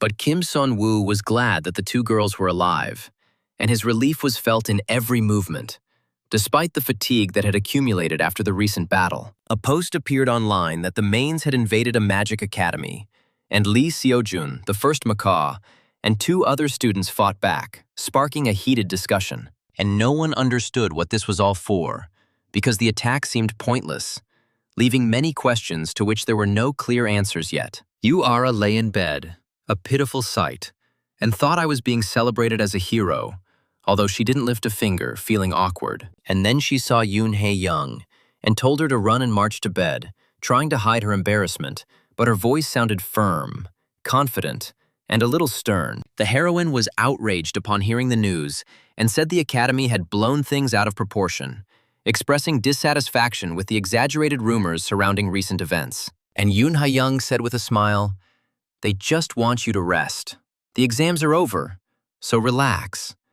And her words sounded soft, homely. Yu-ara admitted that she heard that Yoon Ha-yeon was fighting with the main while the heroine was unconscious, and her voice trembled with surprise and gratitude. The heroine smiled shyly and said that anyone in her place would have done the same, trying to hide her awkwardness, but her voice sounded sincere and calm. When she was alone, someone extended a helping hand to her, and this memory remained deeply imprinted, reminding her of the importance of support. And she wanted to return the good, feeling an inner need to repay in kind, because the care she received had become a meaningful and warm experience for her. And this decision gave her the courage to stand up to Maine, allowing her to overcome the fear that had previously constrained her movements. So when the going gets tough, it's okay to accept help, Appa. And her words were soft, emphasizing the importance of mutual support. The heroine became angry when she heard the word help, and her eyes shone with anger, bringing back old wounds that she tried not to remember. She remembered the burning house, and images of fire flashed before her eyes, destroying everything around, leaving only fear and helplessness. The parents screamed at their sister to take Aru and run, their voices sounding desperate, trying to save at least part of the family from the impending disaster. Back then, the little girl called out to her parents, not understanding what was happening, and her voice was drowned out by the noise of the fire that was consuming the house and hope. But it was too late. The logs of the house collapsed on them, and this moment remained in her memory forever, turning into a heavy and painful recollection. Clutching the blanket, she declared that she didn't need anyone's help, and her voice was filled with pain mixed with stubbornness born of past tragedies. Yoon Ha-young hesitated and said that now she could at least say thank you, her words sounding cautious, as if she was afraid of touching the heroine's old wounds. She added that if Sonu hadn't come to save them, they would already be dead, and her voice trembled, reminding her of the fear she had experienced. Yu-ara was surprised and asked if Kim Sun-woo had saved them, not understanding what her friend was talking about. And her confusion was completely genuine, and the girl called the hero, telling him to tell her everything himself, Sonu. And her gaze expressed anticipation mixed with slight excitement before hearing the truth. The protagonist greeted her and asked how she was feeling. His voice was calm and his gaze remained attentive, assessing the heroine's condition after what she had experienced. He said that he was asked to give something, 5 million won for winning the main, and noted that this amount was her share. The girl raised an eyebrow and asked why he was suddenly giving it to her. and there was a mixture of disbelief and surprise in her voice. She said that it was he, Kim Sun-woo, who killed the main, and her words sounded confident, emphasizing her conviction in the fair distribution of credit. The hero replied that when he arrived, the main was already breathing on his palm, and everything happened thanks to her firepower and the support of Yoon Ha-young, which played a decisive role. Ara jumped out of bed and quietly said that she was ashamed to accept money for other people's merits, since she considered it completely wrong. She asked to split the 5 million with Yoon Ha-young because she believed that such a decision was the most honest and fair option. Blushing deeply, she added that she thanked the hero for saving her and admitted that she felt awkward about her own helplessness. After these words, she abruptly ran out of the room, trying to hide her embarrassment and not let the hero notice her inner agitation. Kim Sun-woo thought for a moment and noted that he had planned to establish a relationship with Ara through Yoon Ha-young, and now he wondered if he had been hasty in his actions. The system announced that the character Ara was interested in the hero and indicated that the interest level was 1 and the reward was 2,000 points. The heroine grinned and thought that she was simply embarrassed by a certain amount of attention, since Ara had always been proud and preferred to hide her emotions. He finally got the chance to open the sail and saw a spatial pocket that could hold up to 30 kilograms. Ara walked down the hallway and thought about Kim Sun-woo, realizing that no one would believe such a blatant lie, even if they really wanted to believe it. She recalled that when she passed out, Main was completely fine and didn't even go berserk, which meant that Kim Sun-woo had defeated him completely single-handedly. The guy, who had neither embodiment nor support, showed talent in all areas, like a genius who surprised everyone. Yoon Ha-yeon's recent successes seemed especially significant, and she understood that they were made possible thanks to the hero's intervention. These achievements were also due to Kim Sun-woo, and the girl gradually realized how great his hidden potential was. The heroine wondered if the hero was so strong, then why did he pretend to be a gray mouse? And why did he prefer to remain in the shadow of those around him? At their age, there was only one reason to hide one's strength, and the girl felt that this reason was connected to difficult experiences from the past. The heroine remembered the terrible faces with red eyes, and an anxiety arose inside her that she had long tried not to remember. The thought that the hero's family could have been killed by these bastards made the girl feel the weight of her own suspicions, which were becoming increasingly gloomy. Outside, a bright and beautiful sunset was visible through the window, and its warm light slightly softened the tense atmosphere around. Kim Sun-woo approached Yoon Ha-young and calmly clarified that she hadn't told anyone about it, as talking too much could have drawn unwanted attention. Yoon Ha-young replied that she did everything as the hero said, because unnecessary attention would only interfere with training, and she did not want to cause problems. She said that the main thing for her was the desire to study her own power, the power capable of destroying mains, and this gave the girl confidence. Compared to the original story, Yoon Ha-yeon awakened the power to destroy the mains a month earlier, and the hero understood how much this would change the events. The hero believed that even though the girl was still inexperienced, if she began to develop her strength now, it would be a huge help in the future battle with the mains Kagol. The protagonist stated that he would create a training plan for the girl, and added that they would work out together to avoid mistakes and speed up progress. Suddenly, the girl carefully grabbed the hero by the sleeve of his sweater and quietly admitted that she was curious to know only one thing that was important to her. Yoon Ha-yeon said that she heard that the hero ran to the training room immediately after the barrier was released and asked if it was related to her. The girl blushed and admitted that both during the exams and during the attack, the hero constantly took care of her. Kim Sun-woo froze in amazement, not expecting to hear such words from a girl who usually tried to hide her emotions. The hero sharply responded that the girl had misunderstood everything and wanted to immediately stop her guesses so as not to create unnecessary misunderstandings between them. He said that he believed in Yoon Ha-yeon's potential, and during the attack, he simply ran to the site of the explosion, and there was no hidden meaning to it. She sighed with a smile and said that she now understood the situation differently, although there was still a slight tension inside that she tried to hide. Kim Sun-woo smirked and asked if the girl was thinking of something else.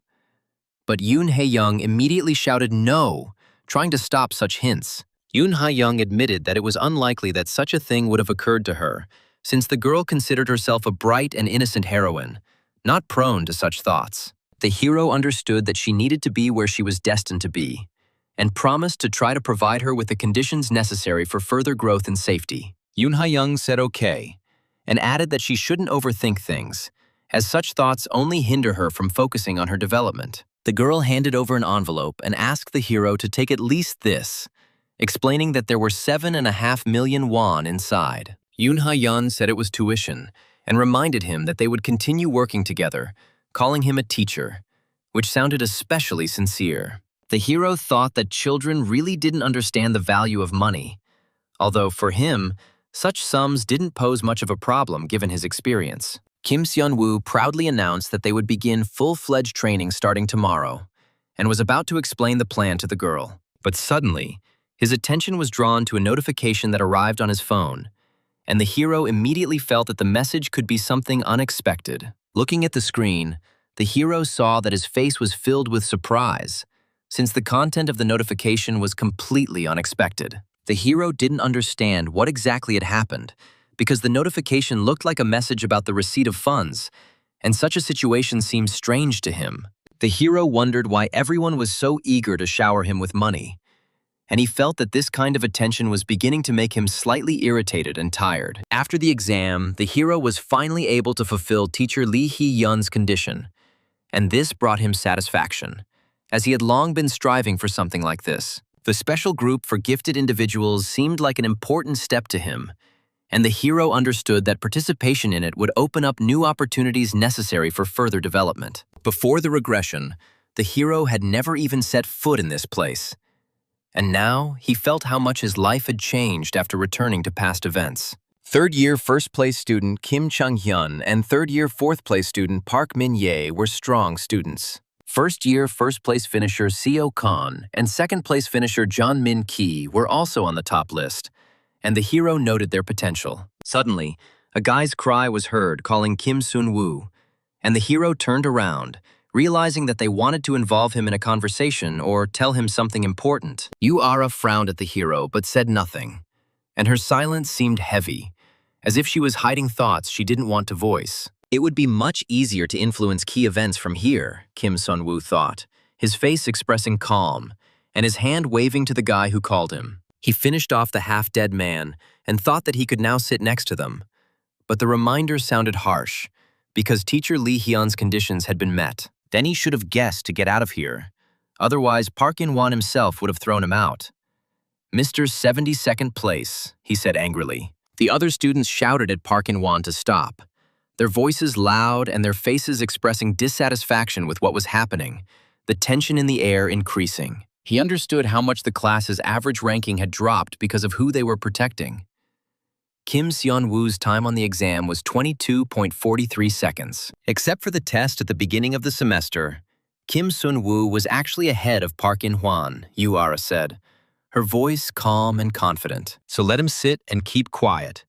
It is Park who is lowering the rating," she said, after which Park's face turned red with anger and resentment. Yu-ara didn't know why she was so worried about this idiot. But Park was thinking. His eyes were doubtful, and his voice was quiet. He didn't think he could do what was asked, Park said, swinging his fist at the boy, his face filled with rage. Kim Seon-woo grabbed Park's fist, stopping the blow. His movements were quick and confident, and his eyes expressed determination and calm. "You need to control yourself," Kim Seon-woo said, his voice sounding firm and his face expressing calm. He wanted to stop the conflict and maintain order. Park responded by cooling down. His voice sounded cold and his eyes expressed irritation. He was not going to give in and continued to maintain tension. Suddenly, someone unexpectedly hit Park on the head. His body swayed, his face distorted in pain. The students around him froze in shock. The attacker then kicked him in the stomach again, and Park flew down the stairs, his body hitting the steps. He fell to the very back of the auditorium and writhed in pain. His breathing became ragged. His hands were shaking.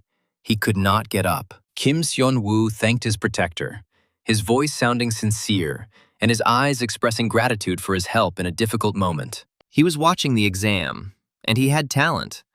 This defender turned out to be a warrior from a special forces unit.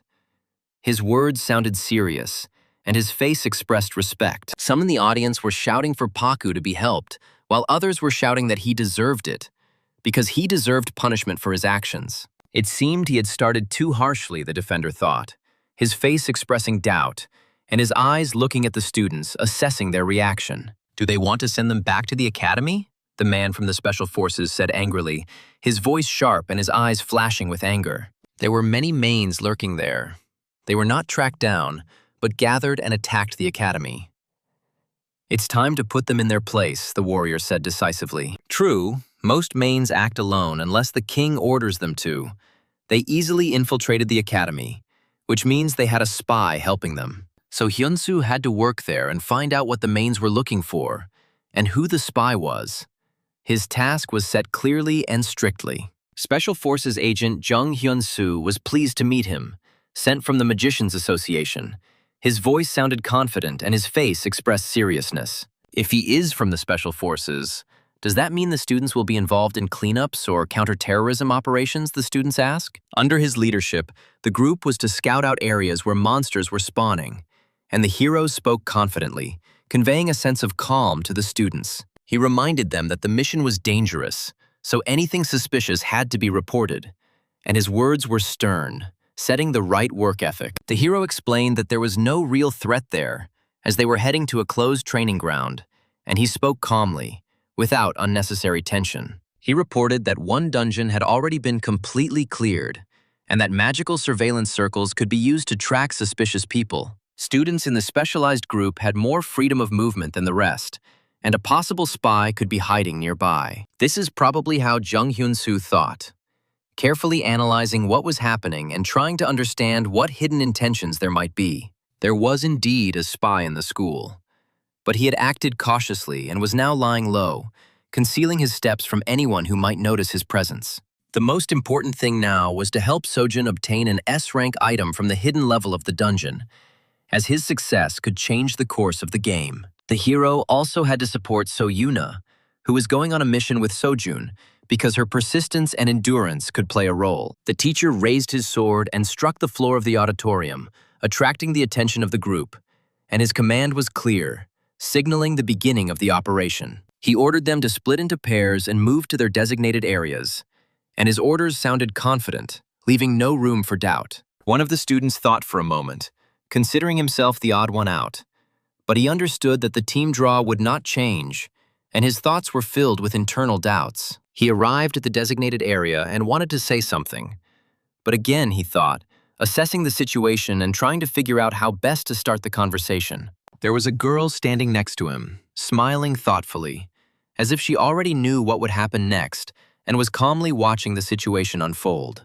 Kim Seon-woo was so upset that he had met this girl, and her mood changed subtly, reflecting the tension between them. The guy thought that many people were trying to get closer to him and allowed himself a slight smile, watching the students who were closely following his actions. These two were different from the others.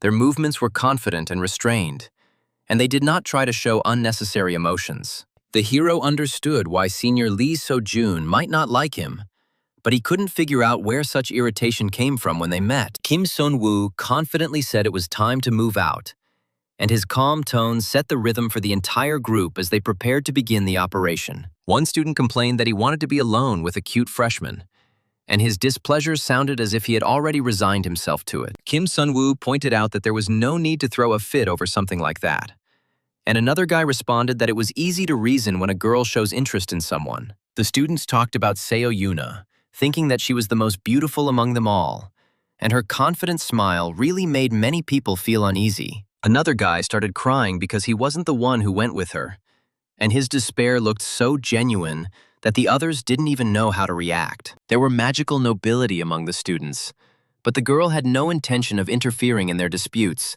and her cold tone made her position clear. So Yuna was different from Yu Ara, and her calmness was combined with an inner strength that was evident in every movement, the man said. The guy, with a broad smile, declared that from now on he would serve the boss faithfully and truly, not retreating at anything on the way to the end. The night sky filtered through the dense treetops, and the protagonist felt the silence of the forest pressing down on him like a foreign, heavy veil of dreams. Everyone around him thought that in any case, it was he, Kim Sun, who was lucky.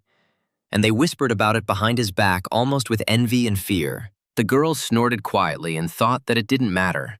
Since they weren't happy with each other, it would be even easier to part without words today and forever. The worst student in the academy suddenly became friends with Sojun, and now he somehow slipped into the special group, causing surprise among all observers. He also trained, perhaps, the worst student in the class, turning her, through effort and patience, into a noticeable member of the special group in the eyes of those around her. His behavior seemed incredibly suspicious, and the protagonist understood that behind such kindness there was certainly a calculating goal. Kim Seon-woo sighed, feeling like a hole was about to be drilled into the back of his head, as a notification came through that Seo Yoon's character was interested in him. He pointed forward and calmly noted that it looked like there really was something there, and suggested that he and the girl check the place out right now. She replied that yes, and decided that whatever he was planning, it would not work on her, because she was cautious from experience. She mentally promised to disrupt his plans and decided that she would not allow the protagonist to use the situation for his own purposes. The protagonist looked at her in surprise, trying to understand what exactly the girl was planning, because her behavior seemed too secretive and alarming to him. He noticed that it was written all over her face that she was planning something, and this made him more wary than usual in such situations. So Yoona was obsessed with the idea of currying favor with Lee Seo-jun in hopes of strengthening her own position.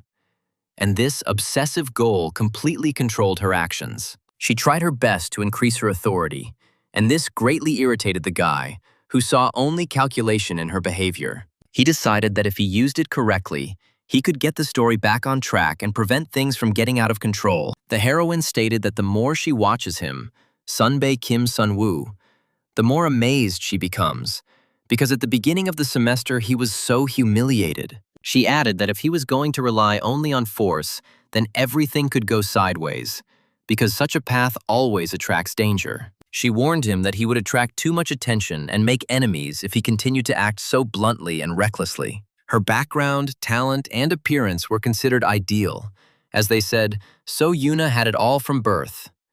But in reality, it was just a facade. Living up to the family standards required considerable effort and determination, as So Yoona understood that any weakness could ruin her image. This was the secret to So Yoona's perfection, who maintained a flawless facade for years while hiding the tension within. Being kind to everyone, but sticking only to those who strengthen her authority became a rule for her, which she observed daily, without allowing herself to deviate. So Yoona's pretense was a survival strategy, as she needed to fit in with the elite to maintain her position and not lose respect. The girl smiled and said that he understood her words perfectly, hinting at the events that had happened today and had noticeably changed their general situation. No one said it out loud, but besides Sunbae Park In-hwan, there were others who didn't want to see him in the special group next to them. There were also those who absolutely did not want to see him in the special group, believing that he was not worthy of such a place and was disrupting the usual order. The protagonist smiled and said that it didn't matter,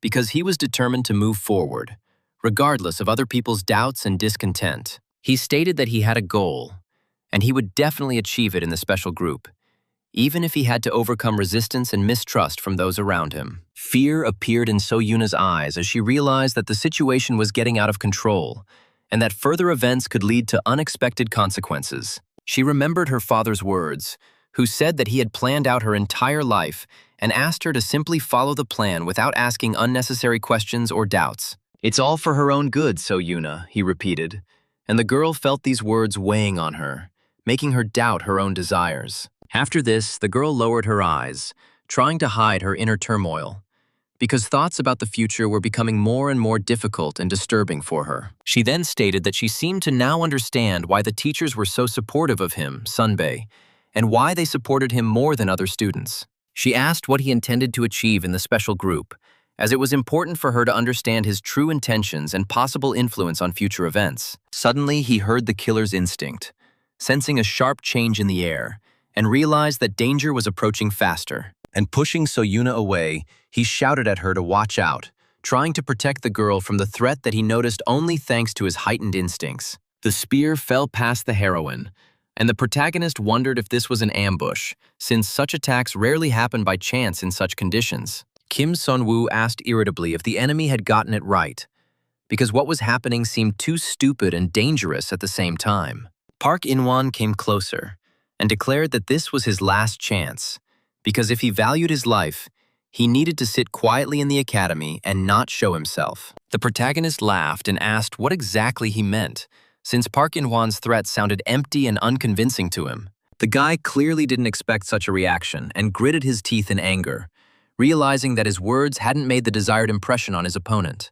And Park shouted at him that otherwise he would die, trying to intimidate the main character, although he understood that he was not inclined to give in to pressure. A black-violet eye appeared in the tree branches, observing what was happening, and the heroes realized that they were being watched with particular interest. It was Yu Ara, who was summoning flames to attack, preparing to intervene in the conflict if the situation got out of hand too quickly. The heroes thought about it, because they knew that this was the captain's order, but they doubted whether there really could be a real spy among these children. The Counterterrorism Task Force and support mage Baek Yejin watched through the eye, observing every movement of the participants in the training area. The soldiers understood that if the main spy was really here, he would try to get in touch, since they had been given free rein to check. They were ordered to report immediately if anyone acted suspiciously or left the training area, as such signals could be important. The woman said she didn't know whether they were spies or not, but she doubted that such behavior could be ignored in such a situation. But these guys are going to kill each other now, the woman thought, watching what was happening, because the tension between them was growing too quickly. His impressive casting speed amazed the observers, and no matter how much of a ghoul he was, he truly deserved 5th place in the rankings through persistence. He understood that if he delayed, he could disrupt the plan. So he tried to act quickly, not allowing the enemy to gain an advantage. So Yuna yelled at Sunbae that if they wanted to fight, they should do it during practice and not cause chaos among the students. She yelled at him, asking if he understood that he was disgracing the academy, and added that Sunbae Park Ivan was also behaving inappropriately in a similar situation. She demanded that they put aside their complexes in front of Sunbae Seojun and Sunbae Sunwoo, because their behavior looked ridiculous and inappropriate. The student became indignant and asked why everyone was on this bastard's side, since he believed that no one noticed or appreciated his own efforts. Suddenly, shouts of "no" were heard, and everyone turned around, realizing that the situation was rapidly getting out of control and required immediate intervention. The woman gasped when she saw that the magic circle was destroyed, as this meant a loss of protection and the possible beginning of much more dangerous events. The soldier stepped forward and said that he had promised not to let the students get hurt, so he had an obligation to intervene even if the situation seemed hopeless. He shouted one last time that he would separate them in return, ordering them to continue monitoring the other areas and call for help at the slightest threat. It was Park In-hwan and Kim Sun-woo who had had a fight today, and with them was Choi So-yuna, the daughter of one of the 5 great families of magicians. She hoped that nothing serious would happen, since such conflicts could lead to consequences that would affect the entire academy. Pak yelled that he should have kept acting like a clown, like he had at the beginning of the semester, because then no one would have taken him seriously. He asked who he thought he was, trying to compete with him, because he believed that Kim Sun-woo had no right to challenge a man of his level. The heroine closed her eyes and whispered that she could no longer block because the tension was growing too quickly and the strength was gradually leaving her exhausted body. Suddenly, she heard a voice ahead, which reminded her that he had told her to move away because it was really dangerous here and the situation was becoming more and more unpredictable. And Kim Sun-woo summoned a magical shield, creating protection around himself and the girl to prevent a possible attack and maintain control over what was happening. Frowning, the guy declared that he would deal with the enemy himself, since he had no intention of allowing anyone to interfere in a fight that he considered his business. Previously, he simply stood and watched Park In-hwan's atrocities, believing that a background character should not interfere with the development of the main plot. He believed that a background character had to remain on the sidelines, since intervention could change the course of events and disrupt the usual order. He was sure that he should not interfere with the plot, but what was happening forced him to reconsider his own beliefs and take a more active stance. But this bastard was just a passing character who appears at the beginning and has no significance in the further development of the plot. The protagonist used the heart of great nature and jumped up from his seat, feeling a surge of strength that allowed him to act faster and more decisively. He moved closer to his opponent, and Puck declared that even the enhancement magic would not help him, trying to hide his own fear behind rudeness. And Kim Seon-woo answered him that if he had any problems, they should be resolved with him and not involve strangers. And grabbing him by the face, he reminded him that involving outsiders was unacceptable, since such actions could lead to serious consequences. Pressing his hand harder, he slammed the guy into the floor, demonstrating superiority and forcing his opponent to realize his own helplessness in this situation. So many cracks appeared behind, because the force of the impact was so great that the ground could not withstand the pressure and split. Fear appeared on the boy's face, as he realized that he no longer had control over what was happening, and was unable to resist the main character's strength. And the main character asked him to name at least one reason why he should spare him, because such actions cannot remain without consequences. Pak fell to his knees and began to cry, and decided that he would not go anywhere, because he understood that resistance was pointless and could lead to an even worse outcome. He said that the protagonist is not always right either, and asked to simply forgive him, hoping to avoid punishment and preserve the remains of his dignity.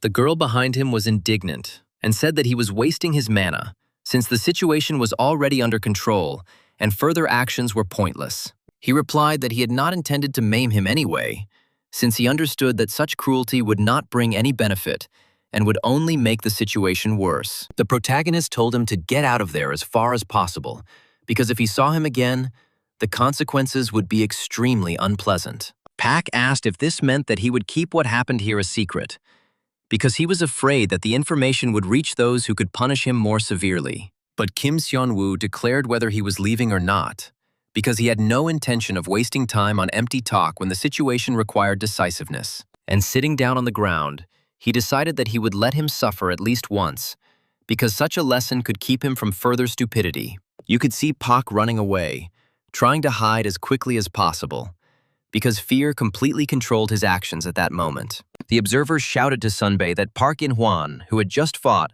was leaving the training ground, and this required an immediate report. One of the soldiers replied that he had received the message and was prepared to pass on the information, since such cases cannot be ignored. From this moment on, the task force's full attention will be focused on him, as his behavior is suspicious and requires careful observation. The guy said that he barely escaped from that bastard Kim Seon-woo, because the collision turned out to be much more dangerous than he initially expected. But there was a man following him, and he wondered why this man had followed him, because such pursuit seemed strange and disturbing. Kim Seon-woo remembered that from now on, all the attention of the task force would be focused on him, and he understood that he had to act more carefully. He didn't want to have much influence on the plot, since any intervention could change the course of events and lead to unpredictable consequences. The girl said that beating Park In-hwan, the 5th-ranked student at the academy, while being in 72nd place, meant that the rankings needed to be revised. She added that if he really wanted to kill her,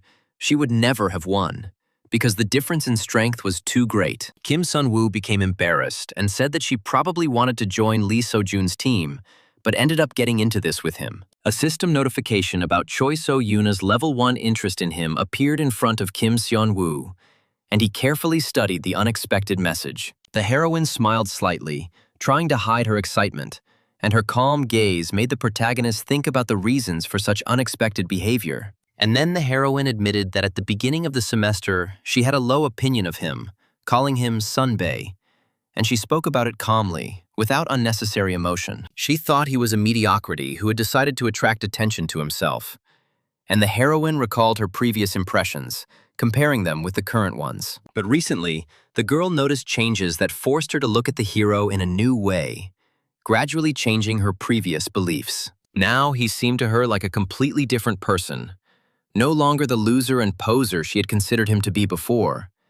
And this surprised her more and more. The protagonist asked if this was true and inquired how she saw him now, trying to understand the meaning of her words and catch the hidden nuances. The girl thought for a moment and said that, in a word, he was interesting. And her voice sounded soft, as if confirming the sincerity of what she said. And the guy realized that his talent as a clown would not go away, although he tried to look more serious than usual, hiding his awkwardness and inner embarrassment. And looking at the starry sky, she suggested continuing their journey, saying that they had rested enough, and asked if the hero could continue walking calmly. Looking at the time, Kim Sun-woo said that it was already late and suggested that they sit a little longer, hoping to prolong the quiet moment with the girl. So-Yuna smiled and said that she needed to find something and show the result so that people like Park In-hwan would no longer dare to humiliate the main character. And suddenly she saw a huge cobra in front of her, and they froze, not understanding where this dangerous creature had come from, disturbing their peaceful evening rest. And then the heroine immediately screamed, frightened by the sudden appearance of the monster, and her voice echoed around, causing everyone to tense up. The boys summoned magic, realizing that it was a training monster, meaning the danger was not mortal, and he had to act quickly. But suddenly the cobra was cut down by light magic, and a bright flash illuminated the space, causing both of them to look around in surprise, searching for whoever had intervened. This made So-Yuna's face blossom.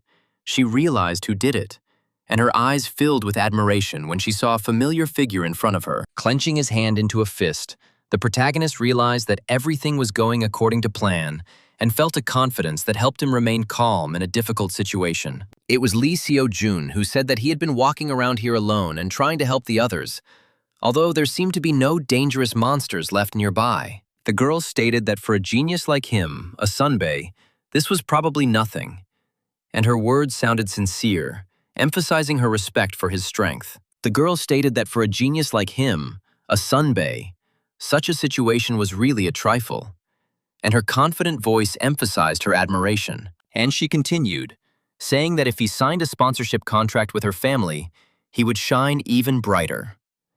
And the guy promised to think about it later. Kim Seon-woo thought about it, because the location and the participants were ideal, and the main thing was that the key event remained unchanged. He knew that if he led Choi Seo-yuna to the dungeon, monsters would appear on the way, and this could change the course of his carefully prepared plan. He had originally planned his route to cross paths with Lee Seo-jun, and he had thought through every detail to make it look natural. Now, all he had to do was point the way, and he shouted to the others to look there, directing their attention in the right direction to continue moving. They were surprised, trying to understand what kind of light it was that suddenly appeared ahead, and carefully approached to examine the source of the glow. So Yuna said that the light was coming from inside the cave, and her voice sounded excited, as if she sensed a hidden danger lurking inside. The protagonist smiled and said that it was very curious because the unknown attracted him, and he offered to check what exactly was hidden inside. A special quest appeared before them, where the training dungeon was listed as inactive, and this caused confusion, because such phenomena rarely happened. A rare phenomenon appeared before them, as a dungeon within a dungeon was considered almost impossible, and the heroes immediately realized that they had encountered something unusual. It turned out to be much more difficult than ordinary dungeons, but if they cleared it, the reward would be much more valuable. And this thought gave the heroes determination. The trial tower was watching them, and the air was filled with mysterious mana, and the hidden floor of the trial tower was also considered a special hidden level. The hidden level appeared in a dungeon that they disabled and modified, and it raised questions. Lee Seo-jun and Choi Seo-yuna had to join forces to defeat the boss, and their teamwork became the key. In this episode, Lee Seo-jun not only receives an S-rank weapon and attracts attention, as a press conference with the Korean genius awaits. The most important thing was something else, because it was here that the mentally matured Choi Seo-yuna became Lee Seo-jun's ally, making a serious decision.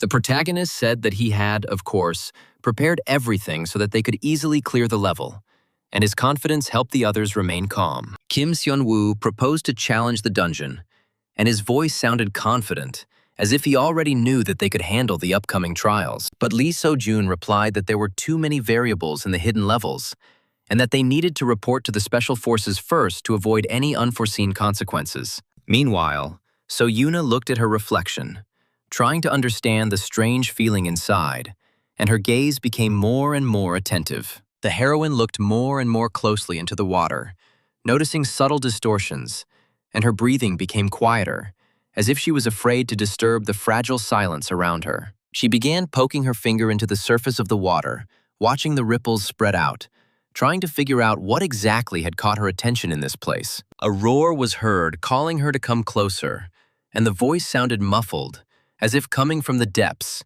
forcing the girl to involuntarily take a step forward. And the voice ordered her to come in, and her body seemed to obey, although her mind resisted, feeling anxiety and an incomprehensible pressure around her. An unpleasant feeling like a cold wave ran through the protagonist's body, and he realized that something dangerous was happening, requiring immediate intervention. They called out to the girl, trying to stop her, but she seemed not to hear, and the tension in the air became more and more palpable. The monster began to smile, and his expression looked frightening, as if he was enjoying what was happening, watching the helplessness of those around him. It was a rank 5 ghost witch, and she grabbed the monster by the neck, demonstrating her strength and complete superiority over it. The guy shouted for the girl to wake up, hoping to reach her, as her consciousness was gradually falling under the control of the dangerous creature. But the witch only giggled, saying that the girl now belonged to her, and her laughter sounded cold,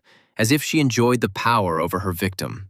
The monster attacked first, and its movement was swift, causing the heroes to instantly tense up, as the situation was becoming more dangerous than they had initially expected. The plot deviated from the original again, and the protagonist realized that events were going differently than he had expected, which complicated further actions. A portal appeared behind them, its flickering light filling the space with anxiety, causing everyone to turn around and try to understand what was happening. Lee So-jun shouted out what was going on around him, his voice tense as he didn't expect to see something like this in the training dungeon. Choi So-yoon was kidnapped by a monster, and the news hit hard, making everyone realize the gravity of the situation and the need to act immediately. Kim Seon-woo declared that they should follow him because they needed to save the girl, and his determination gave the others confidence. He said that if they waited, Choi So-yoon would die, and his words were stern, emphasizing the urgency of what was happening. He explained that this monster could absorb mana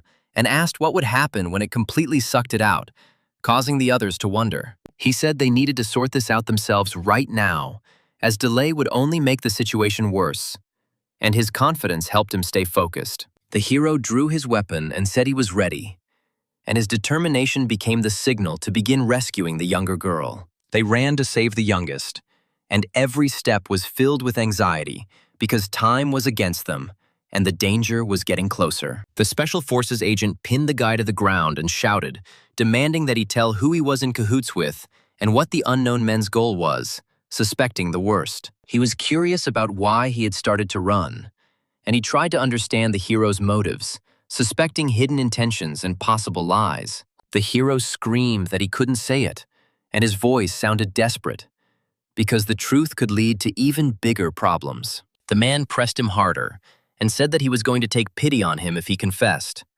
But now everything depended on his will. He stated that Park In-hwan, a second-year student at the Magic Academy and 5th in ranking, was the suspect, and the situation became increasingly complicated. On suspicion of conspiracy with the Mains, he declared him under arrest, and the words sounded cold, like a sentence, leaving no choice. He said into his earpiece that he had detained the suspect and asked Agent Baek Ye-jin to pick him up, emphasizing the seriousness of the situation. But the girl screamed that they had a new problem, and her voice sounded alarmed, because the situation was rapidly getting out of control.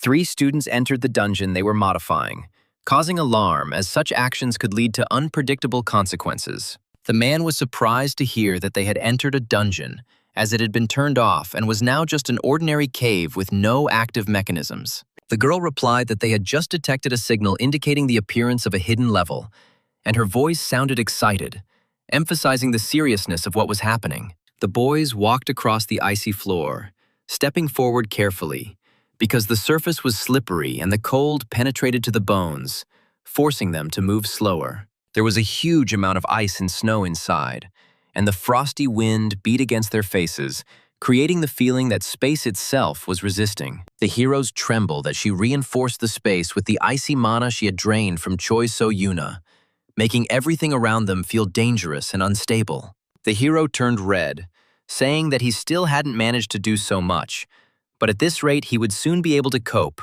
although the situation remained tense. But suddenly a warm coat was thrown over Lee So-jun, and he was surprised, because he did not expect such care, especially at such a dangerous moment. Kim Seon-woo smiled and said to put this on, since it is insulated and it will immediately become easier, showing that he had prepared for the cold conditions in advance. He explained that it was always cold in the hidden levels, so he stocked up on warm clothes, using the spatial pocket for convenient storage. Lee So-jun was surprised by the spatial pocket and asked where he got the money for an artifact worth 100 million. But Kim Sun-woo replied that it was shares. The warm fleece coat increased cold resistance by 20%, a feature that made it especially useful in icy conditions. Suddenly, the guy shouted for them to wait, because Choi So-yuno was in front, and his voice sounded excited, attracting the attention of the others. She waved at them and shouted that she was there, asking for help, and her voice trembled as if she was holding on with all her might. Lee So-jun was delighted, and said that they needed to get her out of here quickly, because staying in such a place was becoming increasingly dangerous. But a cloud of magic flew past the hero, and he felt the air tremble, realizing that the attack was aimed directly at them. The clot hit So-yuna directly, and her body twitched as if something inside was resisting, causing everyone to tense up even more. The girl created an ice shield to protect herself from the blow, and her eyes flashed with a cold light, showing that she was no longer in control of herself. She laughed and said that the hero had a keen sense, calling him a human, and her voice sounded alien, as if the witch was speaking through her. The protagonist stated that she was being controlled by a ghostly witch, and in order to save the girl, they would have to catch the witch, acting as carefully as possible. The witch licked her lips, saying that he had icy mana, and called it a delicacy, as if anticipating the opportunity to absorb even more power. She shouted that once she absorbed this girl, she would gain even more power, and her words sounded threatening. Then she said she would take care of them, and her voice was filled with malice, as if she enjoyed the fear she was causing. Lee Seo-jun drew his lightsaber in preparation for battle, and his determination became evident as he realized there was no other way out. The Phantom Witch was undead, so she was vulnerable to Sojun's light magic. But the situation was complicated by the fact that she was in someone else's body. The guy also began to attack, trying to act carefully because any wrong move could harm the girl under control. He understood that the witch was now in someone else's body, and this made the fight especially dangerous, requiring precision and caution. Choi So-yuno was ranked first in the first-year rankings, and her power made the witch even more dangerous, amplifying every attack. Her main specialty was manifestation, and this ability allowed her to use mana especially effectively, enhancing any technique. The girl's additional specialization was strengthening, which made her body and magic more powerful, making it more difficult to free her from the witch. They can only defend themselves, the students said, their voices filled with anxiety and their faces filled with determination as they prepared for the coming battle against the witch. They rushed up and crossed their swords against each other. Their movements were fast and their eyes sparkled with determination and strength. Their blows were so powerful that sparks and fires flew from their swords. The air was filled with tension, and the earth trembled. The boy rushed towards the witch with all his might for a strong blow, his face expressing determination and his eyes burning with rage. The witch gripped her sword tightly, her hands trembling with tension and her eyes sparkling with determination as she prepared for a mortal fight, after which she began to cast a spell. Her voice was quiet and her hands moved quickly. Magic gathered around, creating a dangerous atmosphere. The boy swung his sword hard but missed. His face expressed despair, and his eyes looked at the witch, who confidently dodged. She jumped back from him. Her movements were quick and precise, her face calm. She was not afraid of his attack. "I can't bring myself to hit the girl," the witch said with a furious grin. Her voice sounded mocking, and her eyes sparkled with contempt. "What pathetic attacks," she repeated, parrying the guy's attack after attack. Her movements were confident, and her face expressed superiority and strength. Sojun and Kim Sun-woo confidently repelled the witch's attacks. Their movements were fast and precise, and their eyes expressed determination and strength to confront the enemy. Quick stance changes, a unique feature of the ice attribute, and synergy with the environment allowed them to enhance their attacks and defend against magic. The boy looked up in frightened surprise. His eyes widened and his heart started beating faster. He didn't expect such a sudden appearance of a threat. An ice block appeared next to him, almost hitting him, its cold glow reflected in the student's eyes, creating a tense atmosphere. They looked in bewilderment at the appearance of ice blocks around them. Their faces expressed alarm, and their breathing became increasingly intermittent. The path was cut off. A circle of ice blocks formed around him, their cold glow restricting his movements, creating the feeling of being completely trapped. "Look at yourselves. They are driven into a corner. There is nowhere to run," said the witch. Her voice sounded mocking, and her eyes sparkled with an evil fire. Everything around was shining with blocks of ice, and the witch's attacks did not stop and came one after another. Her magic was strong and destructive. "Come on, tell me what to do, Kim Sun-woo."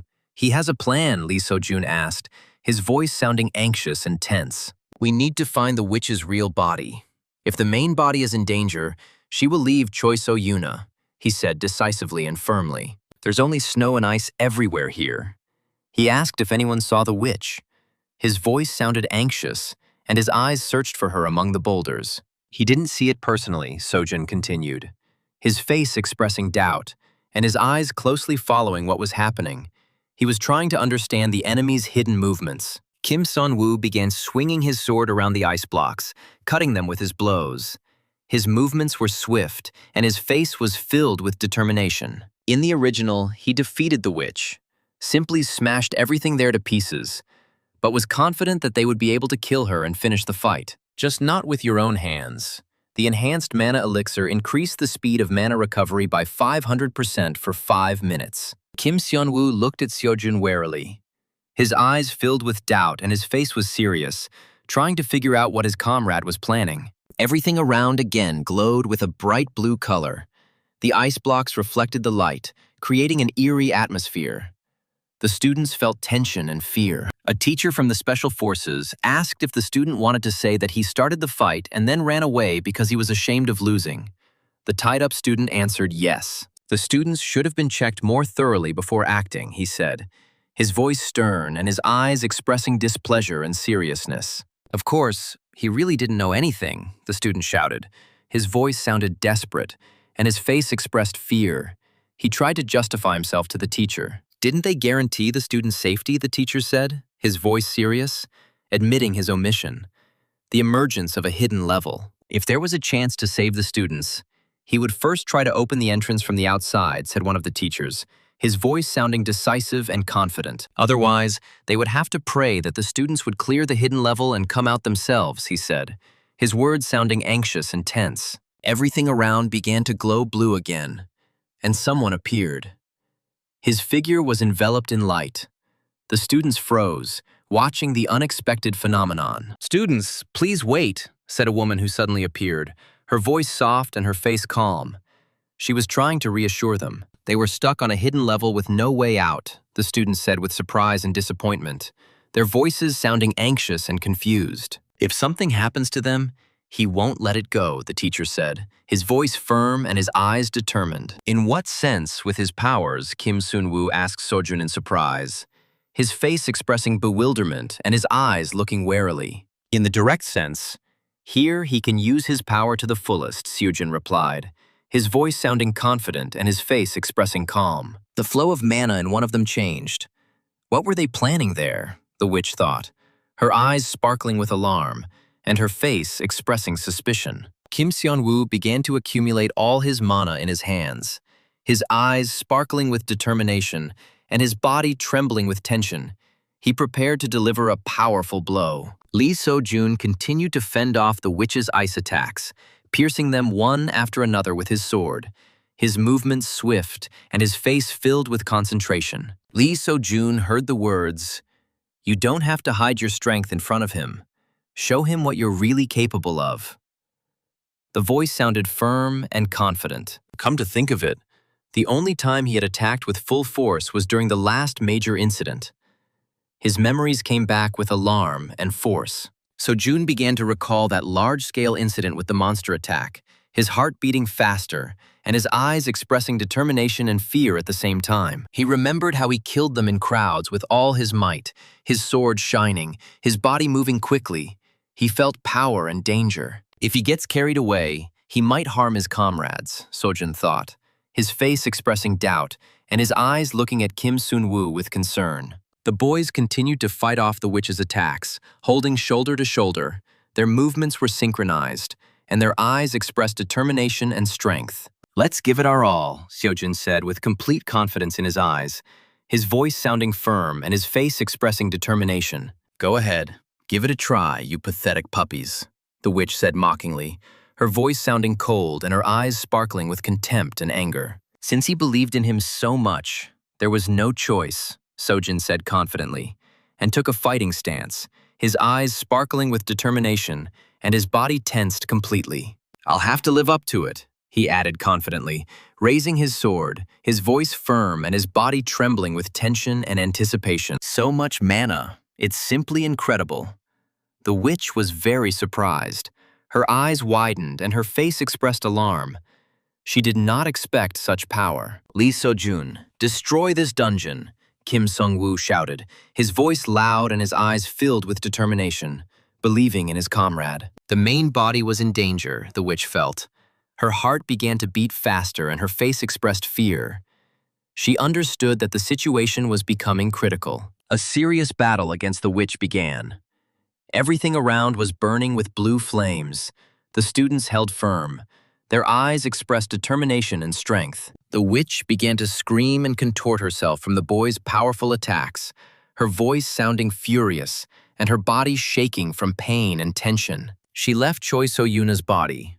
Sojin asked insistently, his voice sounding anxious, his eyes watching what was happening intently. A black and blue flame began to emanate from her body. It enveloped the space, creating an eerie atmosphere. The students froze, watching this phenomenon. She freed herself from the girl's body and rose in her usual witch form, her eyes sparkling with malice and her face expressing rage. "She didn't let them take her vessel," the witch screamed angrily, her voice sounding furious and her eyes sparkling with hatred and despair. "Then the witch will die," Sojun answered her, his voice sounding firm and his face expressing determination. He raised his sword and prepared to attack. The witch's eyes lit up brightly and she screamed furiously in anger, her body trembling, and the magic around her grew stronger with each passing second. The boys began to attack her with all their might. Their blows were super powerful and deadly. Their swords sparkled, and the earth trembled from the tension of the battle. Kim Sun-woo continued to cast his spell more and more intensely, his hands trembling with tension and his eyes sparkling with determination. He was not going to stop. "How are things going?" asked one of the teachers standing near the portal on the other side, his voice calm and his face focused. "The portal analysis is 2% complete. Not even a mosquito could get through here," he said, his words sounding firm, his eyes expressing confidence. "It's a shame, but that's the maximum they could do. No matter how much support they could muster, they wouldn't be able to open it up any wider," the teacher said regretfully. Suddenly, one of the teacher's phones rang. His face expressed surprise, and his eyes looked at the screen. He quickly answered the call. Lee So-jun was in a hidden location, a B-rank dungeon, and was asked a question over the phone. The teacher answered yes, due to his oversight, but added that if they waited, they would come out on their own. "They will come out themselves." What were they talking about? They asked menacingly on the phone. The voice sounded stern, and the face expressed displeasure. The teachers froze, waiting for an answer. The teachers stood there, perplexed, not knowing what to do. They waited to hear what they would say on the phone. His eyes expressed anxiety and confusion. Suddenly, a sharp beam of fire appeared from the sky to the earth. Its radiance blinded the students, the earth trembled, and the air was filled with heat and tension. "No, it's light mana," one of the students answered, her voice sounding surprised and her eyes sparkling. She understood that the situation was becoming serious. Sojun's sword couldn't withstand such a large amount of mana and broke. His face showed despair, and his hands were shaking. He didn't expect such an outcome. The body of the freed girl lay next to the boys, and nearby on the ground there was a long ditch dug from a powerful attack. The earth was split. At the end, a new sword was visible. A blue moon blade of ES rank. Sword type. Description: blade imbued with mystical power containing moonlight. "Take it. It's yours." After all, it was he who made the main contribution to the victory over the Ghost Witch, Kim Seon-woo told him, his voice sounding firm. Kim Sun-woo took off his cloak and covered the girl who lay unconscious, her face pale and her breathing barely audible. Sojun walked up to the new sword and grabbed it tightly in his hand, his eyes sparkling with determination and his heart beating faster with excitement. He took the sword in his hands. The glow was definitely of rank C. His eyes sparkled with determination, and his heart beat faster with excitement. Sojun looked at Kim Sun-woo. He admired his kindness and fairness. His face expressed respect, and his eyes sparkled with gratitude. Kim Sun-woo sat next to the exhausted girl. So Yuna's level was still too low for such battles. Her body looked weak and tired. This was the aftermath of her power being drained while she was under the control of the Ghost Witch. Her eyes showed tiredness and pain. Sojun gathered up all the items from his broken sword that were lying around, his hands shaking and his face showing his determination to save everything. Kim Sun-woo took out some kind of crystal and held it over the girl's body.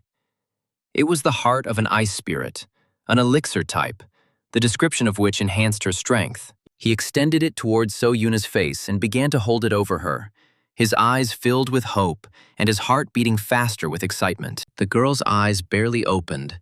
Her breathing was weak, and her face expressed fatigue. She tried to understand what was happening around her. The boys looked at her with hope, standing above her, their eyes sparkling with determination and their faces expressing anticipation. They believed in her strength. Why were they all staring at her like that? The girl suddenly jumped up and screamed. Her voice sounded loud, and her eyes expressed irritation and surprise. She really came to her senses and is now full of energy. The guys began to talk jokingly. Their faces expressed joy, and their eyes sparkled with a cheerful light. "Where is she anyway?" the girl asked in great surprise, rising from the floor, her eyes widening and her voice sounding anxious and confused. It would take a long time to explain. "It's a hidden location," they answered. Their voices sounded calm, and their faces expressed seriousness. They tried to calm her down. She was kidnapped by the local boss, and Lee So-jun defeated him. Kim Sun-woo continued to joke, his voice sounding cheerful and his eyes sparkling. So Yuna looked at them and couldn't believe what was happening. Her eyes grew larger and her face expressed great surprise. Suddenly, a portal appeared in front of them, its glow blinding the students, the air filled with magic, and the earth trembled with tension and power. So Yuna jumped up abruptly from this. They were very happy with this portal. It was beautiful. Its light was reflected in their eyes. Wait, before they go out, Sojun told them and extended his hands towards them, his voice sounding serious and his face expressing determination. He was severely depleted of mana. He couldn't get up on his own and asked his friends to help him get up. He lay there and smiled. They stood and looked at him, their eyes expressing anxiety and hope, and their faces were serious. They understood the importance of the moment. There was a smile on his face. It expressed joy and relief. His eyes sparkled and his heart beat faster. He felt victory and peace. They pulled Sojun to his feet and took him by the arms, their faces filled with concern and their eyes sparkling with determination to support their comrade. This time, he had timed the elixir's action perfectly, Kim Sun-woo thought with a smile, his voice confident and his face filled with joy. The three of them walked slowly towards the portal. Their steps were heavy, but their eyes expressed hope. They knew that they would soon come out. Kim Sun-woo's face was pleased and confident. He was happy with the result. His eyes sparkled with joy, and his heart was filled with pride. So Yuna's face also expressed pleasure and a little embarrassment. Her eyes sparkled and her heart beat faster. She was happy about the victory and salvation. They slowly carried the mana-exhausted Sojun towards the portal, their faces filled with determination and their eyes sparkling with hope and strength. The main characters emerged from the portal, where they were already met by the other students.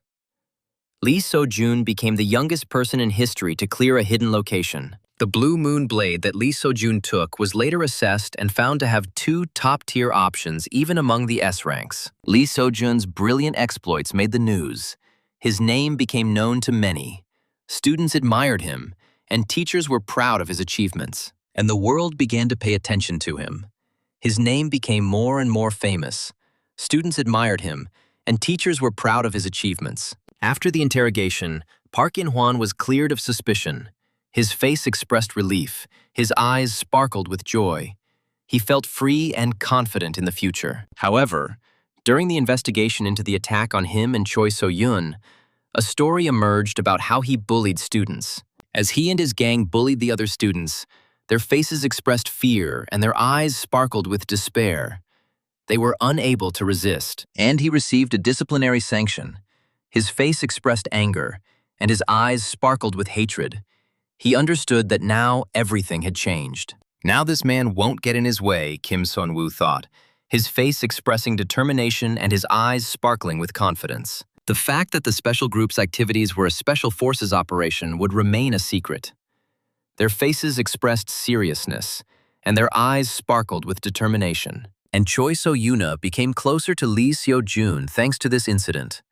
Their faces expressed joy, and their eyes sparkled with warmth and trust. They began to spend more and more time together. Their steps were light. Their faces expressed happiness. They enjoyed every moment. It was a bit tiring to calm Yoon Hae-young down, So-jun thought, his face showing weariness but his eyes sparkling with determination. He understood her importance. So Yoona approached Kim Sung, her demeanor awkward and embarrassed, her eyes sparkling, and her face expressing a mixture of anxiety and joy. She learned something interesting from Seo-jun Sr. and wanted to thank him, the girl said, her voice soft and her face embarrassed. Kim Son-woo was very surprised by this. His eyes widened and his face expressed bewilderment.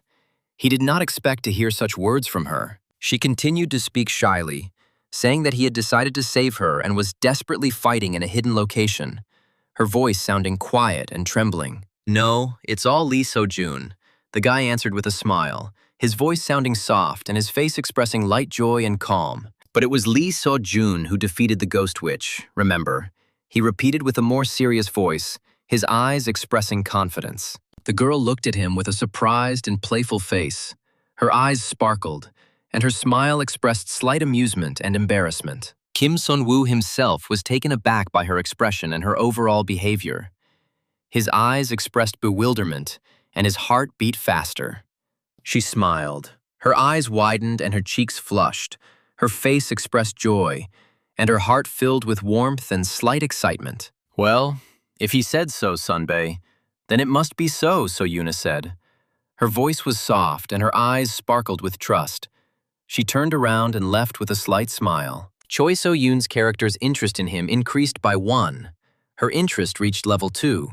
The reward was 2,000 points, which surprised the students. Kim Seon-woo watched her go, lost in thought, his face tense and his eyes sparkling with confusion as he tried to understand what was happening. A girl with purple hair ran past. Her steps were quick and her face expressed determination.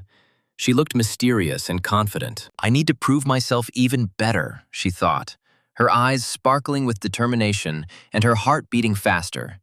She wanted to prove her strength. Jung-min Ki went to the gym to work out. His steps were confident and his face expressed determination. He wanted to become stronger and more resilient. He was pleased with himself. His eyes sparkled with joy and his face expressed confidence. He felt that his efforts were bringing results and strength. Because he stuck by Lee So-jun the whole time, he earned a lot of points. His face showed joy, and his eyes sparkled with gratitude. And he bought a new trait, the secret of evolution and adaptation. His voice sounded confident.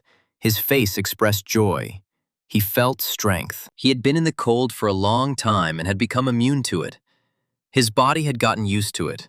His eyes expressed calm. He felt confident. He was in a dark room for a long time and began to see in the dark. His eyes sparkled, and his face expressed determination. He felt strength. In the original story, it would have gone to Jung-min Ki, who came in second place.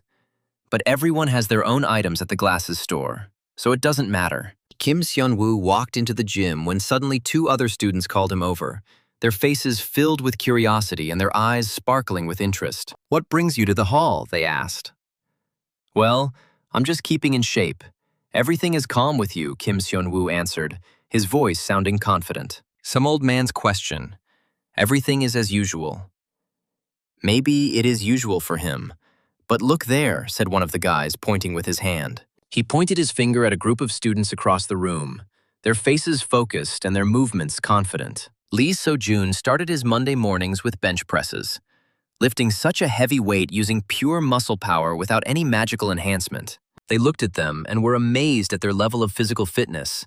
Their eyes sparkled with admiration, and their faces expressed slight bewilderment and joy. Yu Ara was practicing fire magic outside, her hands moving quickly and her eyes sparkling with determination.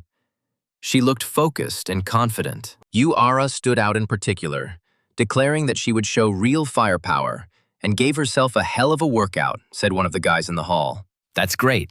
Tell her to keep up the good work. Yu Ara works better when she has a goal in front of her.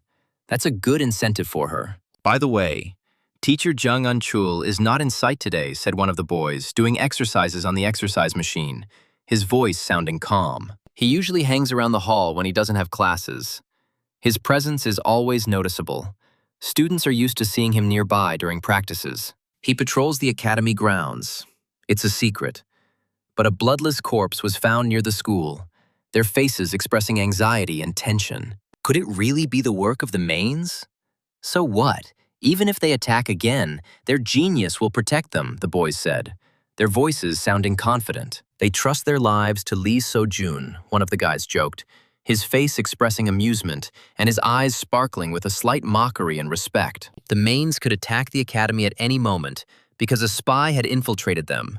Their faces expressed alarm and their eyes sparkled with caution. Suddenly, the same purple-haired girl who had been jogging entered the room, her steps confident and her gaze focused. Her hair shimmered brightly with a purple sheen, creating an unusual glow.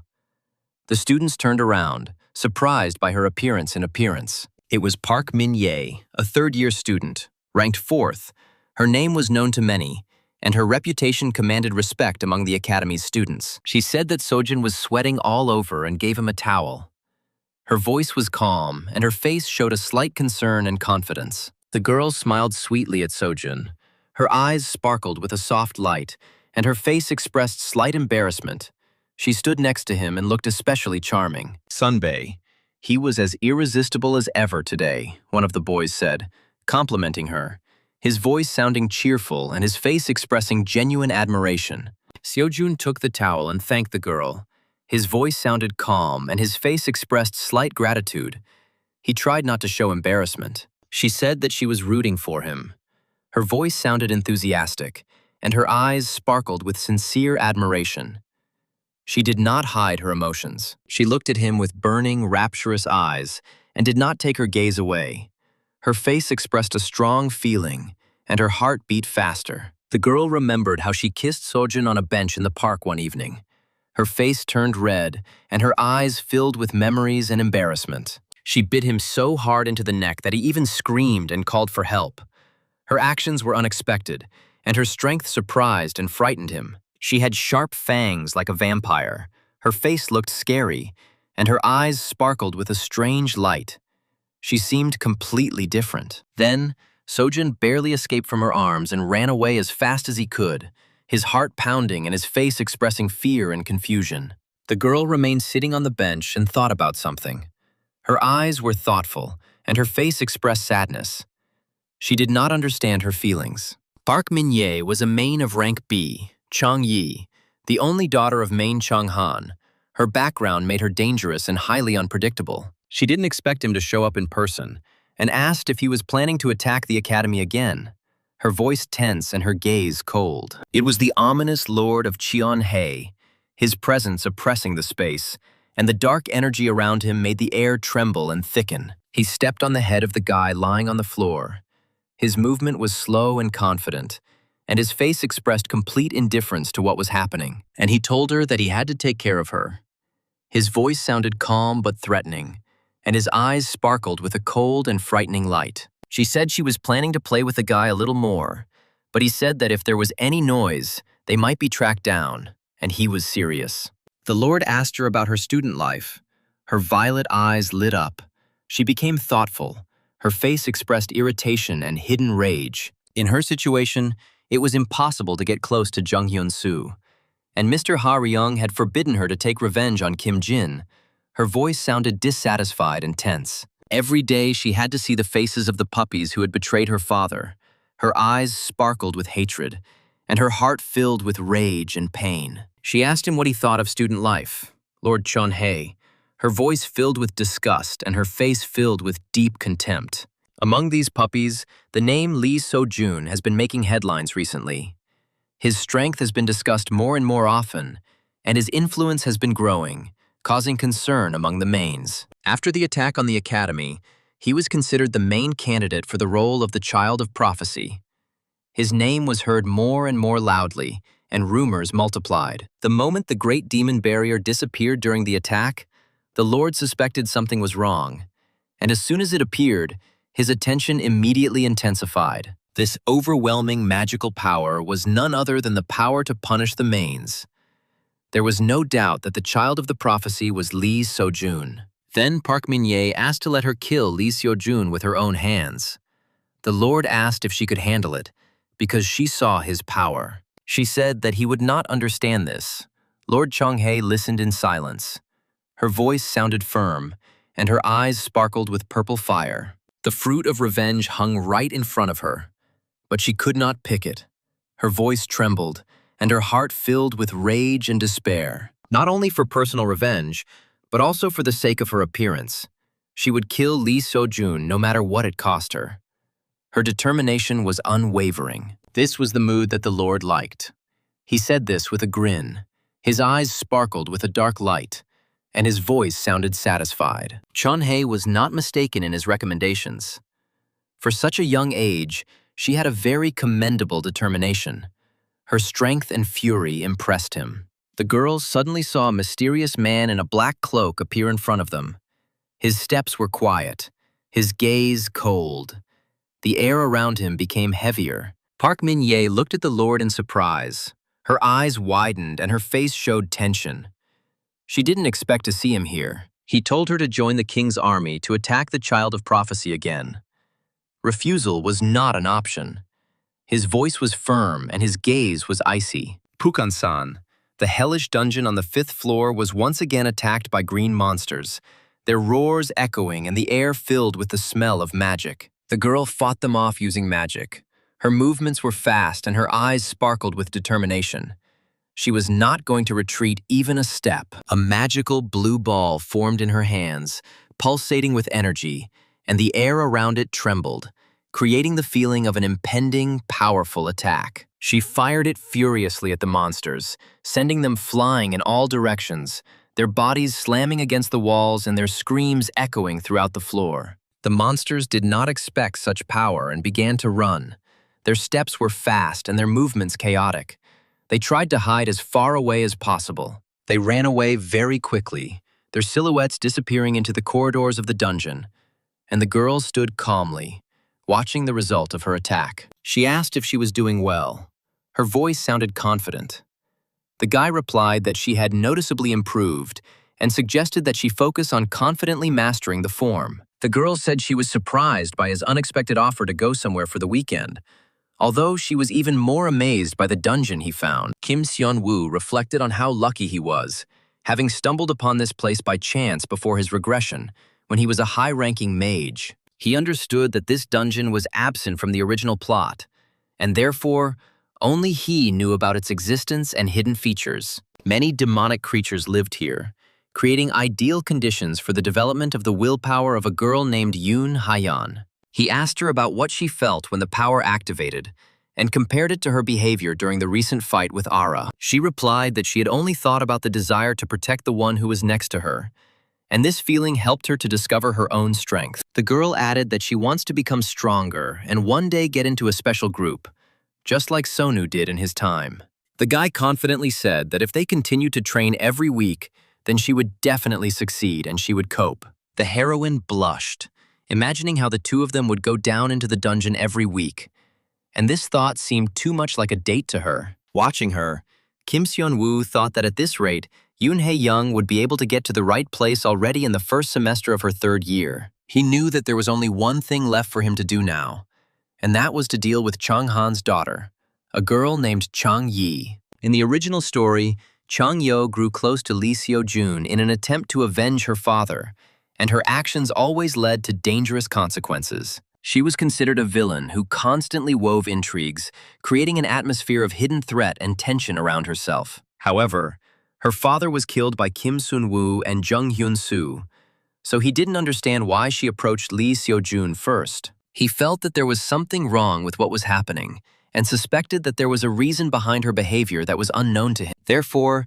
he decided to act in advance, before the girl had time to harm anyone or change the course of events in an unpredictable direction. He was determined to strike first, so as not to give Chang Yi the opportunity to ruin his carefully crafted plan. A girl approached him and thoughtfully said the name Kim Seon-woo, mentioning that she had heard about the recent incident with the hidden level. She said she had been given information about his intention to speak to her, and her voice sounded wary and reserved. Kim Sun-woo replied that the matter was indeed important, and his expression remained serious, as if he was preparing to tackle a difficult task. He understood that the method he had chosen was the only way to get closer to Chang Yi, even though the situation itself seemed unpleasant to him. He handed her the box and spoke words that were meant to create a feeling of trust, although inwardly he doubted the success of his plan. He believed that confession would help them remain alone, and he hoped that this would allow him to direct events in the right direction. The system reported that Chang Yi's character was disgusted by him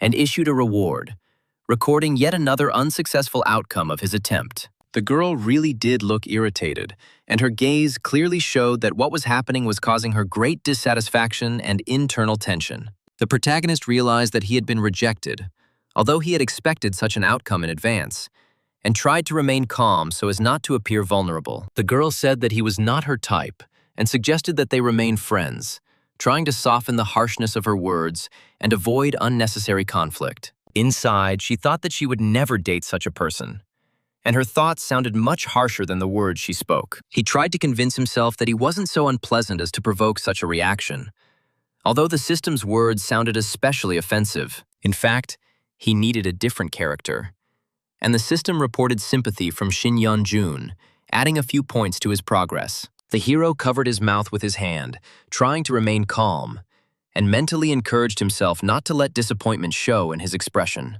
Shin Yeon-jun put his hand on his shoulder and said that he hadn't intended to eavesdrop, but was simply heading to practice as usual. He added that Sunbae Park Min-ye deserves respect because she doesn't like unnecessary attention and prefers to stay out of the conversation. The hero then asked Shin Yeon-jun why he hadn't yet started preparing his report on the classical theory of magic, even though the deadline had long since passed. He sighed and admitted that he was doing well in practice, but the theory just couldn't fit in his head, no matter how hard he tried. Shin Yeon-jun visibly perked up when he heard the offer of help, and asked again if it was really possible, as if he couldn't believe his own luck. The protagonist said that he agreed to help, but only on one condition, which was related to his constant activity on the school forum. At this time, students in the cafeteria were discussing a recent post, trying to figure out whether it was really his author, and whispers were spreading throughout the hall. They said he was at the bottom of the charts and wasn't getting any attention, so he was doing weird things to stand out. The system reported that 247 people were interested in him and issued a reward, recording the growing interest in his actions. An image of a character resembling him appeared on his phone, along with a message warning him not to approach third-year student Park Min-ye. It was also written there that the first beauty of the academy, Park Min-ye, now belongs to Kim Sung, a second-year student from Group Ya. The teachers watched the proceedings and chuckled, commenting on how modern children declare their love in unusual ways and marveling at their courage. Song Yuna sat in the library, giggling quietly as she watched the rumors spread and the reactions of those around her. Ara said in a stern voice that situations like this required caution and expressed dissatisfaction with how quickly the attention on Sun was growing. Yoon Ha-young worriedly asked if Sun-woo would be okay, and was worried that what was happening might affect his position at the academy. This time, it wasn't Kim Seon-woo who did the deed, and the situation developed differently than he expected, which made him wary. It was another guy who decided to intervene, even though his involvement was not part of the original plan and created new complications. He whispered that he had published everything as he had been asked,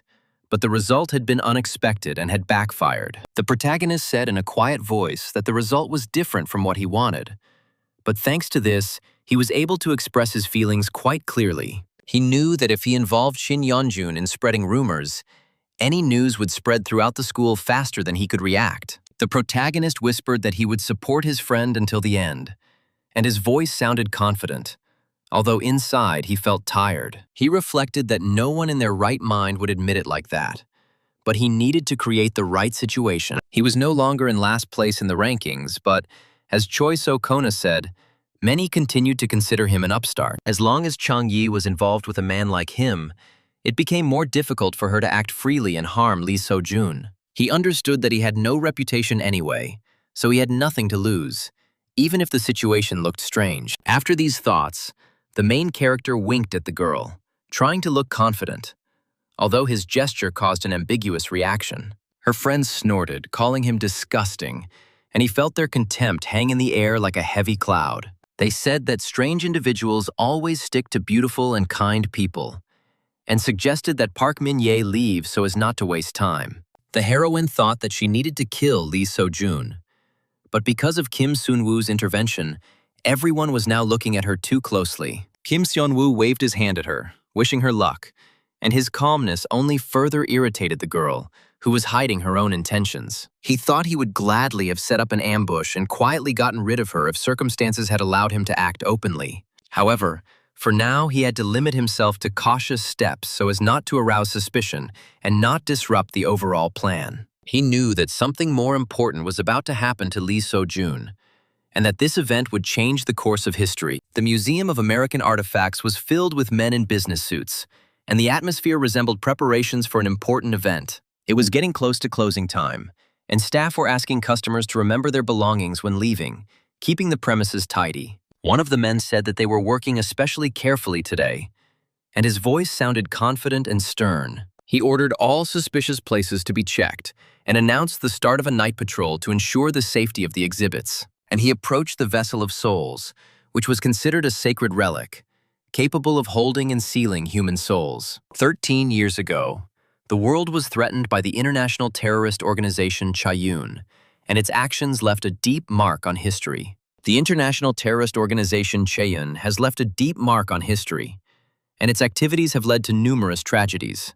After a fierce battle, the chairman of the Magic Association, Kim Jin-chol, managed to stop them and killed the leader, Jin Jong-woo, ending the dangerous confrontation. The trophy from that battle, the Soul Vessel, was donated to the Museum of American Artifacts, where it was kept as a rare and significant relic. A voice came from behind, speaking of a sacred relic, and the man turned around, trying to figure out who had approached. The girl approached slowly, saying that the vessel was the main exhibit of the museum, and her gaze was riveted to the shining surface of the artifact. The man thought for a moment and said that she probably hadn't heard the closing announcement since the exit was on the other side. The heroine replied that she wanted to see the relic up close because it was shrouded in mystery, and its beauty should not be hidden in a locked display case. She said that the relic was as dangerous as it was beautiful, and therefore it should be guarded by people who could bear the responsibility. She added that the power of secrecy should serve the common good, and her voice sounded confident, as if she were speaking a long-learned truth. The girl beamed with anger, saying that the man was mistaken and asserting that the magical association was only seeking to appropriate the relic for itself. She said that great power must serve a great purpose, and claimed that the magical association only sought to appropriate the relic. The man called security and demanded that the girl be removed immediately, considering her behavior dangerous and disruptive to the order in the museum. However, he was suddenly thrown to the floor, and he did not have time to understand who exactly intervened, since everything happened too quickly. A thug approached them, saying that the guards were too weak and offering to bring someone stronger. The man didn't understand how this was possible, since all the museum employees were high-ranking magicians and considered experienced specialists. The security system remained silent, and he wondered why it didn't react, even though the situation had gone too far. The heroine became indignant and said that they had only agreed to intimidate the man and take the thing, and asked why the plan had been changed. The man fell to the floor, not realizing when the girl had managed to approach, and felt fear gradually taking over him. He stuttered as he tried to ask who they were, his voice shaking as he tried to maintain some dignity. And he said that they had taken their god away from them, but their will could not be broken. And his words sounded like a desperate attempt at resistance. The heroine asked in surprise if they really were pathetic terrorists, her voice full of contempt. Then she said that they would pay for insulting their king and her gaze became cold and hard. The man shouted out the name of the Chayun organization, as if hoping that someone would hear him and come to his aid. Flashes of light were visible outside the window, illuminating the city and creating a sense of impending disaster. These flashes pierced the entire city, and people began to notice what was happening, without understanding what exactly caused it. A second later, the lights went out throughout the area and the streets were plunged into darkness, causing alarm among residents. A message appeared on the phone saying that the connection had been lost, and this only increased the sense of impending danger. Everyone around noticed the sudden change, and a tension hung in the air, as if the city was holding its breath. Television reports have suggested that the Chayun cult, which was thought to be extinct,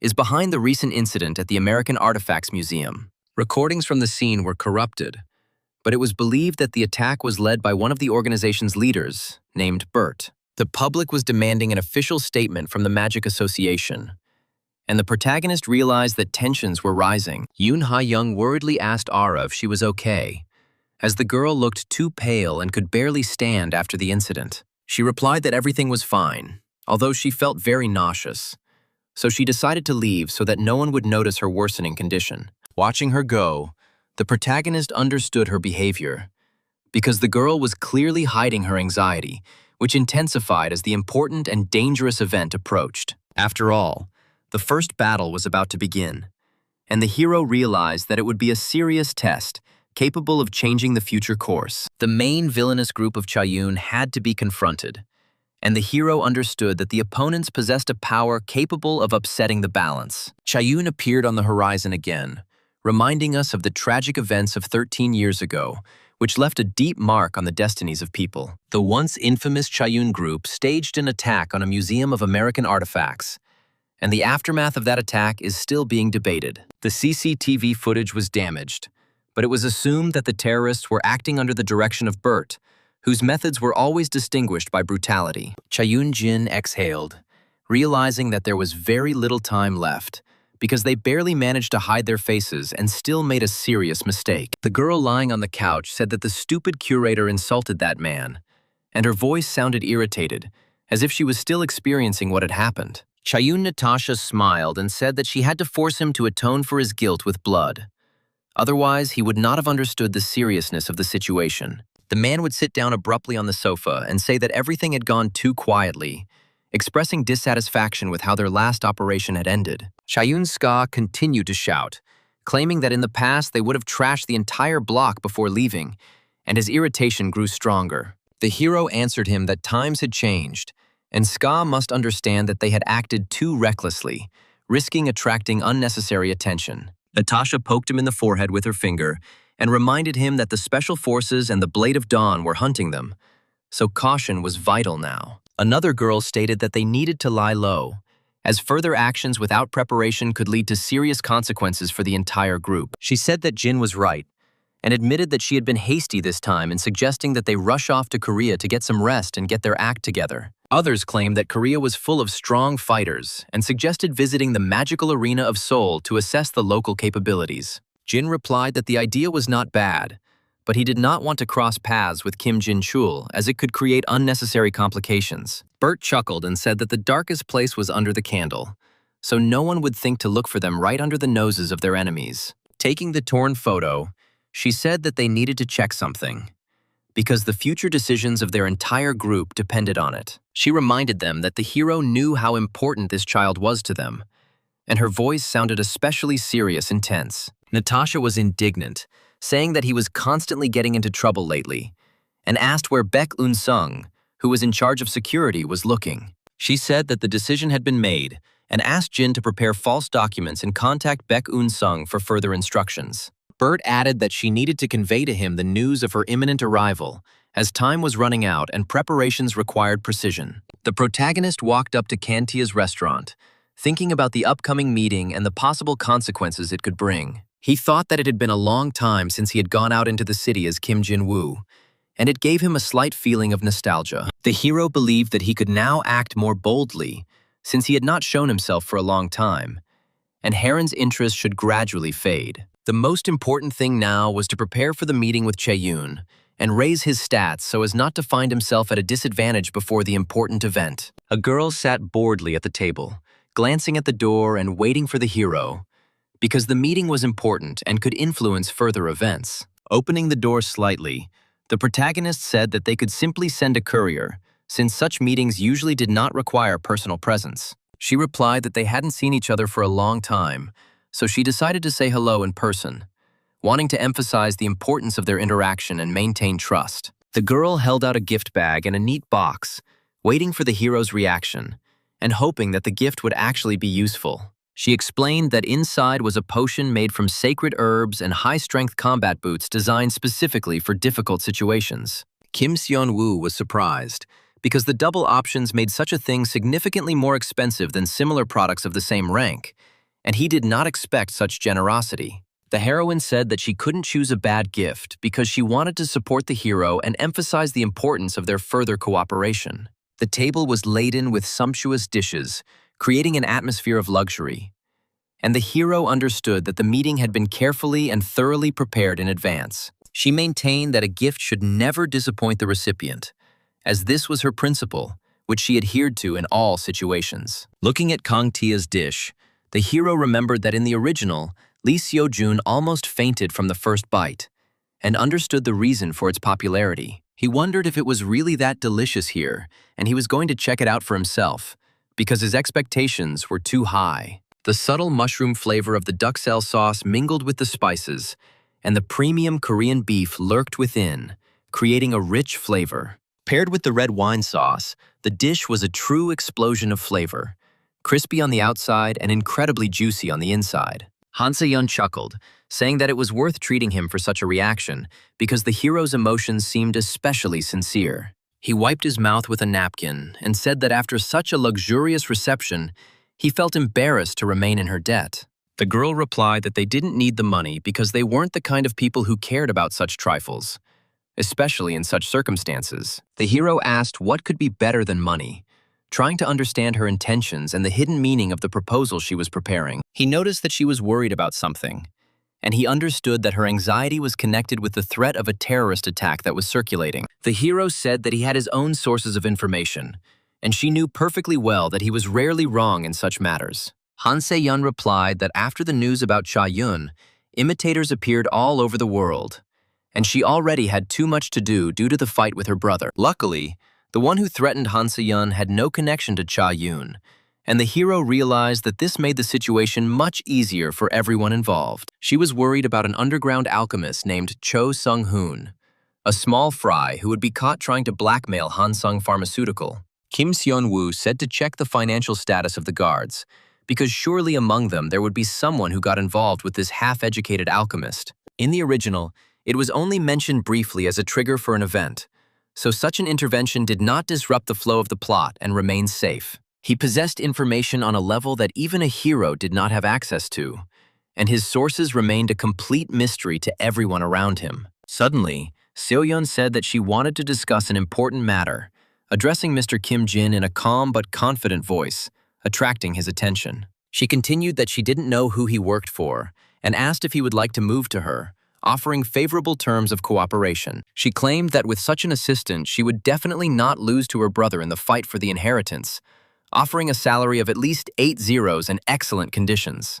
The hero said that he was not doing this for the money, and his desire to help the lady was absolutely sincere, requiring no additional reward. She smiled and said that it would be boring if he agreed right away, because she expected a more interesting reaction to her proposal. She suggested having dinner again sometime, promising that next time she would make him an offer he definitely couldn't refuse. He replied that he would wait with impatience, realizing that such a meeting could prove important for future events and their interaction. Han Se-yeon's offer seemed tempting, but the hero knew that accepting it would remove him from Lee Seo-jun's storyline, which was undesirable. The active effect, Airwalk, allowed one to walk on air for 5 seconds after infusing the boots with mana, with a 2-minute cooldown. It turned out that they had as many as 3 properties, and the hero was surprised at how successful the hidden level item he had found turned out to be. He considered it fortunate that something so useful had been found on a hidden level, since such finds were rare and always brought benefits. His boots glowed brightly as they filled with mana, and the hero felt the power gradually spread through the material, amplifying every movement. He instantly accelerated, feeling lightness in his body, and understood that the new abilities significantly expanded his capabilities in combat and training. The protagonist literally ran across the sky, experiencing an unusual feeling of freedom, since such a technique was inaccessible to most magicians. Finally, he would fall onto the roof and sigh, realizing that he needed a little practice to fully master his new ability. He sighed and said that he needed a little practice, because the new ability required precision and confidence. The couple was taking a course in magical law, and the teacher reminded them that the students were supposed to be doing a research project in pairs by the following week. In this regard, he emphasized the need to assign responsibilities in advance so that the work is of high quality and meets requirements. The boy woke up shouting that they should at least extend the deadline, since the task seemed too large and required a significant amount of effort. They were told that there would be no concessions, since discipline and responsibility are an important part of the training and preparation of future magicians. Kim Seon-woo thought that he should be able to handle the privilege of being an outsider in one day, and then rest peacefully without overburdening himself with unnecessary things. All he had to do was find a suitable partner, since the quality of the research and the speed of completing the task depended on the choice of partner. Yu Ara approached him and said that Kim Sun-woo should join her, offering cooperation in a confident and calm tone. The other students were outraged, claiming that Yu Ara had taken over Kim Sun-woo, as the top students had decided to band together and take all the credit for themselves. She angrily asked what the difference was, since the choice of partner was free, and everyone could act as they saw fit. The others sighed and said that whoever got there first ate it, admitting that there was no point in arguing and the decision had been made. She asked the guy if he had anything against it, waiting for his answer and carefully watching his reaction. He replied that he didn't have one, but he didn't understand why Yu Ara suddenly started talking to him, since she hadn't shown such interest before. As she was leaving, the girl told him to find her after class, as she would be at the training arena and waiting for him to discuss it. The hero thought that this was even appropriate, since he was still planning to take a closer look at Yu Ara and understand her true intentions. She pinned him against the wall and asked him what he was talking about, claiming that he was hiding something and needed to explain himself. She warned that it was useless to deny it, because she knew who he really was and was not going to back down from her suspicions. He didn't understand what was happening, because the situation seemed strange, and he didn't expect such a conversation from her. Many possibilities ran through Kim Seon-woo's mind, and he tried to figure out what exactly she was talking about, and what made her suspect him. Yu Ara claimed that on the first day of school, he casually blurted out facts about her personal life, which looked suspicious. It was then that she first suspected something was wrong, since such knowledge could not be obtained by chance, and her wariness only grew stronger. She said that, like her, he was affected by Chayun's attack, and that he too was a victim, which explained her interest in him. 13 years ago, the Chayun hunted prestigious families of magicians and minor clans, seeking to seize the power of the mystery and strengthen their influence. Yu Ara belonged to one of the 5 great magical houses, and her line fell at the hands of the Chayun, who stole their treasure. She decided to become stronger in order to take personal revenge on the Chayun, becoming strong enough to kill them without hesitation or regret. For 13 years, she mercilessly tormented herself with training, striving to reach the level that would allow her to fulfill her long-standing vow of revenge. But Kim Seon-woo didn't understand why she assumed that he was also Cha-yun's victim, since he hadn't given her any reason to draw such conclusions. Yu Ara said that vague suspicions arose during the midterms, and yesterday she was finally convinced that she was right. When everyone was shocked by the news, only he remained calm, as if he had been expecting Cha-yun's return in advance and was ready for it. She claimed that his reaction seemed too confident, as if he had known about what was happening for a long time, and this further strengthened her suspicions. She knew this feeling better than anyone else, because the pain she had experienced came back again, reminding her of the past and making her shrink inside from the memories. At first she was shocked, but at the same time she felt relieved, because long years of waiting finally gave her the opportunity to breathe a sigh of relief. Yu Ara obsessively declared that the chance to take revenge on them had finally arrived, her voice trembling with the rage accumulated over long years of suffering. But the protagonist asked her not to rush to conclusions, because he understood that such decisions required caution and cold calculation, not emotion. After all, Chayun was a terrorist group made up of S-rank mages, and with their current levels, they simply wouldn't be able to resist. The girl screamed at him not to dare compare them, because her pain was too deep, and rage had long become part of her character. There were tens of thousands of Chayun's victims in the world, and she claimed that he too must have lost something truly precious because of them. Yu Ara continued to say that no one could understand this pain, because she carried it inside for many years, finding no consolation. She had lived with this pain for the last 13 years, and each memory only strengthened her determination to finish what she had started. Suddenly, she saw blood on the guy's sleeve, and he thought that now he'd definitely hit the nail on the head, because he couldn't hide it anymore. Kim Seon-woo began to justify himself, saying that it was not the scar she thought it was, because he did not want Yu Ara to draw the wrong conclusions. The system announced that Yu Ara's character felt sorry for him, and the reward was 1,000 points, which became unexpected and a little awkward. The girl said that she could tell which wounds were inflicted by her own hand and which were not,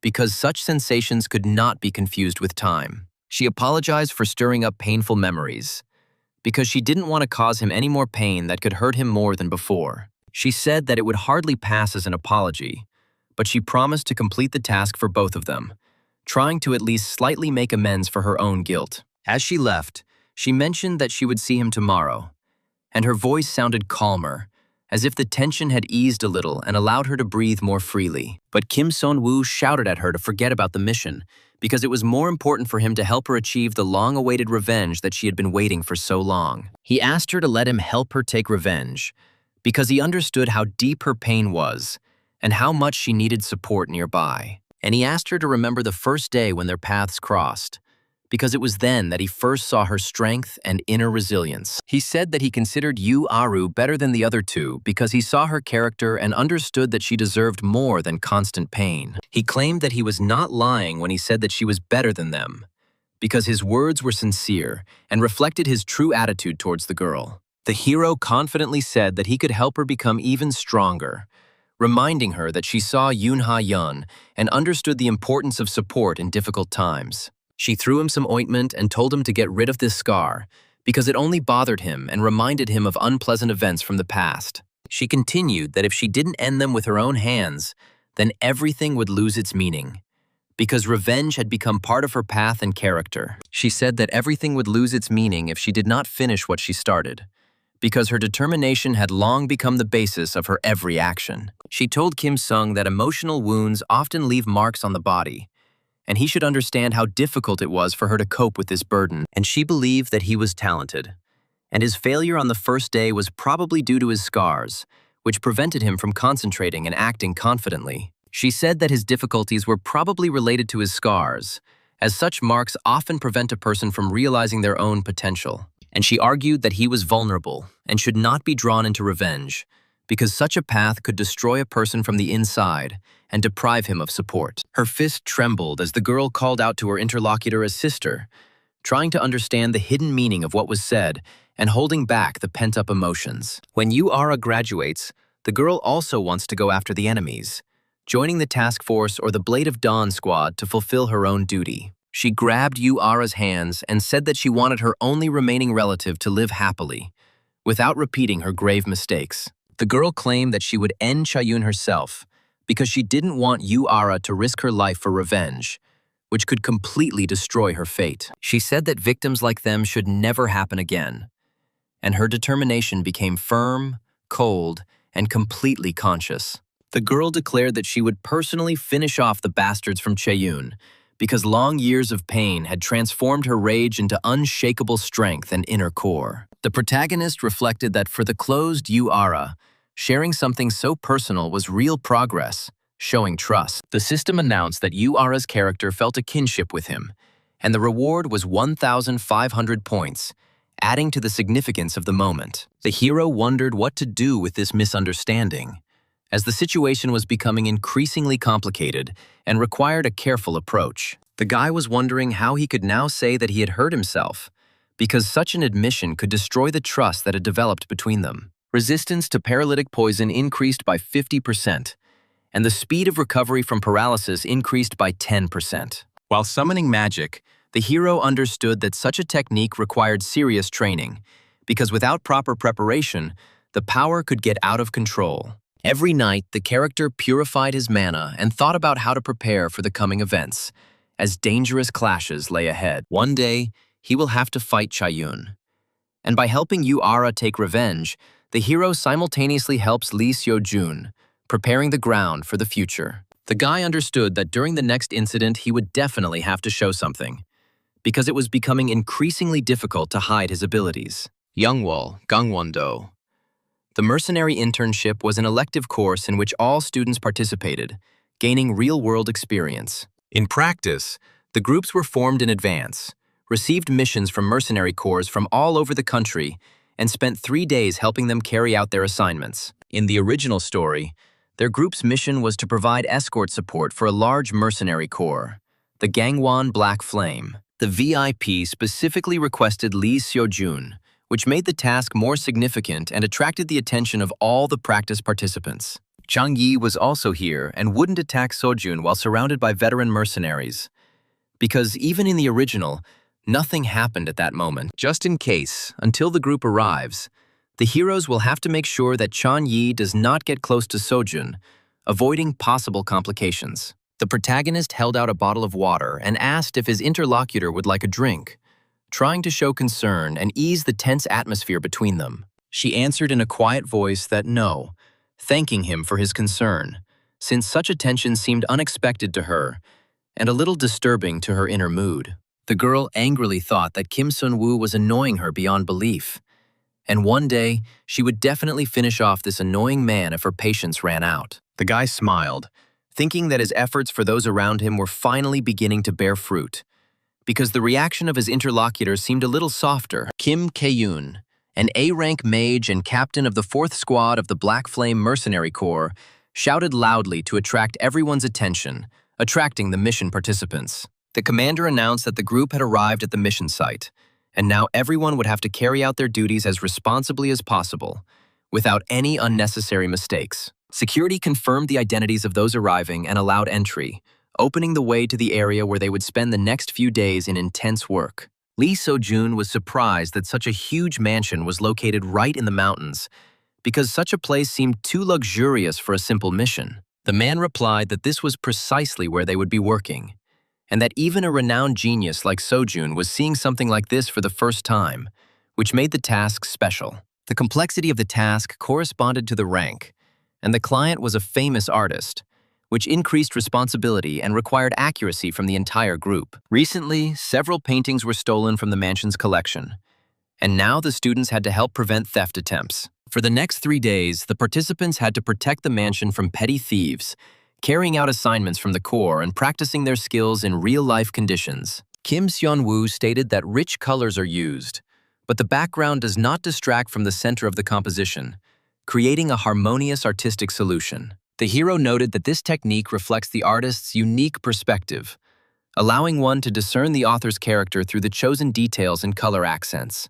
A girl came down the stairs to them and thanked them for the high praise for her work, because such words meant especially much to her. She introduced herself as Charlotte and said that she was the client who had assigned Lee Seo-jun to this mission, emphasizing the importance of his participation. The artist relied on the students for the next 3 days, expecting them to be responsible, disciplined, and able to cope with situations. Charlotte also singled out Lee Seo-jun, hinting that she was counting on his talent and hoping to see how true the rumors about his abilities were. Kim Sun-woo speculated that this woman was the famous artist who had commissioned Lee Seo-jun, and at the same time, the main villain of this episode.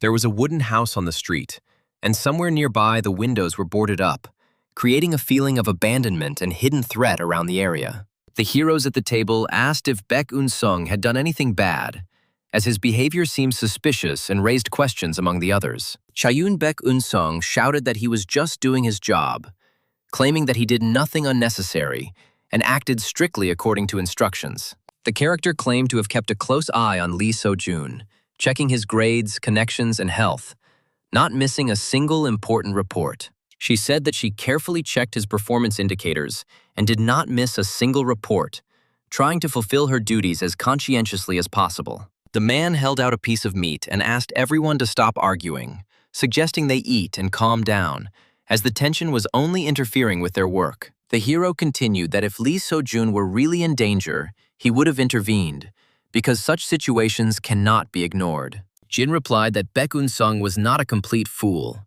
admitting that he was capable of acting wisely when the situation called for caution. The commander shouted at the two arguing men to shut their mouths and eat, as such behavior was distracting everyone and preventing them from focusing on the mission. One of the participants asked if the meeting was really scheduled for 10 o'clock in the evening, and whether it was worth going that far just to see Lee Seo-jun. Scott didn't understand why he had to disgrace himself by dressing up as petty thieves when he could test Seo-jun's skills in person without resorting to such tricks.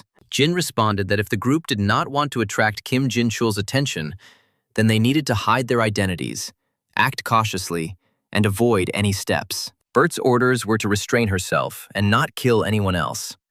So she had to act quietly, without disrupting the plan or creating unnecessary noise. Ska stated that he was unsure about what was happening, since such a disguise seemed dubious and caused internal resistance. The hero threw a black napkin on the floor, expressing irritation and showing that the situation was unsettling him more than he was willing to admit in words. Ska continued that he could restrain himself, although such a decision was difficult, since his character demanded that he act sharply and not hide behind masks and tricks. There was a sumptuous meal on the table, and the hosts asked the guests not to be shy and to eat in peace, creating a cozy atmosphere before the upcoming events. The artist assumed that the students were tired from the journey, so she tried to show hospitality by offering them a rest. The students thanked them for the treat, noting that they were being spoiled, as they had come for an assignment and ended up at a real resort, which seemed unexpected. Kim Sun-woo thought that the food was delicious, but still not the same as the restaurant where he ate with Han Se-yeon, because that place left a special impression. The hero understood that he was in enemy territory, but for now it was safe here, since the goal of Chayun's people was to test Lee Seo-jun's survivability. The real goal was not an attempted robbery, but a test of Lee Seo-jun's survivability, as the enemies sought to assess his potential in real-life conditions. If Chang-yi revealed her true identity, she would be killed on the spot. So the hero believed that there was nothing to worry about since the situation was under control. The girl couldn't understand why her interlocutor was looking at her with such an idiotic smile, because such an expression seemed completely inappropriate. She claimed that she had seen the news about the youngest A-rank mage clearing the hidden floor, and recalled that he had saved a student with honest eyes. The protagonist rolled his eyes when he heard the expression "with honest eyes," because such a description seemed strange, exaggerated. The girl asked why the student who was with him did not come, since Choi Soyona said that she had family matters and important obligations. The girl assumed that she simply wanted to meet the celebrity, and therefore called everyone here, using a convenient excuse for such a meeting. The artist exclaimed that the family should be proud of such a person, because such achievements are rare and require a lot of work. Seo-jun replied that he wished it were so, but he had no family, and such words only reminded him of the emptiness of the past and loneliness. Seo-jun said that he didn't know who his parents were, because the past was shrouded in fog, and the answers remained inaccessible despite all attempts to figure it out. The boy said that if his parents were really alive, he hoped that they were proud of him, because such a thought supported him and gave him the strength to continue on his way. The girl was trembling, and the artist claimed that she had asked an inappropriate question in the heat of the moment, but she still understood her interlocutor's feelings. It was obvious that Chang-yi was barely holding himself back from an outburst, as the tension was mounting and his inner worries were making it difficult to remain calm. The heroine continued that she too grew up an orphan, recalling the loneliness and sadness that accompanied her for many years and shaped her character. She stroked Seo-jun's arm, trying to convey support and show that she understood his condition better than many who had experienced similar difficulties in the past. The girl said that she realized something important. A family is created by the efforts of people, and not just by blood ties.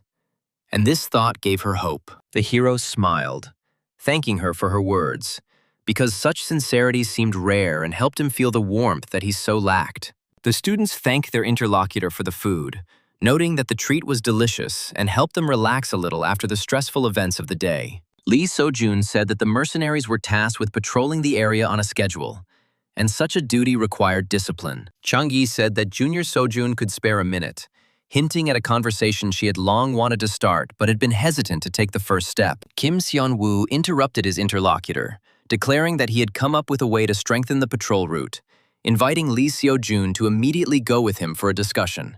A friend noticed that Min-ye became very angry when Lee Seo-jun was taken away, suggesting that the situation could become much more complicated. He whispered that it looked like a love triangle, because the participants' behavior was becoming too emotional and tense. The guy whispered to Yu-are that she had also seen everything, and asked what they should do now, since the situation was becoming more and more confusing. She remembered Sojun's words about how if his parents were alive, he hoped that they were proud of him. And this thought did not leave her head. The girl couldn't understand what to think, because what she heard evoked conflicting feelings, preventing her from concentrating and making any decisions. Her friend shouted at her that she couldn't just leave, because such behavior looked strange and could arouse unnecessary suspicion among others. Kim So-nu noted that starting from the corners would make the route more efficient, as such a scheme would allow for more areas to be covered in less time. The hero said that it was necessary to send Lee So-jun to a place where there would be fewer potential victims in order to reduce the risk and avoid unnecessary problems. The guy claimed that he had a question for the main character, because his behavior on the hidden floor seemed too unusual and required an explanation. The guy said that for someone who had little mana, the hero spent it on the hidden floor as if he had an infinite supply, which seemed strange. The interlocutor claimed that he spammed magical attacks on the enemy's weak points because he knew exactly one person with a similar fighting style. The character said that from his appearance to his fighting style, Kim Sun-woo looks like the magician Kim Jin-woo, and the similarities seemed too obvious. He was nervous, asking if those around him thought he was Kim Jin-woo, since such a suspicion could lead to unpleasant consequences. Lee Seo-jun replied that the magician Kim Jin-woo was a hero who conquered the hidden floor of the tower and single-handedly caught Maine, being much stronger than Kim Sun-woo. The interlocutor said that he was interested in who Kim Sun-woo learned such techniques from, and why the guy hides his own strength, as if afraid of the consequences. Kim Sun-woo was thinking about what excuse to come up with, because the situation was becoming too tense, and he categorically did not want to reveal the truth. Yu-are appeared behind him, claiming that he was not hiding his strength because the guy simply had no choice, and circumstances forced him to act this way. The girl said she was out for a walk and wanted to think for a bit, asking if she had interrupted a conversation that seemed quite serious. The guy was surprised, asking why she said that Kim Sun-woo had no choice, because such words sounded unexpected and required an explanation. She replied that magical emissions sometimes become unstable due to a psychological factor, because there is a gap between potential mana. The girl said that, in other words, Kim Sun-woo is not hiding his strength, but is restoring his previous potential level. The system announced that Lee So-jun's character was impressed, and the reward was 500 points, reinforcing the significance of the event. Suddenly, the hero remembered that Kim Seon-woo had drunk some potions, and such a detail began to seem suspicious, requiring immediate clarification. The guy asked what drug he had taken on the hidden floor, since such an action could explain the oddities he had noticed earlier. The protagonist sighed, admitting that his interlocutor had noticed after all, since hiding such things was becoming increasingly difficult and pointless. He blushed, saying that he didn't want to be pitied, so he hid everything from those around him, trying to look stronger than he felt. The hero left, saying that he would go, and asked Lee So-jun to start the patrol from the corners of the mansion along the route he had planned in advance. Lee So-jun shouted that he understood, and ordered them to rest, as the stress of recent events required them to recuperate before continuing work. The building was covered in night darkness, creating a sense of anxiety, as events were expected ahead that could change the course of the entire mission. Kim Seon-woo closed his eyes, relieved that he had gotten out of this thanks to Yu-ara's misunderstanding, as the situation could have ended much worse. The hero recalled that Bert had collected some rather valuable things, and such a find could play an important role in the further development of events. The character said that this mansion is one of the hideouts of the villainous organization Chae-yun, which hides many dangerous secrets. Although some of the paintings were painted by Bert herself under the guise of Charlotte, most of the artworks were stolen. The hero claimed that the real treasures of the mansion were not among the paintings, but among the objects that the Cheyennes kept separately in a secret room. The system declared illusion, confinement, destruction, seal, and alarm, listing active effects that could influence further actions. The character used the search function to try to find the item he needed, as without such a tool, it would be difficult to understand magical items. The elixir of inferior mana concealment concealed the flow of mana of rank S and below, lasted for 10 minutes, and cost 5,000, being a consumable item. After drinking the potion, the protagonist realized that everyone was too focused on their tasks to notice that a real thief had entered the mansion. The hero said that he needed to work until a third party caused a stir, because such interference could ruin the entire plan. The system reported that the effect of the elixir of lower mana concealment conceals mana of ES rank and below for 10 minutes, allowing one to act unnoticed. The character wondered what it would be like for those around him to be robbed by a guy with honest eyes, because such a situation seemed almost comical. Yu Ara asked Lee So-jun what rank Kim Sun-woo would have received if he had fought at full strength, as it was important for her to hear an honest assessment. He thought about it, saying that it was difficult to say, assuming approximately the 15th rank, since an exact determination required observation and analysis. The girl was surprised, saying that she expected more, because she thought that Lee So-jun understood what Kim Sun-woo was capable of and would value him more. As she left, Ara said it didn't matter and promised to replace him when her time came, asking him not to wake her up before the appointed time. The guy shouted after him that he had sent the route and asked to check it, because the accuracy of the patrol played an important role in the safety of the group. The protagonist understood that a huge reserve of mana does not make a person a great magician, because precision of control and the ability to maintain control are more important. The character argued that it was important how precisely a mage controlled his power, because without such skill, even great potential remained useless. The hero said that 15th place was not the limit for Kim Sun-woo, as such a level represented only the minimum of his possible potential. The hero said that if this was truly his true level, then such power could lead to serious consequences. Lee So-jun sighed, claiming that it was all a matter of talent, as such abilities could not be explained otherwise, and the nature of the strength seemed obvious to him. Suddenly, something strange caught his eye, making him wary, because such little things often became the beginning of serious events. The hero noticed a female silhouette and thought that there was someone there, because such an appearance looked suspicious and required caution. The character wondered if this could be the elder Minye, since her presence in such a place seemed unexpected and raised many questions. Looking at his watch, Kim Seon-woo decided that he needed to finish everything before a third party came in and created a mess that could ruin the plan. The hero said that deciphering magical formulas and the privileges of an outsider can reveal the structure of any spell, allowing one to understand its mechanism. The character claimed that an opponent of Bertha's level would certainly detect a surge in mana, as such specialists can notice even the slightest changes. The elixir of inferior mana concealment concealed the flow of mana of rank S and below, lasted for 10 minutes, and cost 5,000, being a consumable item. The hero repeated that when consumed, the elixir conceals the flow of mana of rank S and below, allowing one to act stealthily and avoid detection. The protagonist chuckled, saying that he would see how the villains liked this, because the situation promised to be interesting and tense. The system declared the activation of a unique outsider privilege skill, allowing the hero to use abilities unavailable to ordinary mages. The character thought that if he turned everything off, the alarm would sound, since such a system reacts to any interference with the protective structures. The hero thought that if he slightly adjusted the spell, only one person would be able to pass through, and such an adjustment would avoid alarm.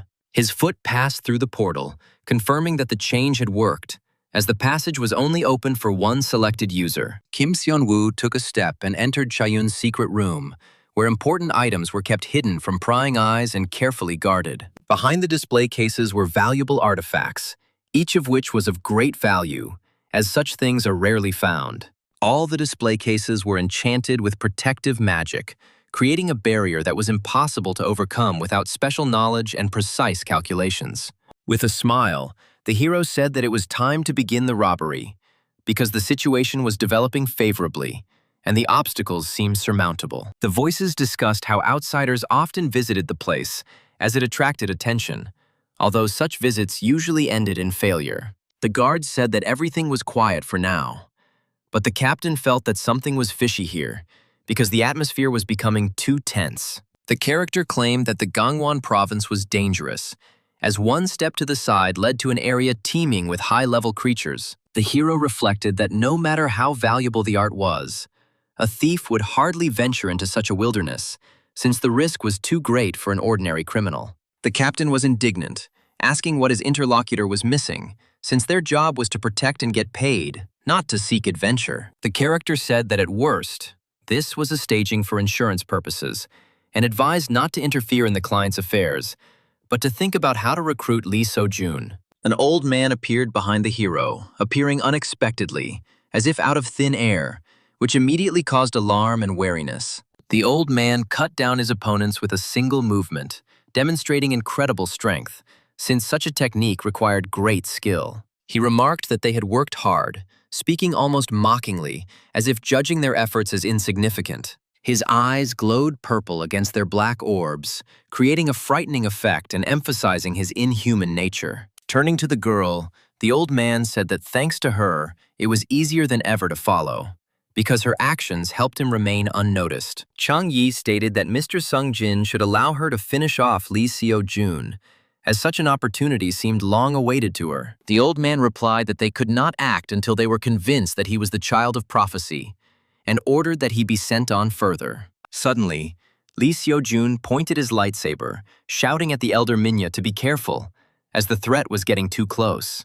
The girl fell to the ground, screaming in pain and fear, because the attack was unexpected and too strong for her. So-jun, who was protecting her, quickly looked at her, assessing her condition, because he needed to act quickly to avoid the worst. The hero grabbed her hand, helping her up, because hesitation could lead to serious consequences and a new attack. He told her to run inside and save herself, realizing that it was dangerous to stay here because the enemy was too strong. The character said that he had wondered what the elder Minye had forgotten on the street, and now he realized that the situation was much more serious. The hero claimed that an outsider had killed the mercenaries and forced his way inside, posing a threat that could not be ignored.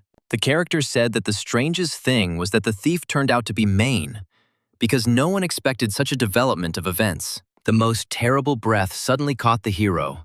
His bones ached from the growing pressure, and the character realized that such a force was capable of destruction. The sheer force of the pressure seemed to shake the space, and Lee Seo-jun immediately realized what was happening. It was a main East rank, and the hero clearly felt that it was impossible to make a mistake, because such an aura could not belong to someone weak. The hero understood that if he entered into battle with such an enemy, they would all end up as corpses, since their forces were clearly incomparable. The old man declared impressive insight, but such power was too little to destroy the mains, and the hero realized the seriousness of it. The rest of the heroes appeared before him, and he calmly asked if the others were finished, wanting to make sure that the danger was completely eliminated. He was informed that the mercenaries guarding the perimeter had been destroyed, and the hero realized that the situation was becoming much worse than it seemed. Every single one of them was killed, and the hero felt alarm, realizing that such a speed of reprisal spoke of the incredible strength of the enemy.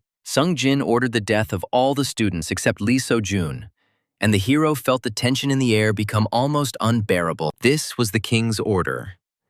No variables were allowed, and the hero realized that there was no point in arguing, because the decision had already been made. Everyone was shocked by Sojin's words, because the mercenaries were destroyed, the mansion was surrounded by other mains, and the elder Minye asked if she saw what was happening. Chang Yi stuttered as she said that without the younger Sojin, they would have been lost, and the hero realized how scared she was about what had happened. The guy calmly replied to her that anyone in his place would have done the same, because the situation required decisive action and complete dedication. The friend burst into tears as he recalled the love triangle, and poor Kim Kyum-sun-woo looked especially miserable as his feelings were intertwined with the danger all around him. Charlotte had left a couple of hours ago to get drawing materials, and the hero hoped that the girl would not get into danger. Chang Yi was very angry at Lee Seo-jun, declaring that she wanted to kill the hero, but going head-on with these creatures was suicide, and Mr. Sung Jin's orders could not be disobeyed.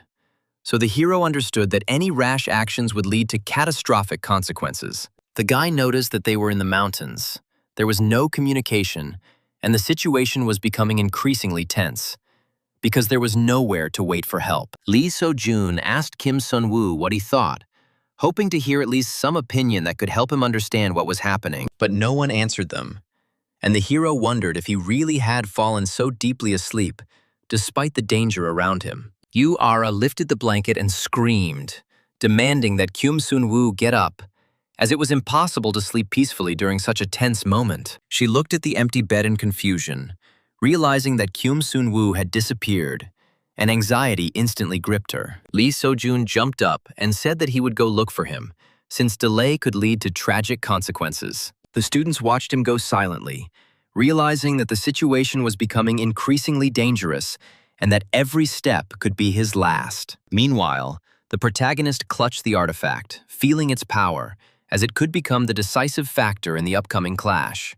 The Beast Summoning Scroll was a powerful artifact capable of summoning a hellish serpent, and the hero understood that the summoning time was limited to a few minutes. The spatial pocket weighed 29.7 of a kilogram out of 30, and the hero carefully checked the contents. The Formless Spirit's legacy contained nothing of the level of a holy relic, and the hero noted with disappointment the absence of truly valuable items. But he did get hold of some relic-grade items that might come in handy later, and the hero carefully put them back. All that was left was to return in time, because a third party would intervene in this incident, and everything would end faster than anyone expected. In such chaos, Chayun would have no time for missing things, and the hero understood that now was the time to act without fear of unnecessary attention from his enemies. The third side that would clash with Chayun was already approaching, and the hero felt that the clash was inevitable, because the forces began to converge at one point. Suddenly,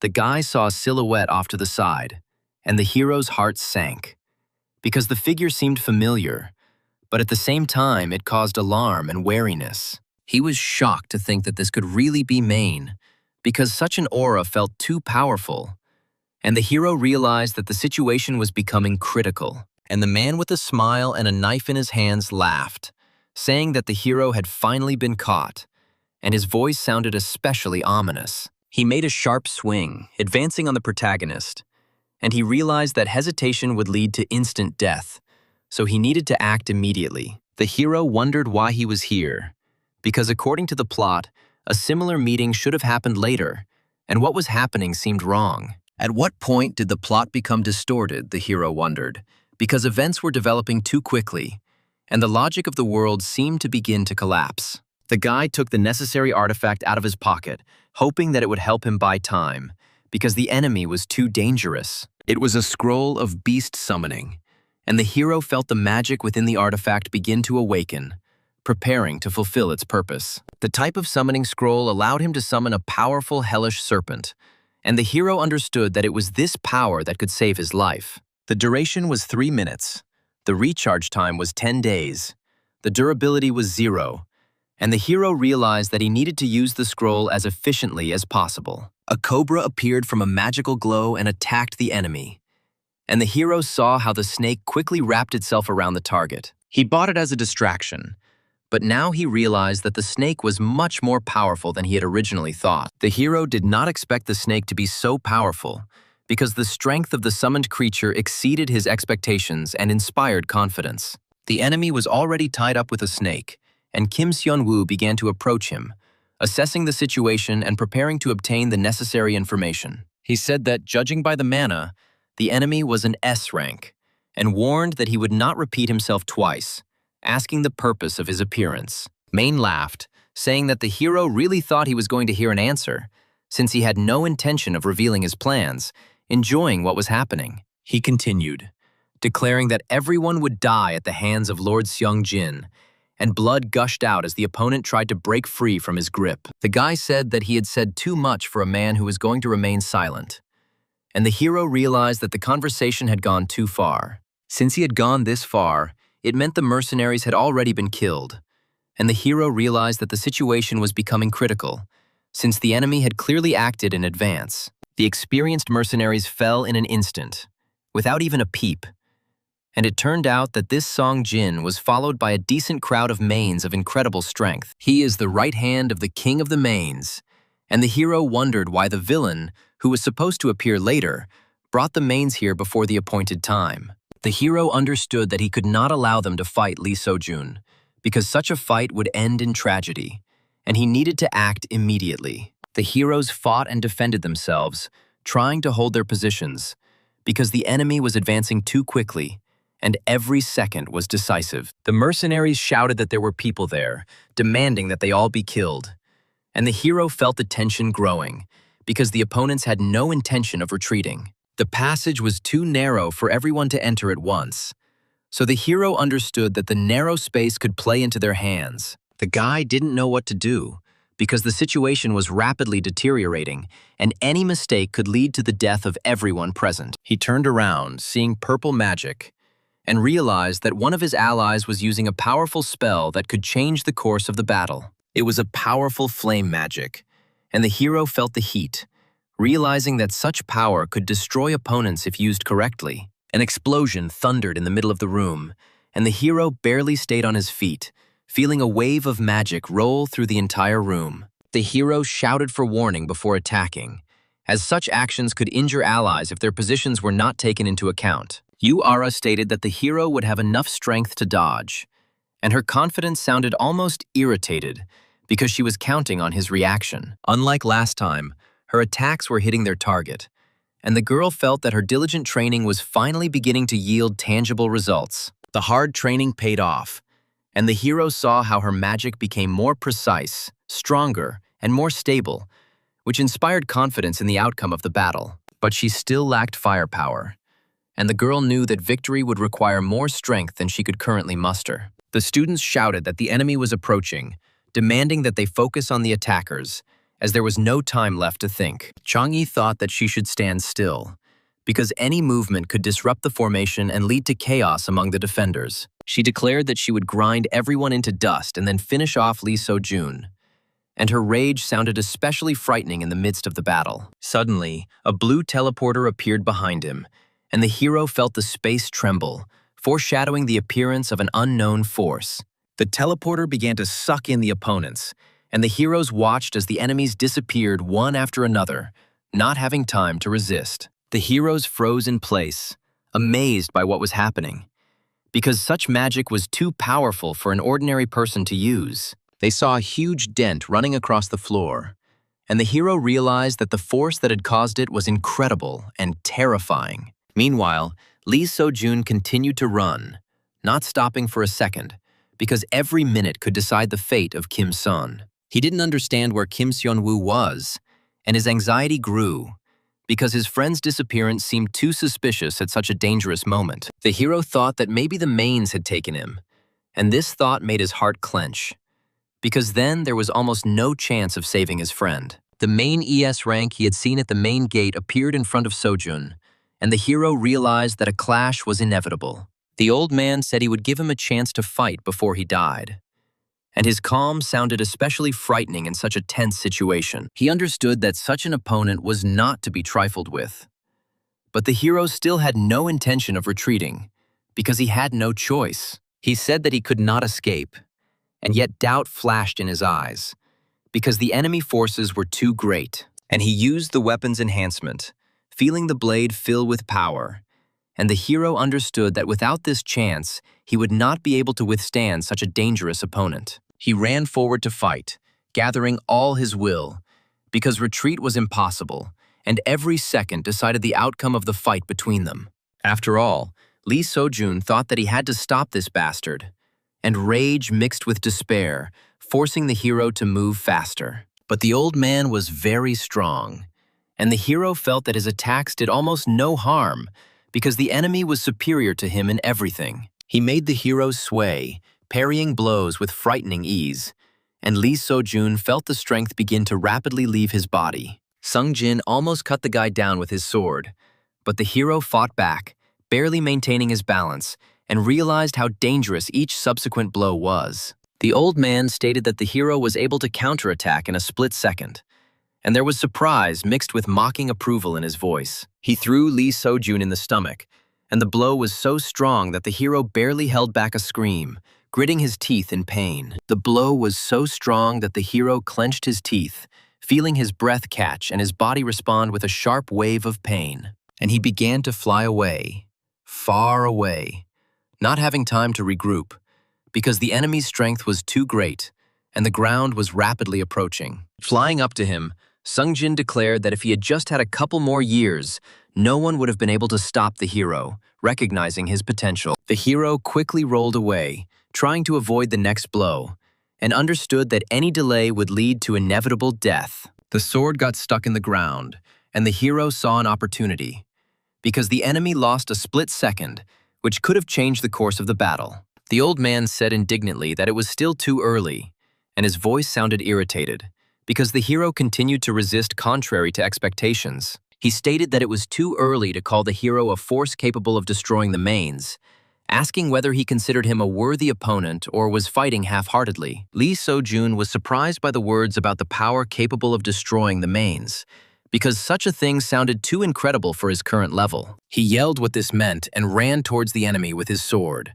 gathering the rest of his strength to deliver at least one decisive blow. His eyes glowed purple with anger, and the hero realized that the enemy was about to use a much more dangerous technique. And in response to the attack, he shouted at the hero not to play the fool, and his voice sounded furious and threatening. Suddenly, there was a loud explosion and the ground shook, causing the hero to lose his balance, as the force of the impact was incredibly destructive. The old man shouted that he was here solely to destroy the child of prophecy, and his furious voice sounded as if he had been waiting for this moment for a long time. He argued that if his king said such words, then this man was the target, and he had no intention of questioning the ruler's orders. The hero was told that his task was to silently prove his true identity, and Lee Seo-jun felt a strong pressure from what was happening around him. He asked angrily if the boy thought he could deceive him, and there was a confidence in his voice as if he already knew the possible answer. Lee So-jun was indignant, declaring that he knew nothing about the power or the child of prophecy, and his words sounded sincere, anxious, and desperate. The enemy struck harder, and the air around him shook from this blow, showing how seriously he took what was happening in the fight itself. And the guy added that even if he knew the truth, he still wouldn't tell it, and there was stubbornness and determination in his voice. Swinging harder, Song Jin barked that if that was the case, then the guy was useless, and his intentions became more and more dangerous and frightening. Another second, and the sword almost touched the guy, creating a feeling of inevitability, as if the outcome of this tense battle had been predetermined in advance. And finally, suddenly a blue glow appeared behind them, soft but bright, and it instantly changed the atmosphere of what was happening, making everyone feel the change. The old man looked around indignantly, trying to understand the source of the unexpected light, and his gaze darted from side to side as if he felt a threat for the first time. And then he got hit in the hand, which began to slowly evaporate, and the old man looked at it with confusion, not understanding what exactly was happening to his body. Lee So-jun was shocked to think that it might be a sniper, and his heart started beating faster, because he definitely didn't expect to see something like this here. A running silhouette was visible on the stairs, and its movements were quick and confident, as if it knew in advance exactly where it should go. The old man was indignant, shouting out who he was and why he dared to interfere in the fight, and his voice trembled with rage and incomprehension of what was happening. Kim Seon-woo sighed, calling the old man a monster, as he dodged the fatal blow in a split second, displaying incredible speed. He drank the elixir of inferior mana concealment, which conceals the flow of mana of rank C and below, lasting 10 minutes and costing 5,000 coins. He stated that he used the heart of great nature and drank the potion, putting everything he had into this attack, causing mana depletion. He thought it was surprising, because they had mistaken Lee So-jun for the child of prophecy, and he didn't understand where such an assumption came from. The enemy was indignant, declaring that if the hero did not come out, he would destroy the building completely, demonstrating the seriousness of his intentions and rage. He added that he would blow the building to pieces, and his voice sounded as if he was actually ready to carry out such a threat without hesitation. The protagonist understood that there was no other way out, because he had to somehow stop what was happening. Otherwise, the consequences would be too destructive for everyone. But from here, he couldn't do anything, because the distance and the environment completely limited his actions, making him feel helpless and irritated. There was only one way out, and the hero understood that he would have to take a risk, even if this step could lead to serious consequences. The hall had already been almost completely destroyed, and debris lay everywhere, creating a feeling of chaos, as if the room itself could no longer withstand what was happening. They continued to fight with magic, and each blow was accompanied by flashes that illuminated the space, making the battle even more tense and dangerous. And Kim Sun-woo sat against the wall, simply listening to these explosions. And his gaze remained calm, as if he had expected this development of events in advance. Every muscle on the enemy's body was bulging, and his body looked as if he was ready to rush forward at any second, giving no one a break. He angrily declared that only a coward would attack from behind, and his voice sounded contemptuous, as if he considered such behavior unworthy of a warrior. And he demanded to identify himself and his target, wanting to understand who had intervened in the fight.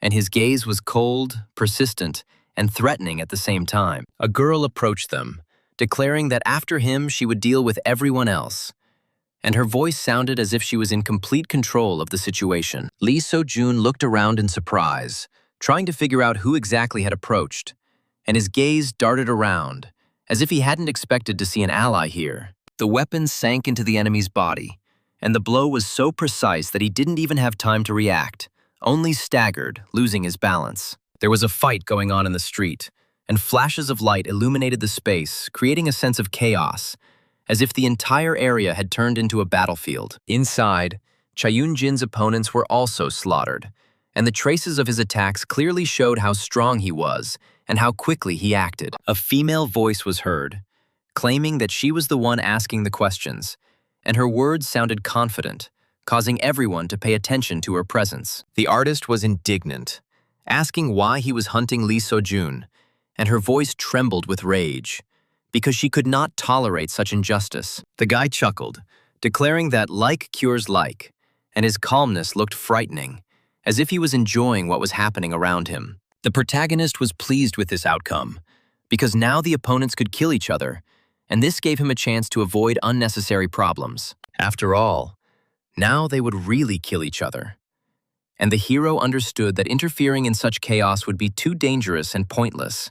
The old man waved his sword indignantly, showing that he was not going to retreat, and his movements became more and more abrupt and furious. And the girl was ready to attack. Her stance looked confident, and her gaze remained cold, as if she knew in advance the outcome of the upcoming blow. She stated that he didn't want to do it nicely, and her voice was firm, showing that she was not going to tolerate this kind of behavior any longer. An explosion was heard, and the air shook with the force of the impact, causing the walls to shake as if the building itself could not withstand what was happening around it. The heroine was barely able to stand on her feet from her own strength, and her breathing was ragged, showing how heavy the last attack had been. Sung Jin flew towards her and declared that anyone who interfered would be destroyed.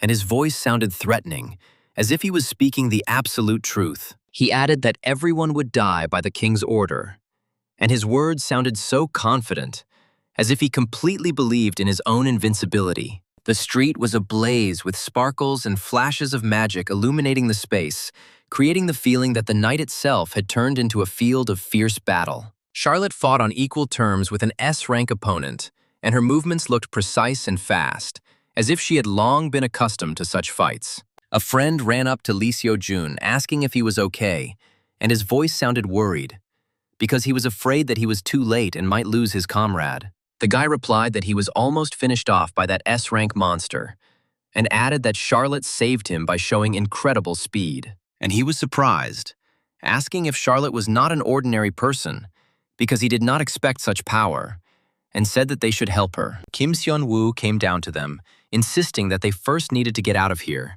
since staying in such a place was becoming increasingly dangerous. The guy admitted that he had been hiding, and suggested that they get out as quickly as possible, since staying there meant exposing themselves to unnecessary risk. He thought that he couldn't tell them the truth that they were both enemies, because such a confession would destroy everything. Chung Yi stated that Kim Sun-woo was right, and her voice sounded calmer, as if she had finally accepted the need to leave immediately.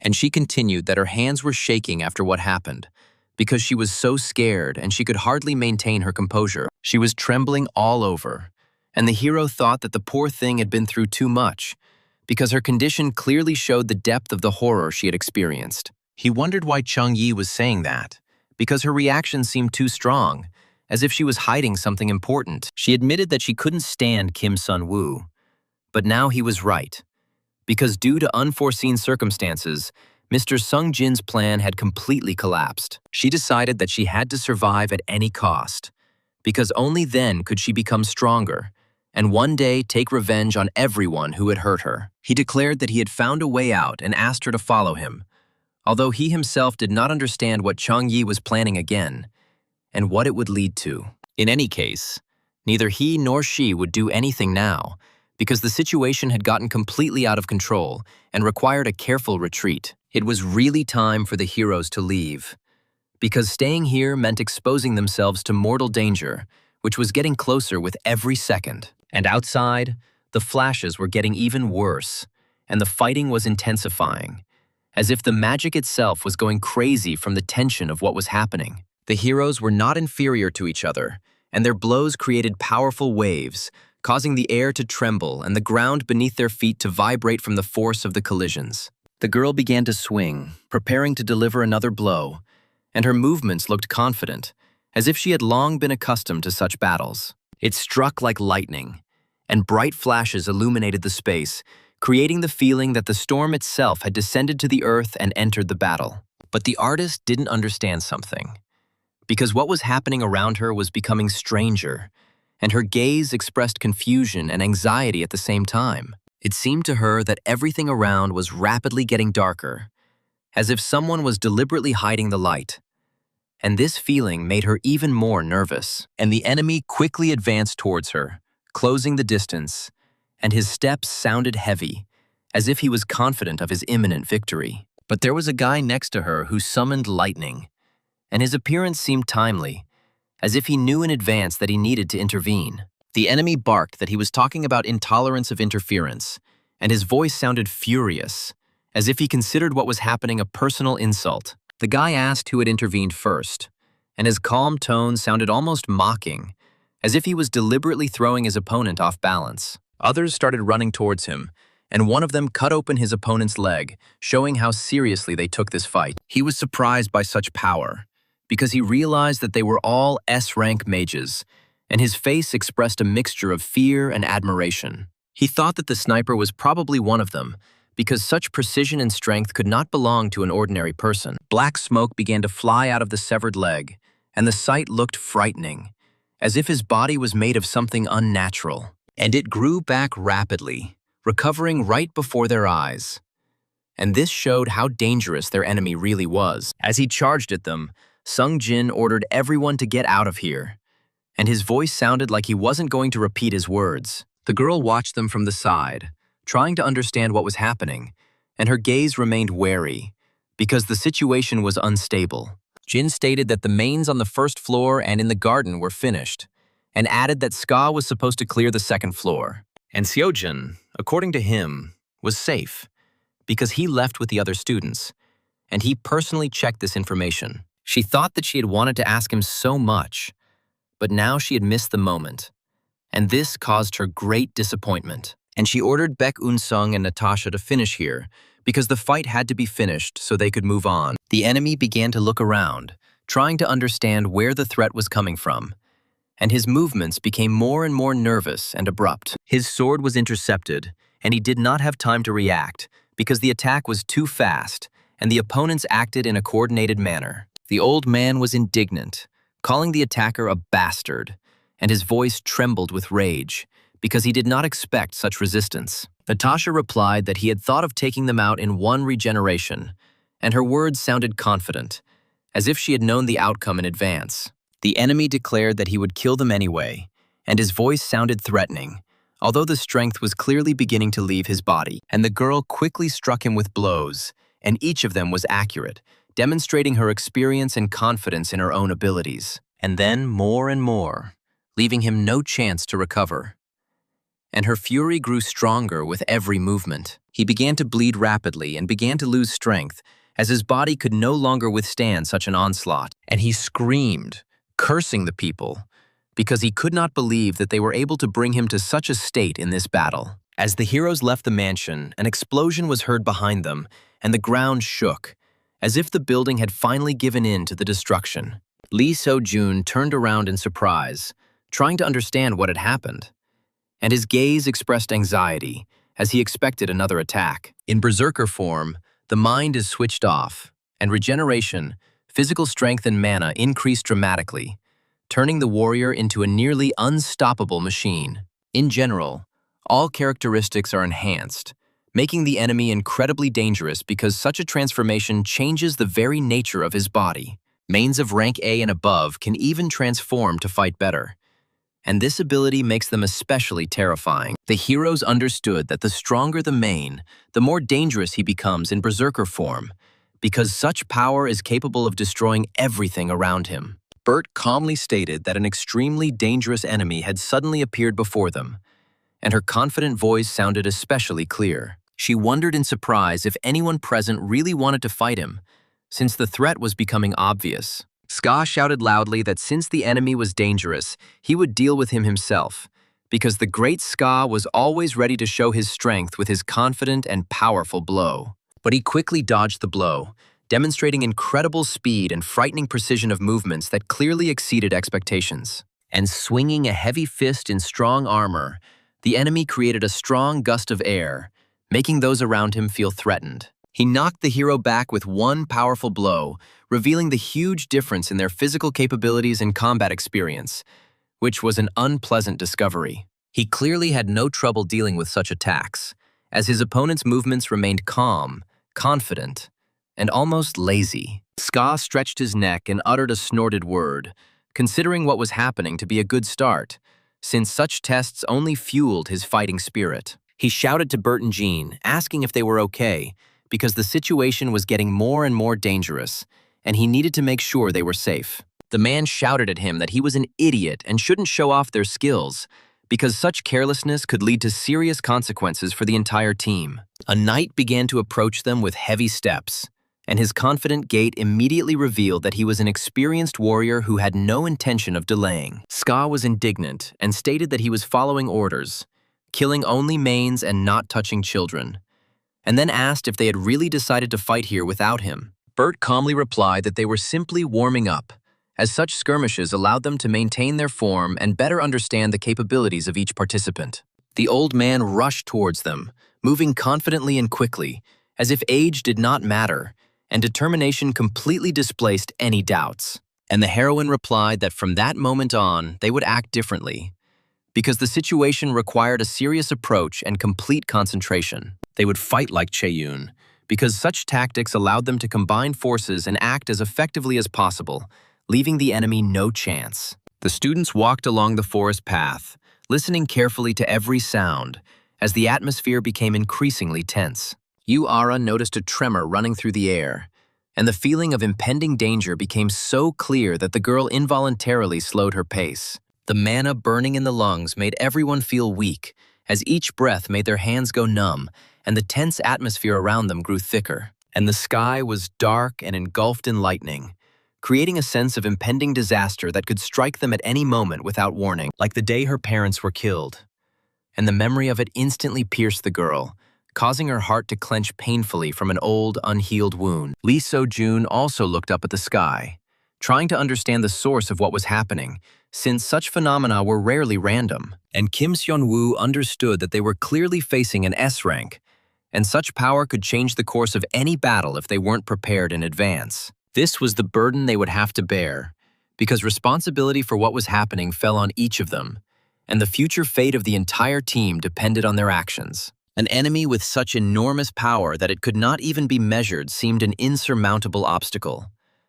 But the heroes had no intention of retreating. The hero summoned numerous magic circles, concentrating energy around himself, as he needed to create a sufficiently powerful defense. But most of all, he wanted to show Ara and Lee So-jun that he was capable of protecting them, even if the situation turned out to be much more dangerous than expected. The night began to be wrapped in blue chains that restrained his movements, and the magical energy around him became denser. The girl began to swing the red scythe, and her movements became more and more precise as she prepared to deliver the decisive blow to the weakened enemy. The boy raised his sword, intending to support her attack, since their combined actions gave them a chance to break through the enemy's defenses and end the battle. Natasha struck from behind, acting quickly and confidently, because her fighting style always revolved around precision of movement and surprise. Bert raised her hand up, enveloping it in magic, and a vibration immediately arose around her, foreshadowing a powerful blow that was supposed to change the course of the battle. And by striking the enemy with this force, she made him stagger, because such an attack was designed to break through even the most durable and stable defense. With such force that he roared in pain, the enemy tried to stay on his feet, but the pressure of the magic became too strong and destructive for him. Never had they seen such a hopeless landscape, as the destruction all around them reminded them of how dangerous and destructive the enemy was. The old man fell to his knees, and his armor disappeared, leaving only an exhausted body that could barely stand after such a hard and exhausting fight. Jin declared it was all over, as the enemy could no longer resist, and the tension gradually began to subside among the tired but attentive heroes. Rarely does anyone return to their senses after a berserk, and such a spectacle was always astonishing, because the force of such a state destroyed the body and completely broke the mind. Ska asked if the more he recovered, the more he could hit him, since such fights brought him joy, and he turned to Baekun Sung. He shouted that he remembered these names, because the remnants of Chaeyun were still crawling here, and his voice trembled with rage, pain, and old memories. The losers Kim Jin-chul had destroyed were still crawling around here, he said, and he said it with bitterness mixed with hatred. Ska chuckled and said that this is the price of fame, because they are always recognized, even when they try to hide their names and past actions. But Natasha was outraged and declared that he had given them away, since such carelessness could have led to serious consequences for the entire team. And she struck her opponent, not hiding her irritation, because her patience had long since run out, and the situation required decisive action without unnecessary talk. She indignantly stated who he called losers, because such words hurt her pride and made her want to prove the opposite in battle. Bert stated that he would not die until he told her why he tried to kill Lee Seo-jun, because she would not let him get away with it. The old man declared that he would die, and it did not depend on his will, because the circumstances were already predetermined, and he could not change what was happening. Not only he, but all of them, according to him, would fall here, because the enemy's strength was too great to hope for an easy victory. A red glow appeared in the sky, and it expanded rapidly, creating a feeling of impending disaster that could fall upon them at any moment. Natasha was surprised and asked if he really still had allies, since such a glow clearly indicated the approach of a new, dangerous force. But the mana was quite familiar to all of them, and each student immediately realized that they were feeling the same power they had encountered earlier. The sky became even redder, and a fiery funnel appeared, gradually expanding above the heroes' heads and filling the air with a heavy premonition. The artist noticed a new guest in the mansion, and her attentive gaze immediately captured the change in atmosphere, as if the space itself had become tense with anticipation. This third force was reflected in Kim Sun-woo's eyes, and the hero clearly realized that such an intervention could completely change the outcome of the upcoming battle. The students froze and continued to watch, not taking their eyes off the sky, because what was happening seemed unreal and frightening in its scale and beauty. The protagonist understood that everything was going according to plan, and the confidence grew within him that the steps he had prepared in advance would lead to the desired result. The power of S-rank villains is simply incredible, and anyone who has faced such opponents understands the danger of underestimating their capabilities. So incredible that you don't even know how to defeat them, because the usual strategies stop working, and you have to look for completely new solutions. But he doesn't want the heroes of this story to give up, because self-confidence must remain a support even in the face of insurmountable forces. Broken by the villain's strength, he did not want them to suffer defeat and bear it as a scar, forgetting about the possibility of rising again. And they wore the defeat like a scar, because such wounds remained in their memory for a long time, reminding them of the difficult trials. He wants to show them that no matter how strong the villain is, True resilience is shown when a person keeps moving forward. There will always be an ally who can surpass him, because the power of support can change the outcome of even the most hopeless battle. And one day, all hopes will come true, and you can win. Because everyone has an inner strength that can be revealed at the most important and decisive moment. Bert gritted her teeth, realizing that the flame witch was flying towards them, and the tension in her gaze betrayed the awareness of the approaching destructive magical force. Ara was surprised. This was her sister, after all, and such a meeting at such a dangerous moment caused mixed feelings of anxiety, confusion, and hidden joy. The head of the guild that had suffered from Cheyun, Blade of Dawn, was approaching them, and her appearance felt like a wave of fire covering the space around. A world-renowned master of fire elemental manifestation, she possessed a power that was respected by even the most experienced mages. Flame Witch Yan stood before them, her presence filling the air with heat, for she carried within her the power to change the course of the battle. Chayun's victims formed the Blade of Dawn Guild, united by a common goal based on the pain of the past that they sought to overcome together. The leader of this elite guild, consisting exclusively of mages of ranks A to S, possessed incredible power that inspired respect in everyone who saw her. The world's most powerful fire mage. She could transform the battlefield with a single movement, and her presence made enemies lose confidence. Flame Witch Yan declared to Chayun that this time she would definitely finish what she started, and her voice sounded firm and decisive. The artist was indignant at what an inconvenient guest he was, as his appearance disrupted the entire rhythm of the proceedings and added chaos to the situation. The old man chuckled behind him, saying that it was naive to run away from such powerful magic, because the Flame Witch's power was too great for escape. And he laughed, that hell would not be boring, because he would watch with pleasure as his enemy burned to ashes, unable to withstand the fiery fury. Ska shouted that he should have been crushed from the very beginning, because such opponents did not deserve long conversations and demanded decisive action. Bert said she was counting on Eugene, because his strength could be the deciding factor in the upcoming clash with a dangerous enemy.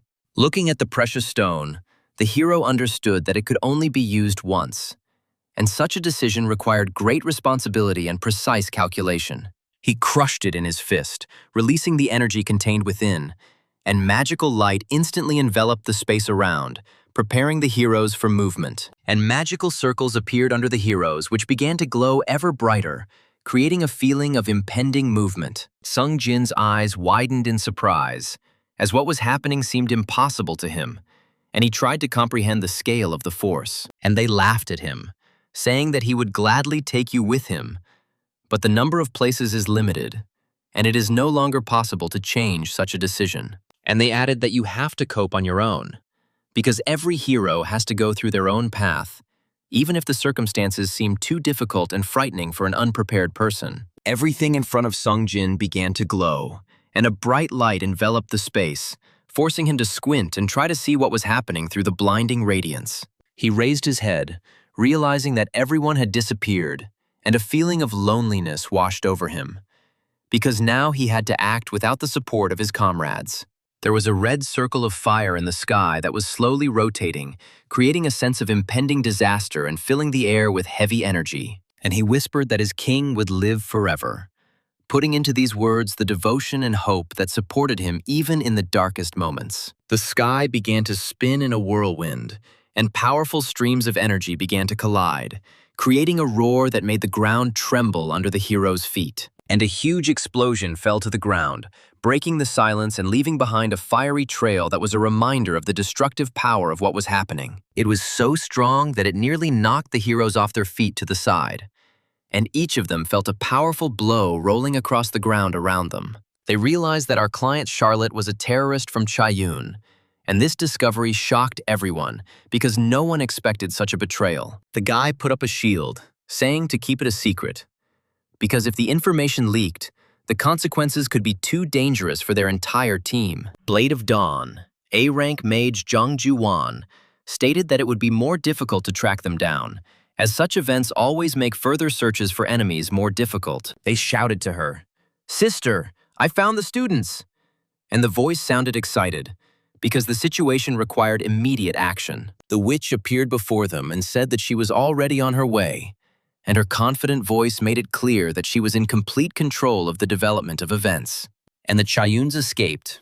They had a damaged copy of the teleportation relic, and this explained why their traces disappeared so suddenly and quickly. The guy behind him snorted that this was Jin's work, calling him a damn technician, since such actions always led to unpredictable consequences. The witch saw a female silhouette ahead, and her gaze immediately became attentive, because the appearance of a stranger could completely change the course of events. She quietly said Ara's name, and there was surprise and anxiety in her voice, because such a meeting at such a moment seemed fateful. The girl spoke the words addressed to her sister with noticeable excitement, trying to hide her anxiety, but her voice trembled, revealing deep feelings. The heroine quickly ran to hug Yuaru, feeling the tension gradually release, because the long-awaited meeting brought peace. And the heroine breathed a sigh of relief, mentally thanking the heavens for saving her sister's life.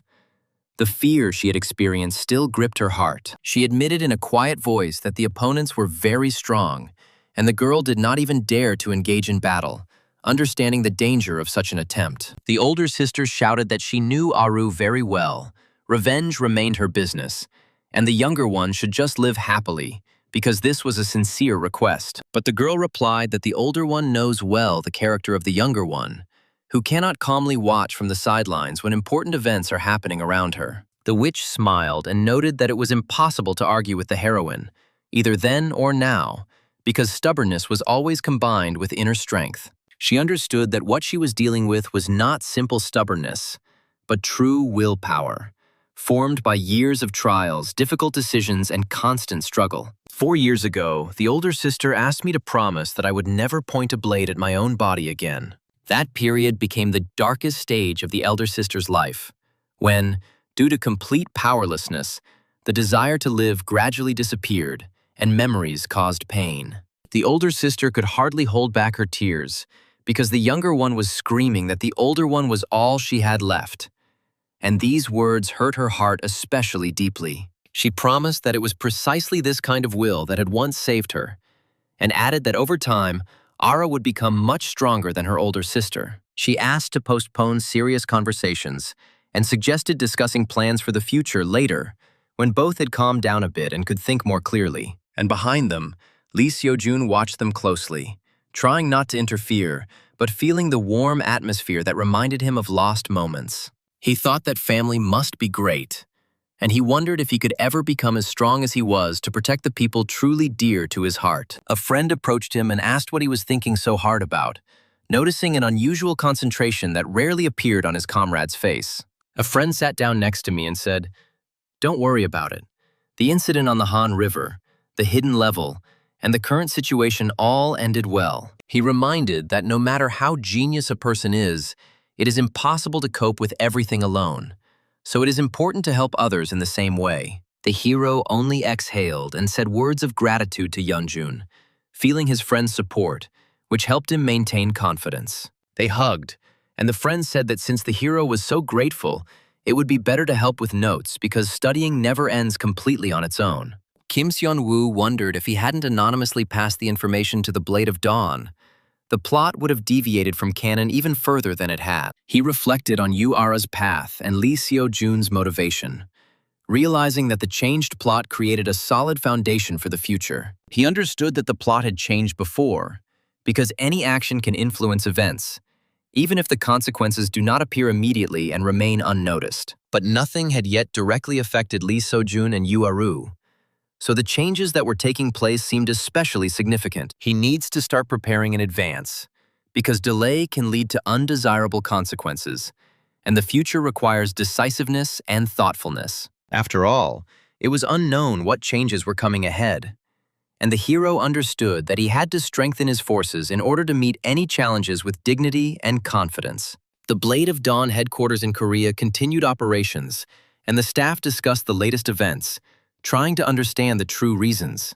As expected, the details of this incident were not made public, as such information could have sparked unnecessary rumors. The witch claimed that this was the work of Kim Jin-chul, the chairman of the Magic Association, who wanted to hide Lee Sojun's connection with Chae-young from prying eyes. The guy replied that they hadn't found anything particularly valuable in the ruins of the mansion, which had long served as Chae-young's refuge and hid many secrets. He noted that they probably store everything important elsewhere, since such organizations rarely leave key materials unprotected. This time, their only goal was to get close to Lee Sojun, and they acted carefully, trying not to attract unnecessary attention. He ordered everyone to be recalled from the scene and to begin the pursuit immediately, realizing that any delay could lead to consequences. The guy asked if she wanted to spend a little more time with her sister, because she could pretend that everything was calm, but she always missed him equally much. And she replied that there was no point in interrupting a busy person from work,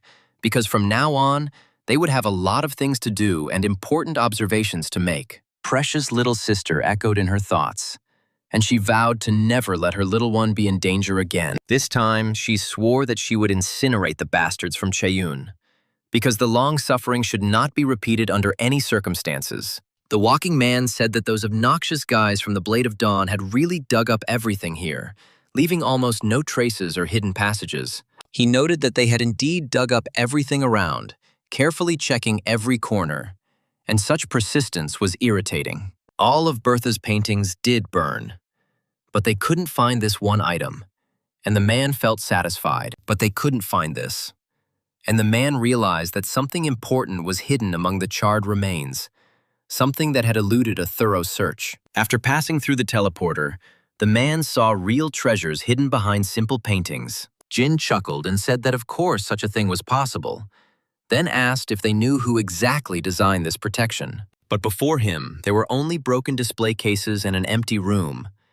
And such emptiness caused bewilderment, forcing him to think about the reasons for the disappearance. A look of genuine surprise appeared on his face, as he had not expected to see a complete absence of objects. He screamed, trying to understand how and what kind of bastard could have pulled off such a thing, because the disappearance of such valuable things seemed impossible. Meanwhile, Kim Seon-woo sat quietly in the room, pondering what was happening and analyzing the items he had found that could prove useful in the future. On his desk lay the legacy of the Formless Spirit, a relic capable of storing magical properties and activating special effects. He slipped the ring onto his finger, studying the description of the stat storage, where one stat would be sealed forever when conditions were met. The protagonist stated that he would find a worthy use for it, since such a relic could significantly enhance his abilities. The power of the mystery was an energy that reached to the very origins of the world, something that could not be fully explained by either science or magic.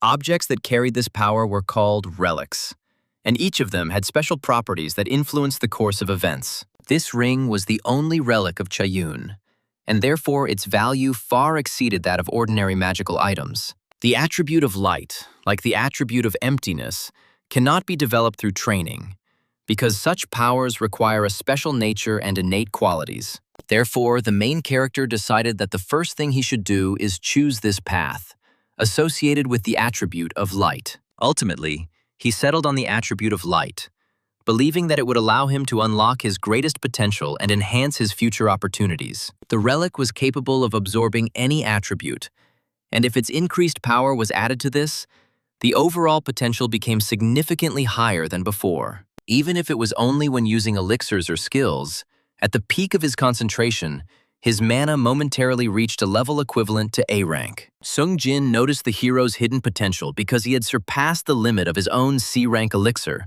which was considered an extremely rare achievement. Starting from rank A, the manifestation magic was illuminated by a silver aura, which served as a sign of a high level of control and internal strength of the magician. Now he just needed to learn to use this power freely, to use it without embarrassment, and reveal its full potential. The protagonist sighed heavily, feeling the fatigue that had settled in after long training and intense work with mana and the relic. Mana depletion was making itself felt again, preventing me from continuing my studies at the same pace and achieving the required level of concentration. Even with the heart of great nature and the elixir, he did not have enough time to compress the energy to the required level completely. He trained so much that his strength was already running out, and each new exercise became more difficult than before. He understood that he could not allow a repetition of what happened then, and therefore, he was obliged to become stronger at any cost. The guy fell heavily onto the bed, feeling fatigue wash over him.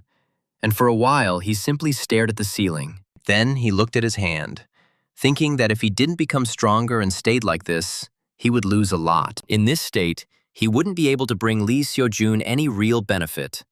And this realization weighed especially heavily on him. All night, he thought about what he was capable of now and tried to soberly assess his strengths and possible prospects. His gaze fell on the beast-summoning scroll lying among other things obtained in past events. Nearby was the Sun and Moon Pharmaceutical Handbook, which contained a wealth of useful information on potions and rare ingredients. These were the only truly useful things he stole from Chae-yoon, not counting the relic ring lying separately. He had already tested the summoning scroll in battle, making sure that its effect worked reliably and could be useful again. And the Sun and Moon Handbook, in his opinion, would be an excellent gift for Han Se-yeon at the right moment. Finally, he bought a useful feature with points that he had been saving for a long time, carefully choosing the right option. His friend waved to him, joyfully exclaiming that Sonu had arrived, and her voice sounded especially lively amid the morning bustle. He waved back and awkwardly asked if he was too late, trying to hide his slight embarrassment. Yu-ara was indignant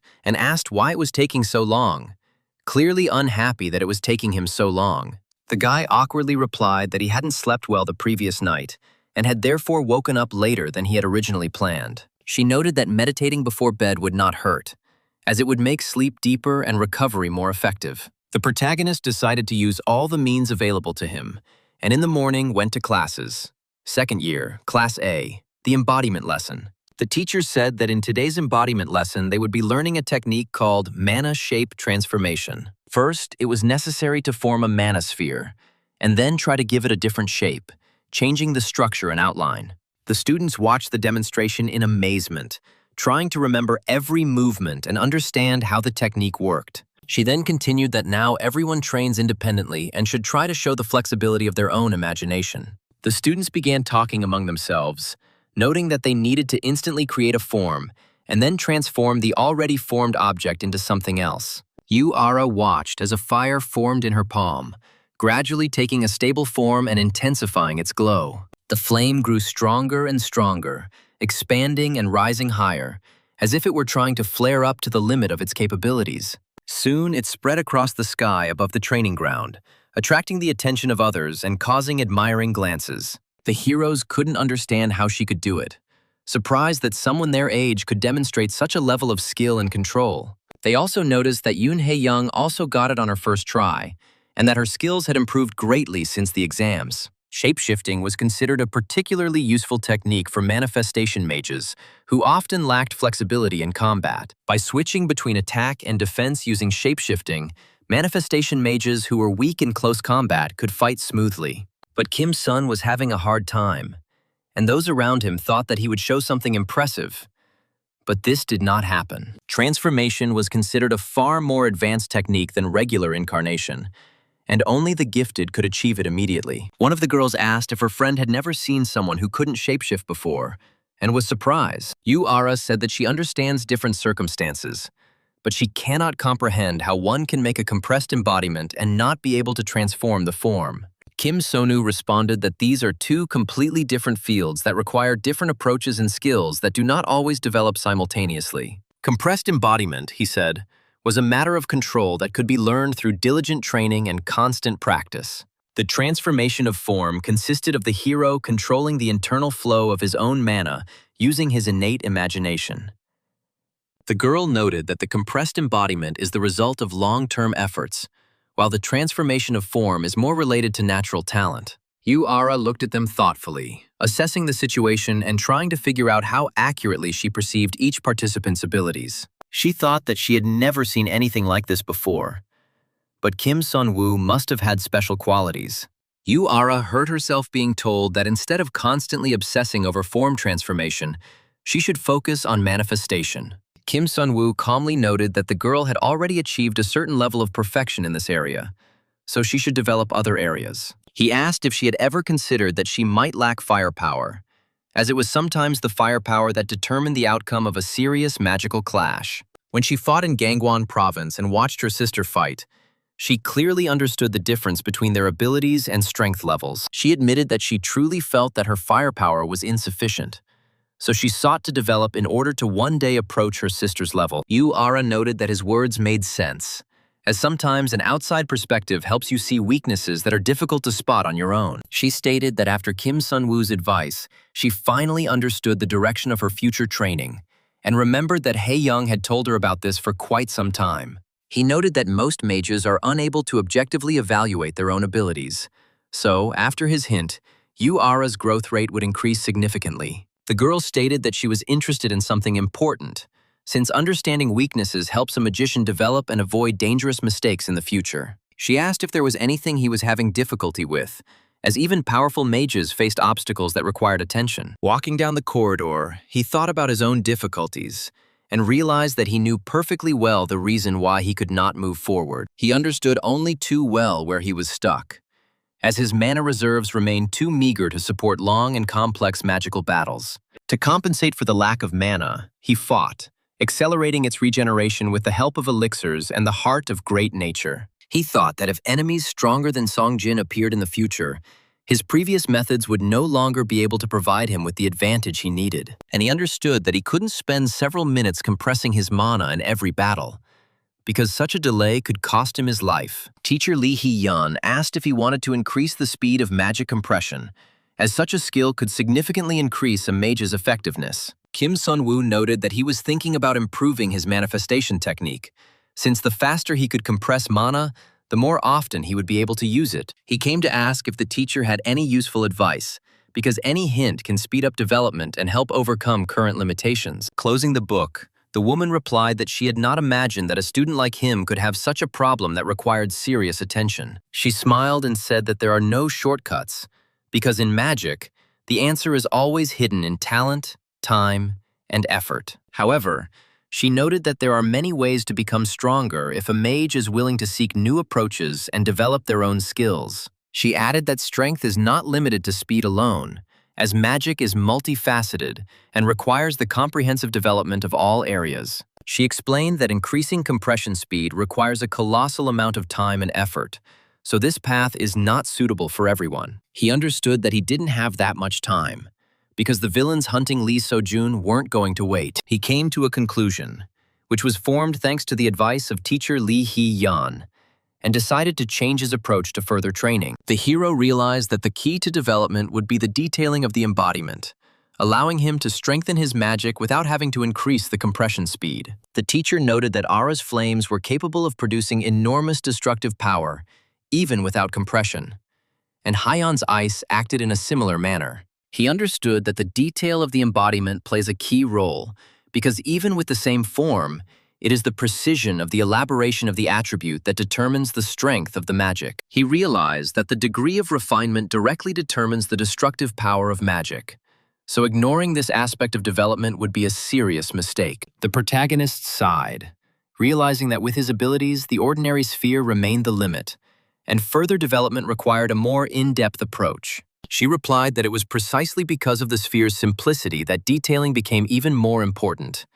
as achieving perfection was difficult even for an experienced magician. She said that if he couldn't make the sphere perfect, he should strive to make it as clear as possible, paying attention to every detail. She recommended keeping the same compression time, but increasing the sphere's sharpness to compensate for the lack of power and increase efficiency. He had to bring the sphere as close to the ideal as his skill would allow, for this was what would determine further growth, and he strove to get closer to absolute perfection, realizing that such a goal requires enormous patience and constant practice. A stream of magic rushed towards the target, gathering into a dense sphere that reflected his efforts and demonstrated the progress made. The sphere exploded with a powerful blast of energy, indicating that his attempts to improve the detail were beginning to bear fruit. The protagonist sighed, feeling tired, as the training required enormous effort and complete control over every movement of mana. His body was shaking, and he knew he was tired. But he couldn't stop training because even more challenges lay ahead. He realized that there was indeed more work ahead, so he needed to stay focused and continue to improve his own skills. Kim Sun-woo sat at a restaurant table with Han Se-yeon, thinking about training and the upcoming tasks that required serious preparation. He understood that the A rank he had achieved in just a few days of training had not lasted long and required further strengthening. He noted that the achieved rank was not maintained for long, so it is necessary to continue developing in order not to lose the achieved level. To maintain his current level, he needs to train under the influence of elixirs that enhance recovery and improve efficiency. The girl handed over the suitcase and began to open it, saying that she had brought everything he needed so that he could continue training without delays. She said that she had brought the 200 elixirs he had asked for and addressed him respectfully, calling him Mr. Jin. The boy replied that such a request might seem impossible to someone else, but she truly deserved the title of a brilliant alchemist. She smiled and said that without his request, she would not have decided to do something like this, because making such a quantity requires a lot of effort. She reminded him that he had helped catch a terrorist extortionist, so she considered these elixirs an expression of her own gratitude for the help provided. Han Se-yeon blushed and asked him if he wanted to work for her, as she could offer him really good terms of cooperation. The protagonist replied that he appreciated her offer, but this time he was also forced to refuse, as he had his own goals. The girl smiled and said that if he was waiting for her to lead the family, it might be too late for such a decision. He noticed that it looked like she was up to something, because her behavior hinted at hidden plans and serious intentions. Seon noted that she tells him this in advance so that he understands her position and can prepare for possible changes. She recalled that a huge dungeon had recently been discovered outside the city, and they were planning to build a large hotel there, promising significant profits. She added that the combination of the hotel business and auctions of items will bring colossal profits if the project is successful. She said that the dungeon was so huge that it would take at least 30 years to clear it out,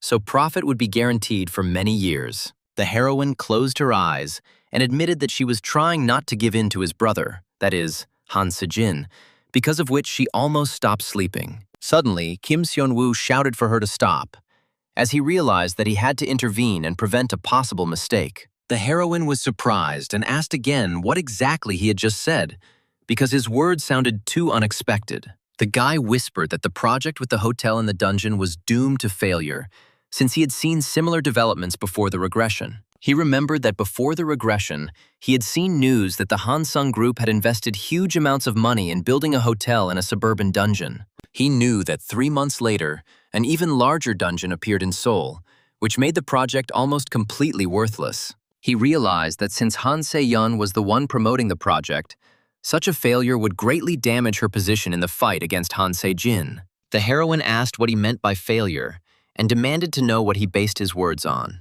Kim Seon-woo replied that dungeons are hard to find now, but no one can guarantee that one day they won't start appearing everywhere. The girl said she couldn't cancel a project that was about to launch based only on guesses, because business requires facts. Kim Seon-woo asked with a smile if he had ever given her the wrong advice, reminding her of his trustworthiness. He said that if she trusted him, he would give her an important thing that could change the situation. And he handed over the book and noted that it was really worth attention, since it contained valuable knowledge. The heroine exclaimed that before her was the pharmaceutical reference book of the sun and moon, a lost secret guide to pharmaceuticals. Reaching out her hand to him, she said that with his help, they would be able to improve the quality of all the products they produced. The heroine was surprised that the secret formulas of the famous pharmaceutical family Ilval ended up in the hands of Chaeyoon, which seemed incredible. Kim Seon-woo asked if she had changed her mind, hinting that she needed to reconsider her decision regarding the project. She said the dungeon hotel sounded promising,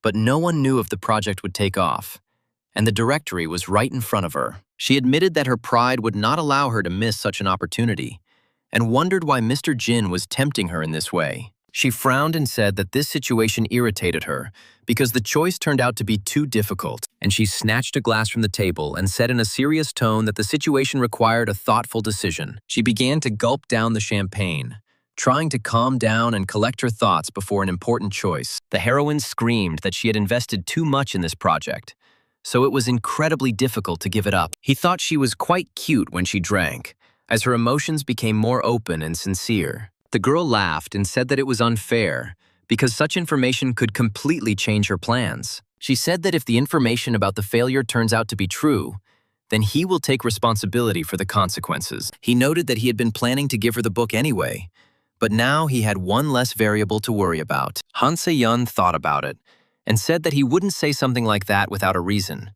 so she was willing to believe him this time. She added that since the project was doomed anyway, it was better to sell it to Han Se-jin to avoid major losses. He smiled and said that he thought her solution was excellent because it would avoid serious problems. The full moon shone in the night sky, creating a calm atmosphere that contrasted with the hero's tense thoughts.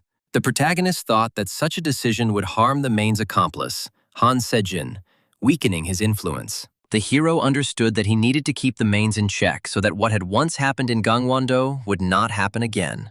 And he decided that he would continue to monitor Chang-yi at the academy to prevent any possible threats. He was going to use his character reading skill to better understand her intentions and control the situation. The guy pretended to be in love with her, and although it was embarrassing, such a disguise effectively deflected suspicion. And he saw a message that the character Chang-yi was angry with him and received a reward of 500 points. He wondered if this was enough, and wondered how much he could interfere with the main plot without upsetting the balance. Kim Seon-woo sighed and thought that he hadn't had a drink in a long time, so his head was not working well after a stressful day. Suddenly, a girl appeared behind him. Her steps were quiet but unexpected. He shuddered, and his heart began to beat faster. She scared him a lot with her appearance. Her face expressed a slight smile, and her eyes sparkled. He did not expect to see her here. Kim Seon-woo was just walking under the moon, and So Yuna was walking from her parents' place. Their paths crossed by chance. Her steps were quick, and her gaze was focused. The Night of the Discoverers. A social event for high society magicians was approaching, and her father, Choi Jae-hyun, dragged her there by force. She said that she so wanted to go on an internship with the elders. Her voice sounded sad, and her eyes expressed regret. She felt deprived of freedom, and she returned to the academy, not even having time to wash off her evening makeup. Her face expressed fatigue, and her eyes sparkled with irritation. Every time she is dragged to family gatherings and treated like an object, she wonders why she has to put up with it. And every time she thinks about him, about the one who sets his own goals, her eyes sparkled with determination, and her heart filled with hope. And she goes to them desperately. She also wants to become like that. Her voice sounded firm, and her face expressed determination. She dreamed of freedom. Someday, she too will be able to achieve her goal, the girl thought, her eyes sparkling with determination, and her heart filled with hope. She dreamed of freedom. She smelled a strange odor. Her face expressed surprise, and her eyes widened. She tried to understand where it came from and what it meant. Kim Seon-woo smelled of alcohol. It was a 21-year-old Macallan, worth 2,050,000 won. The smell was strong. Kim Seon-woo asked him not to tell anyone about this. So Yuna replied that she wouldn't tell. Her voice sounded calm, and her eyes expressed trust. But on one condition. She could call him just Sunbae. And not Sunwoo Sunbae, she added, her voice sounding soft and confident. He thought how impudent she was, but he allowed her to call him that. Now they had two secrets. His face expressed a slight smile. She said she would go, and added that he shouldn't get drunk and should go to bed. Sunbae. Her voice sounded cheerful, and her face expressed concern. It was unexpected for her that Kim Seon-woo was drinking alcohol. Her eyes expressed surprise, and her heart was filled with slight bewilderment. Kim Seon-woo breathed a sigh of relief when she left. His face was calm, and his eyes sparkled with joy. He felt freer and lighter. He thought he'd better go and train. His face was determined, and his eyes were sparkling with confidence. He wanted to get stronger and improve his skills. There was no point in worrying about Chang-yi. He just needed to become stronger. As he had planned, his face was filled with determination, and his eyes sparkled with confidence. Since he was willing to interfere with the main plot, if Chang-yi showed any suspicious behavior, he would kill her with his own hands. The girl sat on one knee, and around her stood people in black cloaks, their faces hidden and their eyes sparkling with a cold light. It was the main rank V, Chang-yi. Her eyes were shining with purple light, and her face was filled with determination. She looked dangerous and confident. One of the people standing nearby had red eyes that lit up. It was a main S rank. His face was hidden. He looked threatening. His eyes glowed bright red, and his face remained hidden. He asked if Chaeyoon had killed Mr. Sung Jin, his voice sounding threatening. They set a trap when Mr. Sung-jin was fighting Lee Seo-jun. Cha-yoon intervened, and during the fight, the situation changed dramatically. Lord Sung-jin fell to the blade of dawn. He heard that Seo-jun's team was destroyed by an unknown demon. His voice sounded gloomy. One of the people was lying on the floor, his body motionless and his face expressing pain. The others looked at him with cold indifference. Then the Council of 10 Demons, Main Won-hyuk, appeared. Their steps were confident, and their eyes sparkled with darkness. They looked powerful and dangerous. "King, the Cheon are provoking us," said the old man, one of the council, his voice tense and his eyes glittering with alarm and determination. For the honor of their race, they must start a full-scale war with them. His words were loud, his face expressing determination and fury. This old man was just looking for a reason to commit massacre. His eyes were shining with bloodlust, and his voice was cold. He wanted to destroy everything around him. If the situation gets out of control and Kim Jin-chul intervenes, all the mains could be destroyed. Their faces showed anxiety, and their eyes flashed with fear. Won-hyuk would kill them themselves if he didn't like them. He said that they should keep quiet, and added that the first target should be Lee Seo-jun. Chang Yi walked towards the king, her gait confident and her face calm, her eyes sparkling with determination. She looked calm and strong. Chang Yi, one of the council members, shouted at her tensely, his voice loud and his face filled with worry. He didn't expect her to intervene. A loser dares to interfere in a meeting of the Council of 10 Demons, the old man thought, his eyes flashing with hatred, and his face expressing contempt and anger. The girl approached the king. He sat before her on a large throne, his eyes sparkling with a cold light, and his face expressing power. "Revenge must be rational," she addressed him. Her voice sounded firm, and her eyes sparkled with determination. She wanted to prove her strength. The assassination of Lee Seo-jun, the child of prophecy, was a mission that Mr. Sung-jin never completed, his face expressing determination and his eyes sparkling with a cold light. Now that they knew Lee Seo-jun was important to those Cha-yoon scum, she said, her voice firm and her eyes sparkling with determination. His removal would humiliate their council even more, one of the council members thought, his face expressing determination. He wanted to prove his loyalty. She said that she could get closer to Lee Seo-jun than anyone else. So she would fulfill Mr. Sung-jin's will and kill Lee Seo-jun with her own hands. Chang Yi had just reached the rank. Wasn't she too young and weak for such an important mission? One of the council members intervened. Chun Hei's worries were spoiling the purity of Chang Yi's resolve. The king answered him, his voice sounding firm, his eyes flashing with a cold light. Strength can be gained. He directed a beam of fire towards the girl. His face expressed calm, and his eyes sparkled with determination and power. The beam hit Chang Yi's heart straight. She gritted her teeth in pain. Her face was filled with suffering, and her eyes were sparkling with determination and fury. It's a bloodstone created from the blood of A-rank mages. It should be absorbed slowly, but since she had the resolve to speak out on behalf of the entire race, the girl fell to her knees, her face expressing pain, and her eyes sparkling with determination. She felt that the test was just beginning. Her heart was beating faster, and she was completely consumed by the bloodstone that enveloped her body. Her face expressed suffering, and her eyes sparkled with determination. Thick red blood began to flow from her mouth and eyes, dripping onto the floor, her body trembling, and her face expressing pain and strength. She will kill Lee Seo-jun, the child of prophecy, and earn the recognition of the Council of 10 Demons, the king said, his voice firm and his eyes flashing with a cold light. The blood began to flow onto the floor more rapidly. Her hands were shaking and her face was filled with suffering. She felt that the ordeal was becoming more and more painful. And then, she would go after Jung Hyun-soo, Kim Jin-woo, Shin Yeon-jun, her eyes sparkling with determination and her face expressing hatred and rage. Vengeance would not be complete until she had slit all of their throats. Her voice was cold and her eyes blazed with hatred and determination. One of the council members looked at what was happening with fear in his eyes.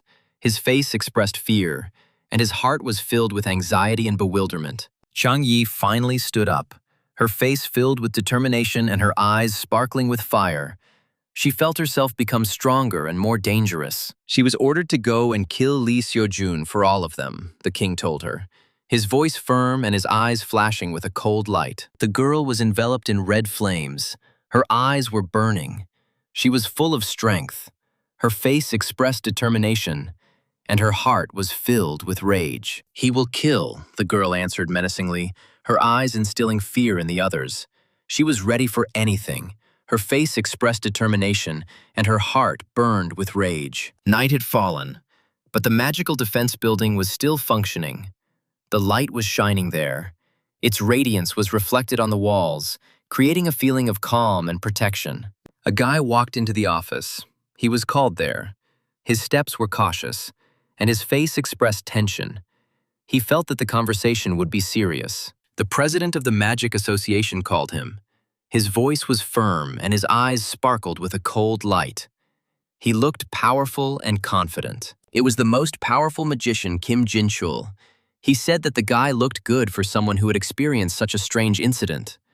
His voice sounded calm. The guy replied that he had heard that team leader Kim Dok-hyun had already reported what had happened in Gangwon province, his voice sounding confident and calm. "Words have a way of distorting the essence," said the magician, his eyes sparkling with a cold light, and his face expressed seriousness. He did not trust rumors. The magician decided to check it out himself and touched the guy's head with his hand. His movement was confident, and his eyes sparkled with determination and strength. He began to check what was in his head. His face expressed concentration, and his eyes sparkled with attentiveness. He was looking for the truth and answers. The mana scan was in progress. Its flows began to manifest. The air around trembled, and the mage's face expressed calm. He carefully watched the results. When he touched someone, he could analyze the magic being used. His eyes would sparkle with attentiveness, and his face would express concentration. And following this trail, he could read their memories and emotions. His face expressed calm, and his eyes sparkled with determination and attentiveness. The magician began to look through the boy's memories. His eyes sparkled with attentiveness, and his face expressed concentration. He tried to understand what was hidden in his memory. He saw in his memories a beautiful girl. Her face expressed tenderness, and her eyes sparkled with a soft light. She looked mysterious and beautiful. The magic president became thoughtful as he read his memories, his face expressing seriousness and his eyes sparkling with attentiveness. The boy pulled away, and the process was interrupted. His face expressed irritation, and his eyes sparkled with determination. He did not want his thoughts to be read. He told his grandfather that he had asked him not to read his memoirs without permission, his voice firm and his eyes flashing with determination and anger. And he didn't even have time to react. Everything happened suddenly. His face expressed surprise, and his eyes sparkled with bewilderment.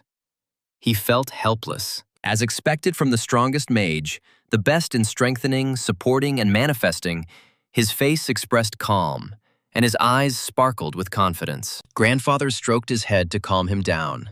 His face expressed concern, and his eyes sparkled with a soft light. He wanted to relieve the tension. Was he worried about what Bert had said about his family? Grandpa asked, patting the boy's head, his voice soft and his eyes full of concern. The hero replied that he had never felt lonely before that moment. His face expressed calm, and his eyes sparkled with determination and warmth. He said that his grandfather had taken him in, that the task force members were taking care of him, that he had friends at the academy, and his voice sounded happy. Grandfather was pleased with the answer. It was all he wanted to hear from him. His face expressed satisfaction, and his eyes sparkled with a soft light. He asked the boy if he was still the strongest among his classmates. The boy answered, of course. His voice sounded confident, and his eyes sparkled with joy. He also saw two girls in his memory. Their faces were tender, and their eyes sparkled with a soft light. They looked mysterious and beautiful. And I saw an interesting guy in his memories. His face expressed curiosity, and his eyes sparkled with attentiveness. It was Kim Sun-woo, Seo-jun's friend. A very reliable and loyal friend. His face was calm, and his eyes sparkled with determination and devotion. He remembered how he had helped save the girl in the dungeon. His face had expressed determination, and his eyes had sparkled with attentiveness. He had acted boldly and confidently. Kim Seon-woo always achieved the best results. His face expressed confidence. His eyes sparkled with determination. He was an example for others. Seojun didn't really notice Kim Seon-woo in the first year, but his grades skyrocketed. And if he ever got stronger, he'd like to fight him. The grandfather thought about what the boy had said about fighting his friend. His face was serious, and his eyes sparkled with attentiveness. Perhaps Kim Seon-woo would soon reach his level. His face showed determination. His eyes sparkled with confidence. He looked strong and ready for the challenge. "He knows how to surprise. He is not that cool," said the boy. "People only see the moment of blossoming and think that everything happened overnight," answered the magician. "No one sees how the seed spends its energy on taking root and surviving the winter." His voice sounded calm, and his eyes sparkled with attentiveness. He had eyes full of secrets. His face was mysterious. His gaze was deep. He looked as if he was hiding a lot from others. I'm sure that out of sight he worked himself to the point of exhaustion. His face was determined. His eyes sparkled with strength.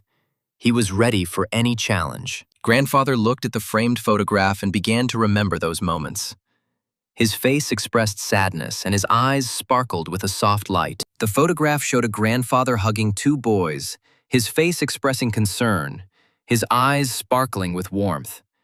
He looked happy and calm. Grandfather told him to keep an eye on Kim Seon-woo. He is not as simple as he seems. His voice sounded firm, and his eyes sparkled with attentiveness. Grandfather walked to the window and began to look at the city at night. His face expressed thoughtfulness, and his eyes sparkled with a soft light. He was remembering the past. Seo-jun asked him if he knew anything about the power that could destroy the Mains, his voice sounding serious and his eyes sparkling with attentiveness. Grandfather remembered the lecture hall at the university where the lessons were being taught. His face was full of concentration, and his eyes sparkled with memories. "Is the legend passed down from mouth to mouth true?" the boy asked, his voice urgent and his eyes sparkling with curiosity and determination. This legend was about a man who had incredible strength. His face expressed determination, and his eyes sparkled with power. He looked dangerous and strong. It's an old story. 300 years ago, there was a man who had a power that made him the natural enemy of the Mains. An attribute other than light destroys the Mains. His voice was firm, and his eyes sparkled with attentiveness.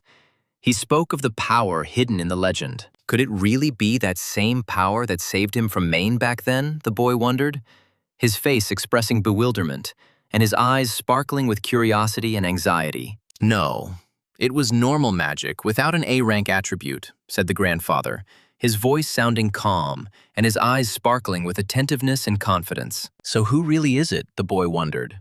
His face expressed doubt, and his eyes sparkled with curiosity. He tried to understand the truth and the justice. He sat pensively and looked around. His face expressed calm, and his eyes sparkled with attentiveness, as if he was looking for answers in space.